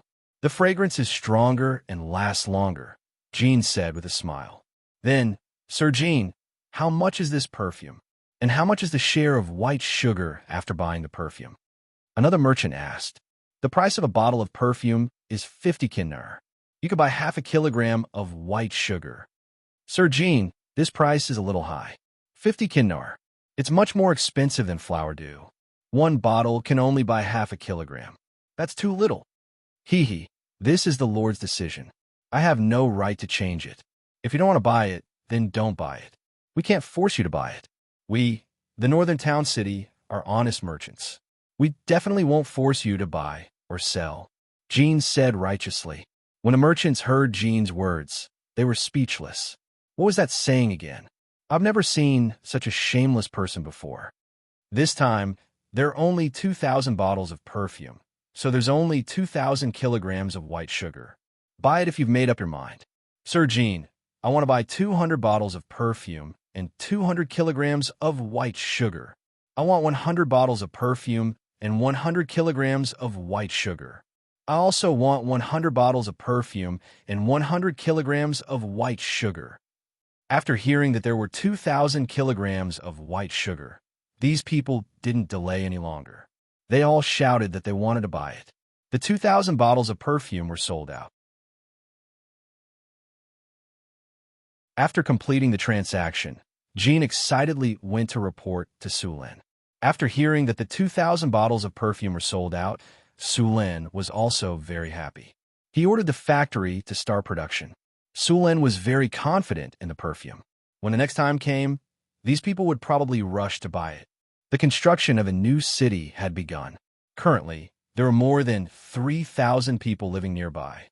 When the construction of a new city began, some merchants came here to establish a foothold. When Sulan arrived, the entire construction site was in full swing. It was a scene of prosperity. The scale of a new city was directly built to accommodate 50,000 people. Now that the northern town city had enough manpower, they didn't have to build it step by step like before. They could complete it in one go. The new city was built according to the blueprint. The first things to be built were the residential buildings and the city walls. These two buildings would be completed before winter. The construction of the entire city was quite boring. This time, for the construction of the new city, all kinds of materials were prepared. There were a lot of bricks. After this period of development, the brick factory in the northern town city had expanded again. The production had more than doubled. With bricks, the amount of work could be reduced. At least, they didn't have to use soil to build. If this work was done by an ordinary lord, except for the city lord's mansion, the other places would probably use soil. This way, the construction time would be greatly increased. Very few people would use a lot of bricks to build the city walls. As for ordinary houses, they were directly built with soil and wood. Only the rich merchants and nobles would use bricks. Most of the city walls were wrapped with a layer of bricks on the outside and rammed earth on the inside. The strength of this kind of city wall was lower than bricks. However, if the rammed earth city wall was strictly made according to the rules, the city wall's hardness wouldn't be bad. However, very few nobles would do so. Sulin naturally wouldn't skimp on the work. The construction of the city had strict standards. Only a rich person like him would use a lot of bricks. Sulin even planned to use mud to stone to fuse all the bricks into a whole city after these city walls were built. In the royal city of Florence, since King Henry was seriously ill, the atmosphere in the city had become more and more strange and tense. The most likely to obtain the throne were the eldest prince and the second prince. The two of them controlled nearly 80% of the entire city's forces, and the rest was controlled by various nobles. Less than 10% of the army was controlled by the third prince. At this time, the third prince, Daniel, was listening to his subordinate's report with a gloomy face.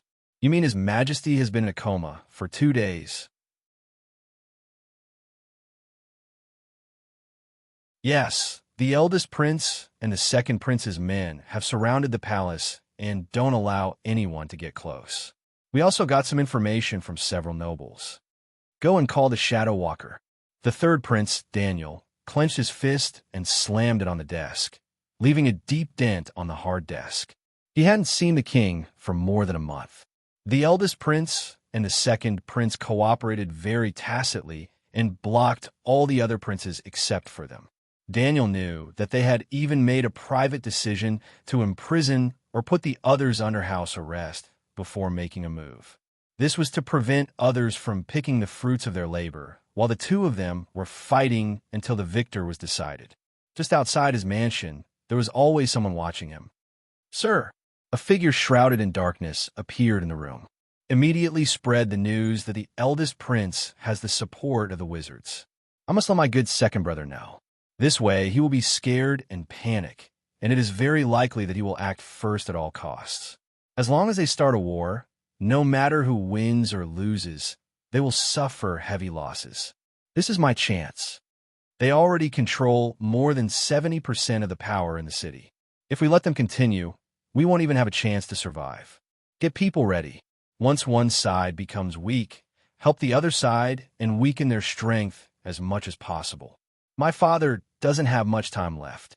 Only I am qualified to inherit that position."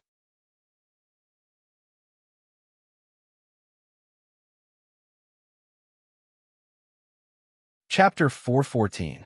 Hurry up. Don't think of slacking off. You bunch of lazy bums, you should be grateful.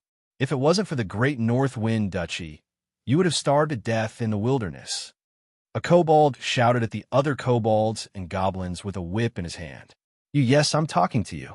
Don't slack off, or I'll cancel your food for today. Also, the kobolds in your group will have their food reduced by half. Hurry up. This section of the wall must be completed before dinner, or else you won't have any food left.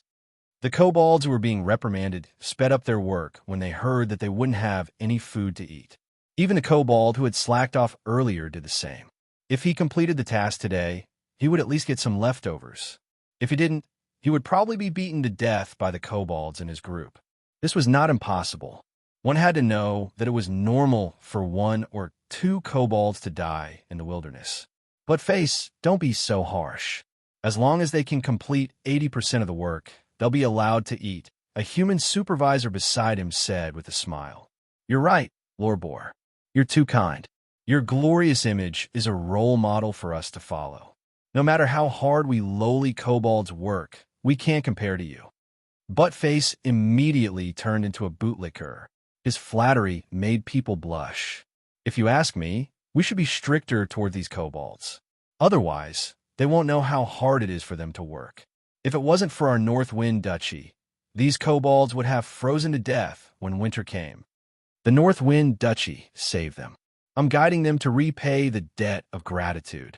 Sulin stood on a high ground and naturally noticed the situation not far away. The practice of using kobolds and goblins as supervisors was from the experience gained during the construction of the North Town. Compared to the humans, these kobold and goblin supervisors were very capable. Compared to the humans, these kobold and goblin supervisors were more demanding. The construction progress was usually 15% to 20% faster. Of course, there was another advantage. This practice placed the humans in the position of arbitrators. The ones oppressing the kobolds and goblins were their own supervisors and had nothing to do with the humans. If the supervisors were too oppressive, the humans could remove the supervisor and slightly improve the treatment of the kobolds and goblins. Then, they would continue to be oppressed and exploited.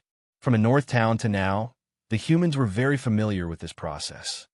Your Excellency, Your Excellency, a young man dressed as a messenger shouted and rushed to the construction site. Stop!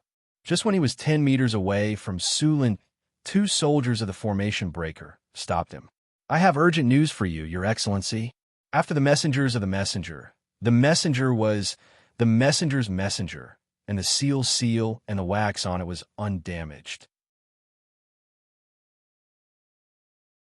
Only then did the messengers of Suvs pass. Of Suvs the messenger. Of the seal and wax of Tetes. Teet. Est of Teet. Teet. Teet. Teet. Teet. Teet. Teet. Teet. Ask. Got it. Sulin turned and left the construction site with his men. He left a few people to pack up. The others followed Sulin back to the North Town. The letter didn't say too much. It only told Sulin that something had happened in the Florentines and asked him to go back as soon as possible. Although the letter didn't explain exactly what had happened, Sulin had some guesses in his heart. The king of Florence was not young. When Sulin was still in the south, he had heard that the king's health was not very good. Now that he was told that something had happened in this, wasn't the reason obvious? Could it be that the king knew he was about to pass away, and for the sake of a smooth transition of power, he deliberately asked Sulin to support him? Sulin pondered in his heart as he rode to the North Town. It was already afternoon when he arrived at the North Town. Sulin rushed all the way back. After entering the city, he went straight to the palace without delay. Phyllis had been waiting anxiously in the palace for a long time. When she saw Sulin coming back, she immediately threw herself into Sulin's arms. She couldn't hold back the tears in her eyes anymore. Sulin, my father is seriously ill and in a coma. Phyllis, don't worry too much. There are several bishops and pastors in the capital. They will help. Sulin comforted Phyllis as he patted her on the back. In fact, even Sulin himself didn't believe it. Although priests could heal injuries, they didn't have a good way to deal with birth, old age, illness, and death. King Henry's life should be coming to an end, and magic would basically be useless unless the gods intervened. Or rare treasures, such as the Fountain of Youth or the Fountain of Life appeared. Otherwise, he could only die bit by bit. Sulin, I want to go back and see my father and mother. Can you come with me? Phyllis raised her head and said with tears in her eyes, It's okay. I'm here. We will go to the capital as soon as possible. Sulin reached out and wiped away Phyllis's tears. Okay, thank you. Because they needed to go to the capital as soon as possible, Sulin and Phyllis didn't bring too many people. There were barbarian guards, spear guards, and human and half-elf archers. There were a total of 200 people. This time, only Sulin and Phyllis went with them. Hathaway and Chris stayed in the North Town to take care of all kinds of things. Originally, Sulin planned to use the teleportation circle to go directly. However, he didn't have the coordinates of the capital of Florence.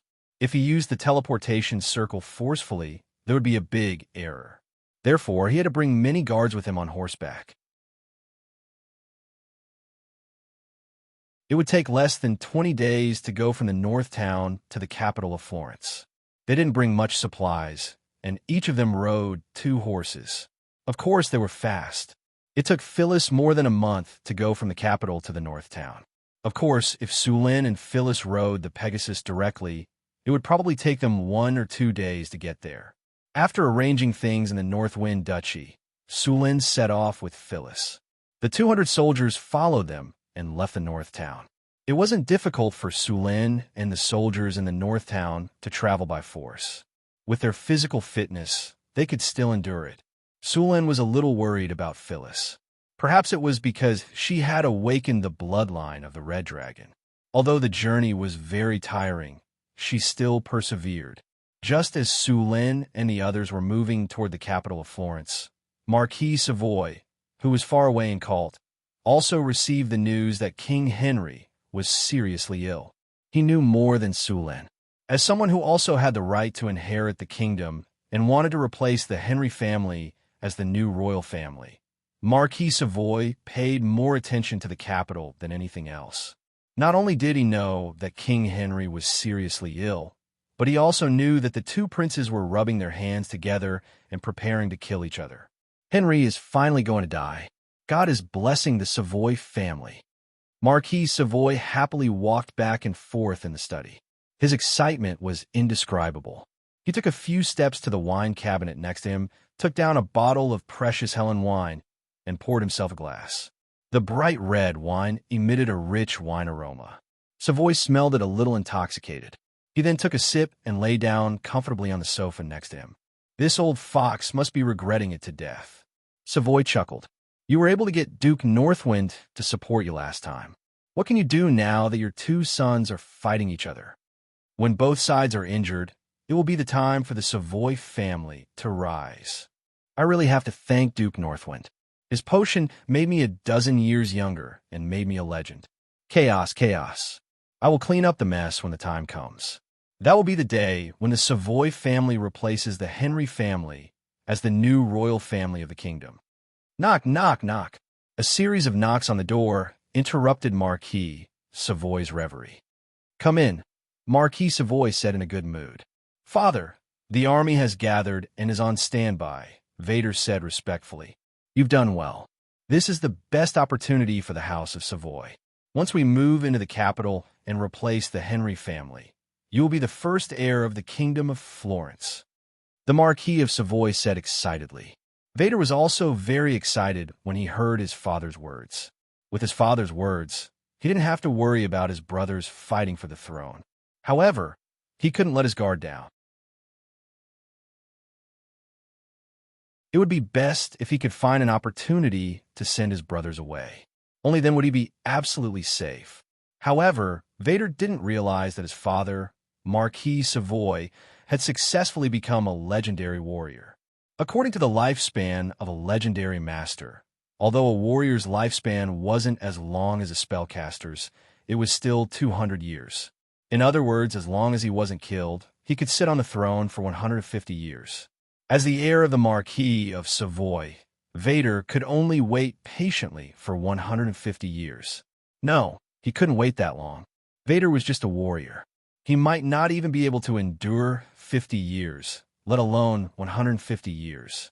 How could there be a crown prince who could live for 150 years? In a world of 150 years, Vader's grandson's grandson would be 40 years old by then, and Vader would only be a pile of bones.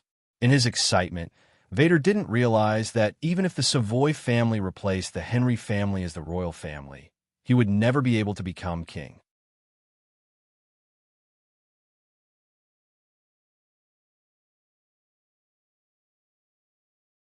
Chapter 415. Father, what do you plan to do with the Duke of Northwind? Vader asked softly. When I attended the founding ceremony of the Northwind Duchy, the Duke of Northwind was not only a legendary knight, but he also had a legendary witch as his partner. No one could ignore a powerful legendary wizard, not to mention that Hathaway had a wizard tower. Sulin did not deliberately hide information about Hathaway. So after the founding of the Northwind Duchy, information about Hathaway had already spread. She was a legendary wizard and a witch at that. There weren't many wizards in the first place, and even fewer legendary witches. Many wizards believed that the children of wizards and wizards had a higher chance of becoming a wizard, although there was no direct evidence for this. If the parents were wizards, the chances of the children having the potential to become a wizard were very high. Among the wizards, the number of witches had always been lower than the number of wizards. Therefore, the requirements for a witch to choose a spouse were relatively high. Moreover, a legendary witch's lifespan was relatively long, far longer than any close combat profession. Therefore, a legendary witch's requirements for choosing a spouse were even higher. Those who were not strong enough would not even be considered. It was a very real problem. When she was still in her prime, her spouse would become old. This was a situation that not many people would accept. As a legendary warrior, Sulin was able to have a legendary witch as his partner. This was very rare in the entire continent. The Duke of Northwind's rise is too fast. Savoy shook his head helplessly. He originally thought that he had the confidence to become the new ruler of the Kingdom of Florence after becoming a legendary. But now it seemed that he still needed the support of the Duke of Northwind. How much do you know about the Duke of Northwind's preferences? Father, according to the information I've gathered, the Duke of Northwind likes beautiful women. His duchesses are all great beauties. Vader said. Apart from that, the Marquis also has a great need for people. Ever since he opened up his territory, he has never stopped migrating. I think if we help him migrate, the Marquis will definitely be moved. With my sister Sandy, even if we can't pull the Duke of Northwind to our side, we can at least keep him neutral.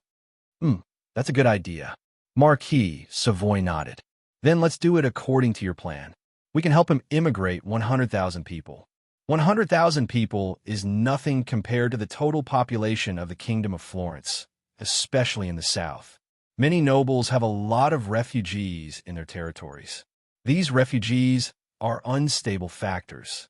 When we send them all to the North Wind Kingdom, those nobles will definitely welcome us to help them solve the hidden dangers in their territories. Yes, Father. Vader nodded.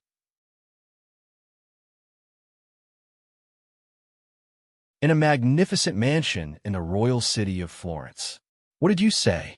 A man in luxurious clothes with a cold face listened to his subordinate's report.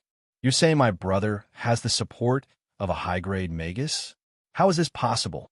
Aren't wizards supposed to be neutral? Didn't they not participate in the change of royal authority in the secular world? Why would he support my brother? Could it be that they've changed? Damn it. What benefits did my brother promise those adepts to make them make an exception and support him? I knew it. I shouldn't have reached a tacit agreement with him. I had to seize the opportunity to finish him off from the very beginning. No, I can't just sit there and wait for death.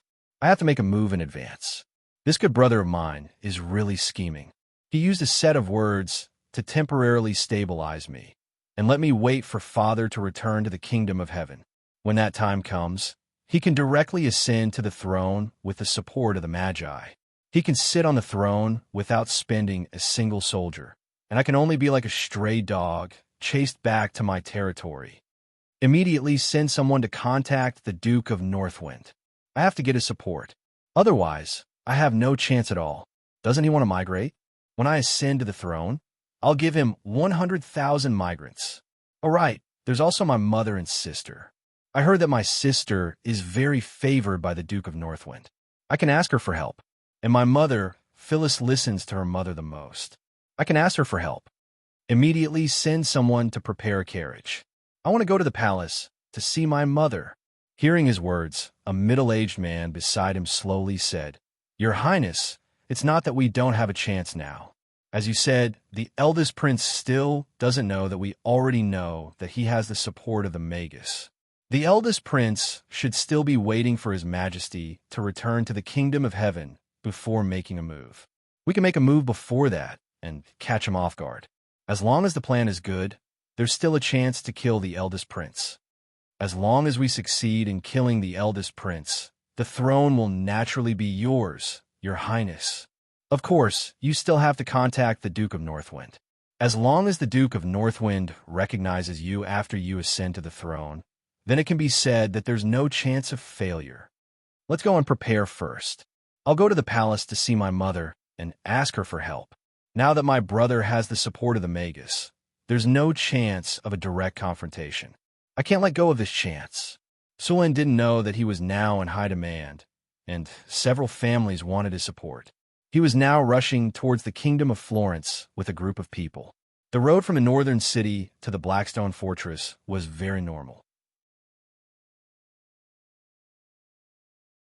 Although there were no roads, there were still many bandits and monsters in the wilderness. However, as soon as they saw the flag of the northern city and the 200 soldiers, they quickly ran away. They were afraid that they would be killed by the soldiers of the northern city. The journey, which was more than half a month long, was very boring. Sulin had no choice but to focus on learning spells. Then, he would camp at night and explore the origin of life with Phyllis. Since he still had to hurry, he would only try it once every time, just in case Phyllis couldn't make it the next day. Now that he had the abilities of erudite and encyclopedic knowledge, his learning speed was very fast. He was now supplementing all kinds of wizard knowledge. After continuous learning, his knowledge was no worse than that of the orthodox wizards who had been learning wizard knowledge since young. Sulin's wizard ability had been steadily improving. Now, his spellcasting ability had reached the level of an advanced wizard. The only problem was that he needed to master the spell models bit by bit. Of course, he could also use skill points, but it was not easy to get them now. He planned to save them for when he encountered a particularly difficult spell. On the way to the Kingdom of Florence, Sulin rarely entered the city. Other than resupplying some food and other supplies, most of the time, he just directly camped outside the city. This led to a problem. Whether it was the second prince or the Marquis of Savoy, the messengers they sent did not meet Sulin. The road conditions in this era were very bad. Many of the wilderness had no roads at all. Sulin just followed the directions of the strategic map and took shortcuts most of the time.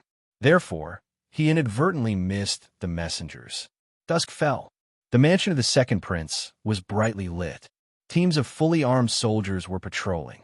The servants who came and went looked nervous because the second prince accidentally killed a maid in a rage today.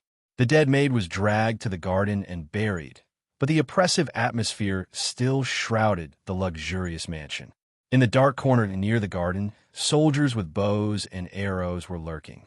Since yesterday, the entire mansion was shrouded in the atmosphere of a storm. The second prince did not go out for an entire day, but he constantly sent out servants to gather information. In the study room, the second prince's face was gloomy under the dim candlelight. He looked to the side and said in a hoarse voice, "Still no news from the Duke of Northwind?" "Yes, Your Highness," a young knight with a tall and straight figure replied. 2 days. Ever since he learned that his brother had the support of wizards, he became very nervous. As time went by, the situation would become more and more unfavorable for him. Although his mother promised to help him persuade his sister, she only agreed to let the Duke of Northwind remain neutral. This was not what he wanted. Now, many nobles were gradually leaning towards his brother, which was a dangerous sign for him. If he waited any longer, the power gap between him and his brother would become bigger and bigger. The second prince, Xian, closed his eyes tightly. He seemed to be resting, but his hands were beating rhythmically on the table. After a while, he suddenly opened his eyes. A terrifying light flashed in his eyes. "I can't wait any longer. I have to start." Xian finally made up his mind. "Tell Lucian to start the plan immediately." "Yes, Your Highness." The young knight immediately turned around and left the room to pass on the order. Soon, the troops that had been prepared began to move slowly. Several figures moved and directly blended into the darkness. Night fell. Only the noble district in the city had some light. The brightest light was in the palace, followed by the eldest prince's mansion. At this time, The eldest prince was happily listening to the report of his men. "You said my good brother went to see my mother? What did he say to my mother?" "Your Highness," the second prince went to the queen to ask her Highness to help him. He wanted Princess Phyllis to persuade the Duke of Northwind to support him. A man who was dressed like a chamberlain said. "What did my mother say?" The eldest prince frowned. Her Highness did not agree. She only said that she would persuade the Duke of Northwind to remain neutral. As long as he remains neutral. "Ha! My good brother is so calculating. Unfortunately, you will lose this time." At this time, the house suddenly shook violently. The guards and attendants outside screamed. "Earthquake!" The eldest prince's face changed. Without saying anything, he directly jumped out of the window on the second floor. The house was still shaking violently, but the range was limited to the main house. As soon as he landed, he felt that something was wrong. The ground did not shake at all.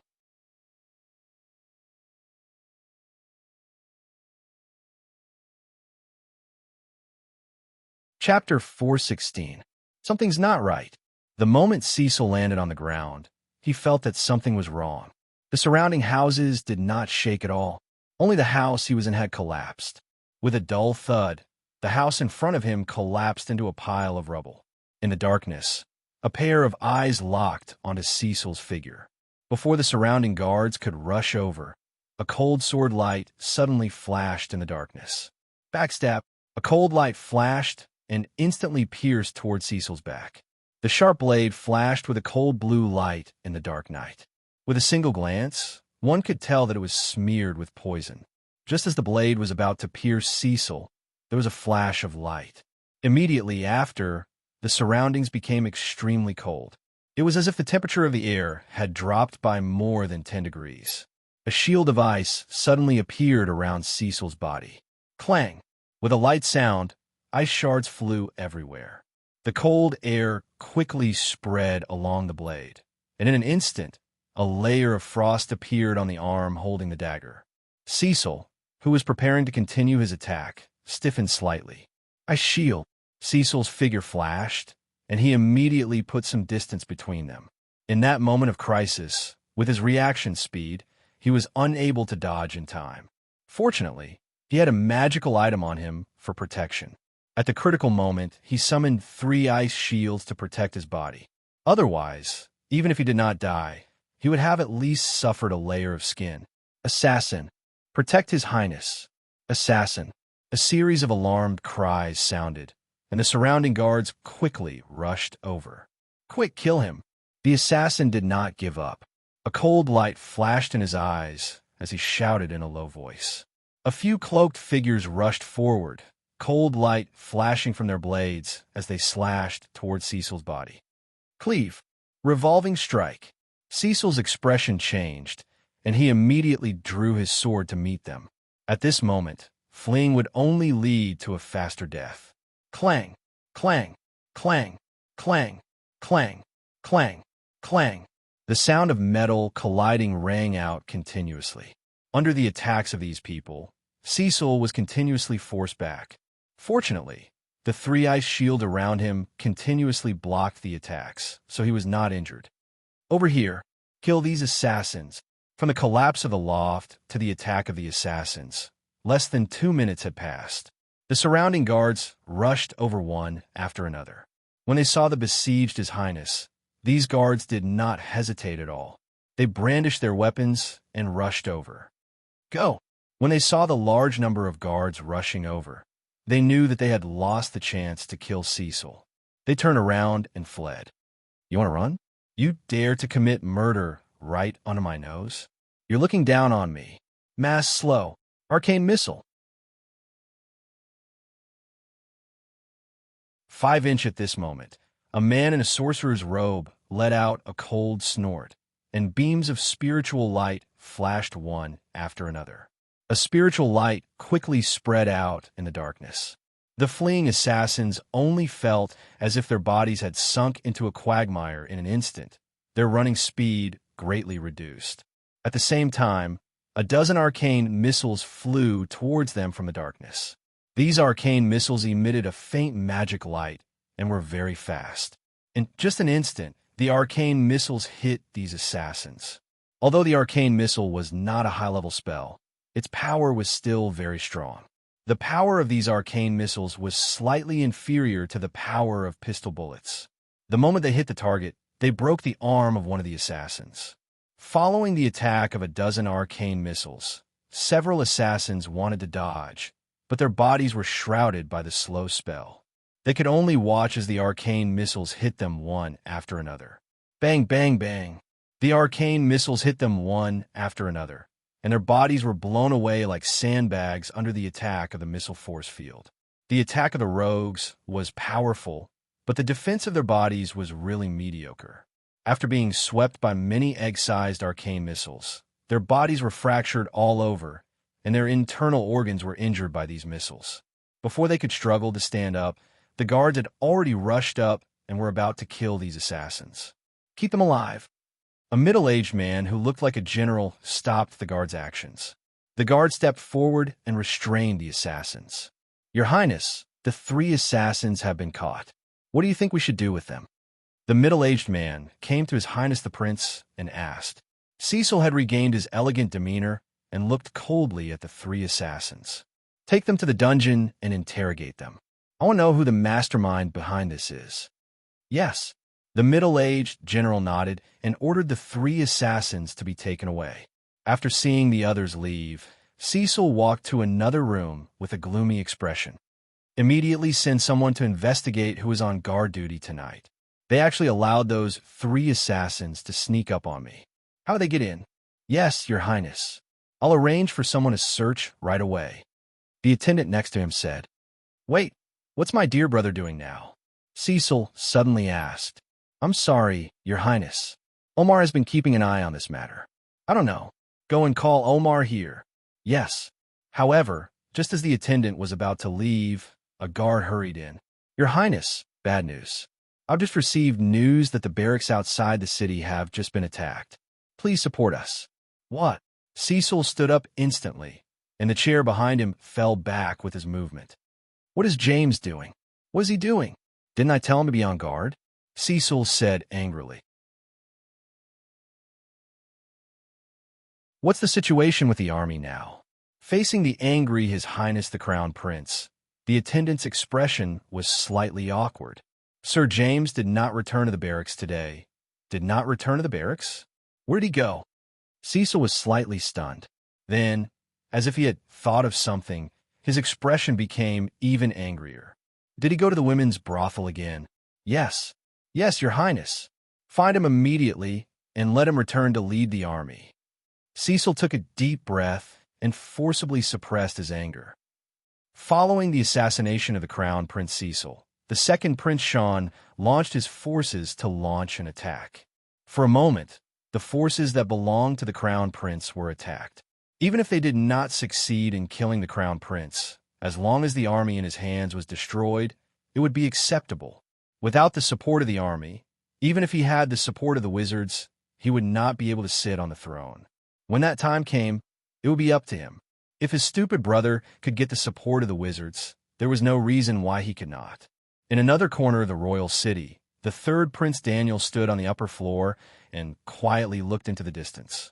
At this moment, a graceful figure appeared behind him, and a soft and boneless arm wrapped around his neck like a snake. My little cutie, are you satisfied with my arrangements? A delicate face appeared on his shoulder. It was the Pleasure Devil. The Pleasure Devil stuck out her tongue and gently licked his earlobe. Then she blew a breath. Daniel's body trembled slightly, and his breathing became more rapid. Forcibly diverting his attention, Daniel took a deep breath and said, Control your strength. Let them fight until both sides are injured. Don't let either side gain the upper hand. Then I will clean up the mess. Don't worry. When have I ever let you down? The Pleasure Devil smiled slightly and then rubbed her body against his. It's so late. Little cutie, we should rest. As she spoke, she pulled Daniel into the room.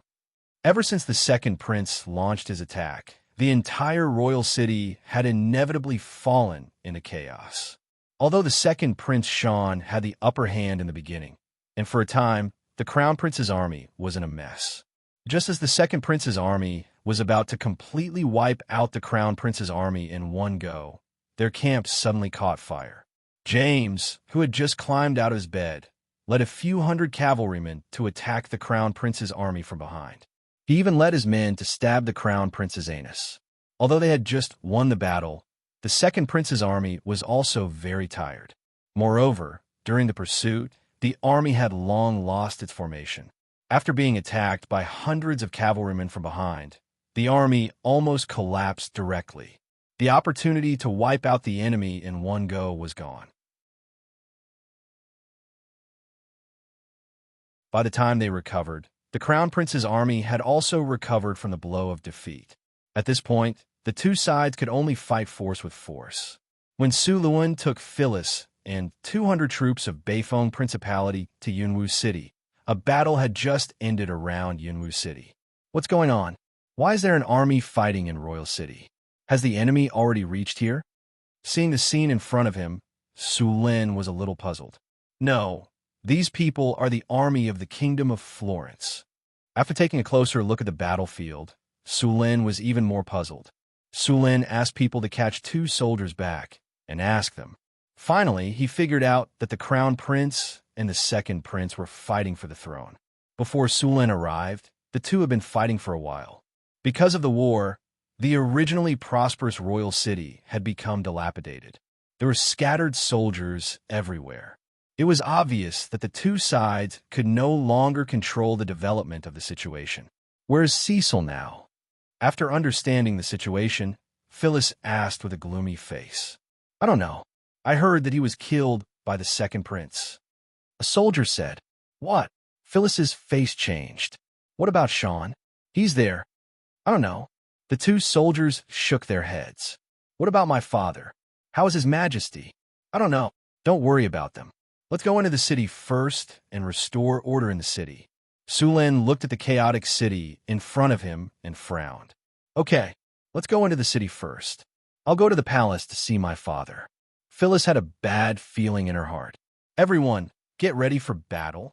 At Sullen's order, the army of Beifeng Duchy immediately quieted down. A murderous aura spread from the army of only 200 people.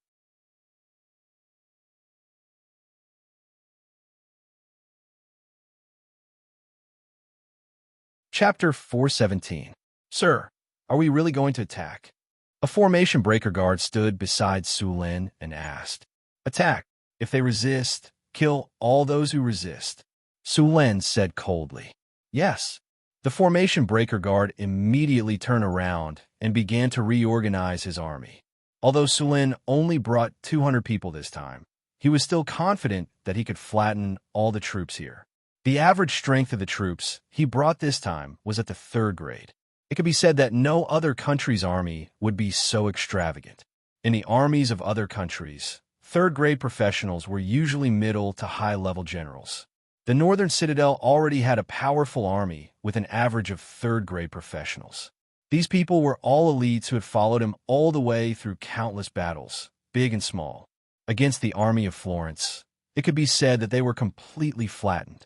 The gate of the Northern Citadel was right in front of them. The army of the Northern Wind Principality was all riding horses. They were very fast and only took a few minutes to push near the gate. The sudden approach of the army made the defenders of the city panic. At this time, 2 barbarian warriors quickly rushed toward the gate. The 2 barbarians ran while roaring at the sky. At this time, something happened that shocked the defenders. The 2 barbarians, originally tall and strong bodies, were like balloons. They swelled up again and turned into 2 small giants in the blink of an eye. Seeing the 2 barbarians turn into giants, the defenders' faces changed greatly. They immediately wanted to attack, but it was too late. The 2 barbarians rushed to the gate in a few steps and then jumped up from the left and right. The giant axes in their hands instantly cut off the chains of the drawbridge. Boom! The heavy drawbridge fell with a loud bang. The 2 barbarians didn't stop at all. They waved their giant axes and rushed toward the gate. Rumble! There was a violent collision sound. Accompanied by the violent shaking of the gate, a large amount of sand and stone fell from the top of the gate. After the barbarians activated God's descent, their strength had increased to around 40 points. Combined with their size and berserk, they were simply two demolition machines.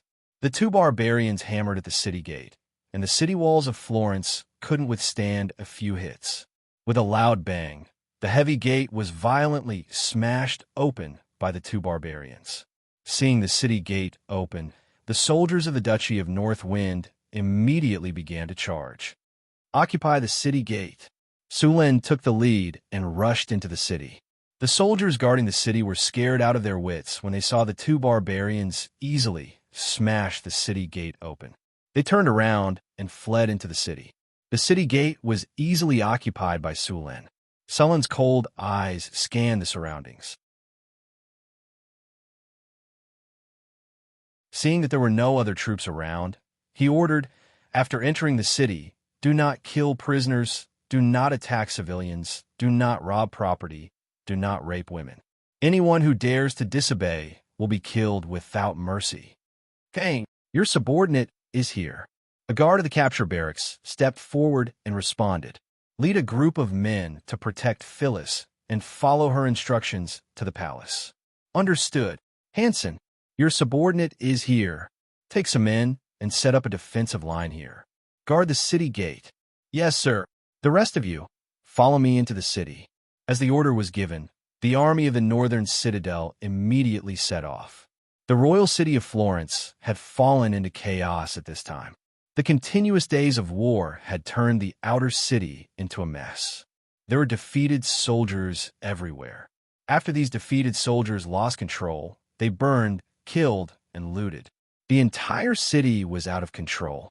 Seeing this situation, Sulin did not hesitate at all and immediately ordered an attack. How could these scattered soldiers be a match for the army of the Duchy of Northwind? They were killed as soon as they came into contact. The rest of the soldiers were so scared that they turned around and fled. However, how could those with 2 legs outrun those with 4 legs? The soldiers of the Duchy of Northwind chased after these scattered soldiers and killed them. Then, Sulin pushed forward and killed all the scattered soldiers in his path. In less than an hour, Sulin had taken control of a quarter of the city. Just as Sulin was clearing out the rebels in the city, the nobles finally reacted. Soon, an army of nobles' private guards was assembled. After this army was assembled, they came to the outer city. "Who are you?" A noble who was mostly a knight shouted loudly. "My lord is the master of the Duchy of Northwind, Duke Sulin of Northwind." A barbarian next to him answered under sullen signal. After hearing the barbarian's voice, there was a slight commotion in the army opposite. Sulin's name was very famous in the kingdom of Florence. "Where's Cecil and Sean? Let them out." Sulin stepped forward and shouted loudly. "I'm sorry, Sir Sulin. My 2 brothers have died in the previous battle." A young noble walked out and said, "I'm Daniel, the 3rd son of His Majesty the King. Not long ago, my 2 brothers fought for the right to inherit the throne. In the end, both of them died in battle. We were discussing how to deal with the aftermath. We didn't expect the Duke to come. On behalf of the nobles of Florence, I welcome your arrival." Sulin looked at the young noble in front of him.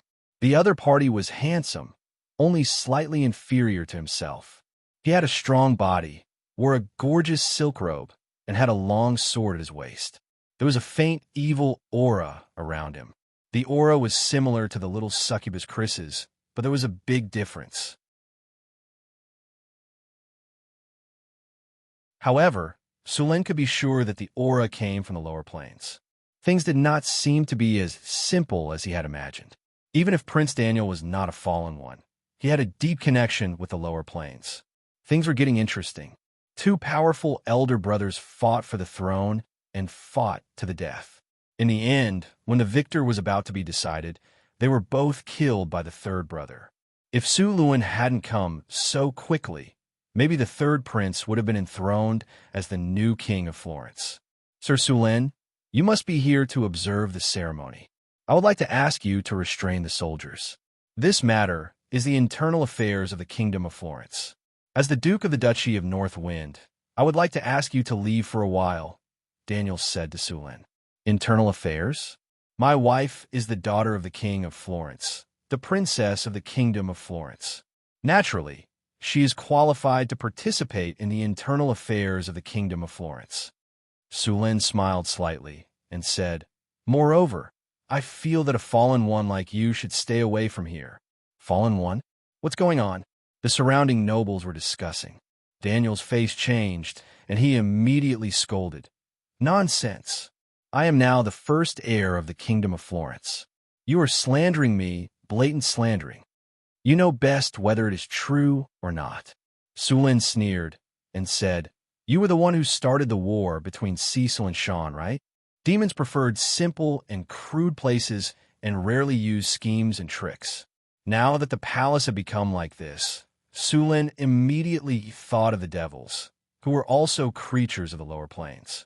Compared to the simple and crude demons, the devils prefer to play with schemes and tricks. They like to completely destroy the hopes of those people when they were about to succeed, and then pluck the souls that had been tempered like ripe fruits. Everything in front of him was probably the devil's masterpiece. Scout the camp. A spiritual light shot out from Sulin's body and instantly hit Daniel, who was not far away. The next second, a blood-red spiritual light suddenly rose from Daniel's body. When the surrounding nobles saw it, their faces changed greatly, and they all stepped back. In the blink of an eye, there was a large empty space around Daniel. These nobles naturally knew what that red aura represented. Although many nobles used detection spells to test the aura and found that it was biased towards evil, judging from the situation just now, such a dazzling red aura was very likely to be a fallen one. Fallen ones were the people who had signed a contract with creatures of the lower planes, such as demons, devils, and other monsters, and obtained their power.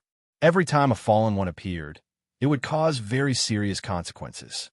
Now, the first heir of the Florentine royal family was actually a fallen one.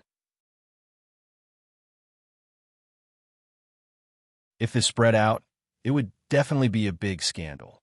I didn't expect to be discovered. At this moment, a frivolous voice suddenly appeared and entered everyone's ears. I originally planned to harvest slowly, but now it seems that I have to speed up. You sneaky bastard. Now that I'm here, do you really think you'll succeed? Sulin laughed coldly. With a flip of his hand, a glazed palace lantern appeared. Break invisibility. A spiritual light flashed from the glazed glass palace lantern. As the spiritual light swept past, a figure that stood out from the rest suddenly appeared among the nobles. She had a tall and slim figure and a curvaceous body.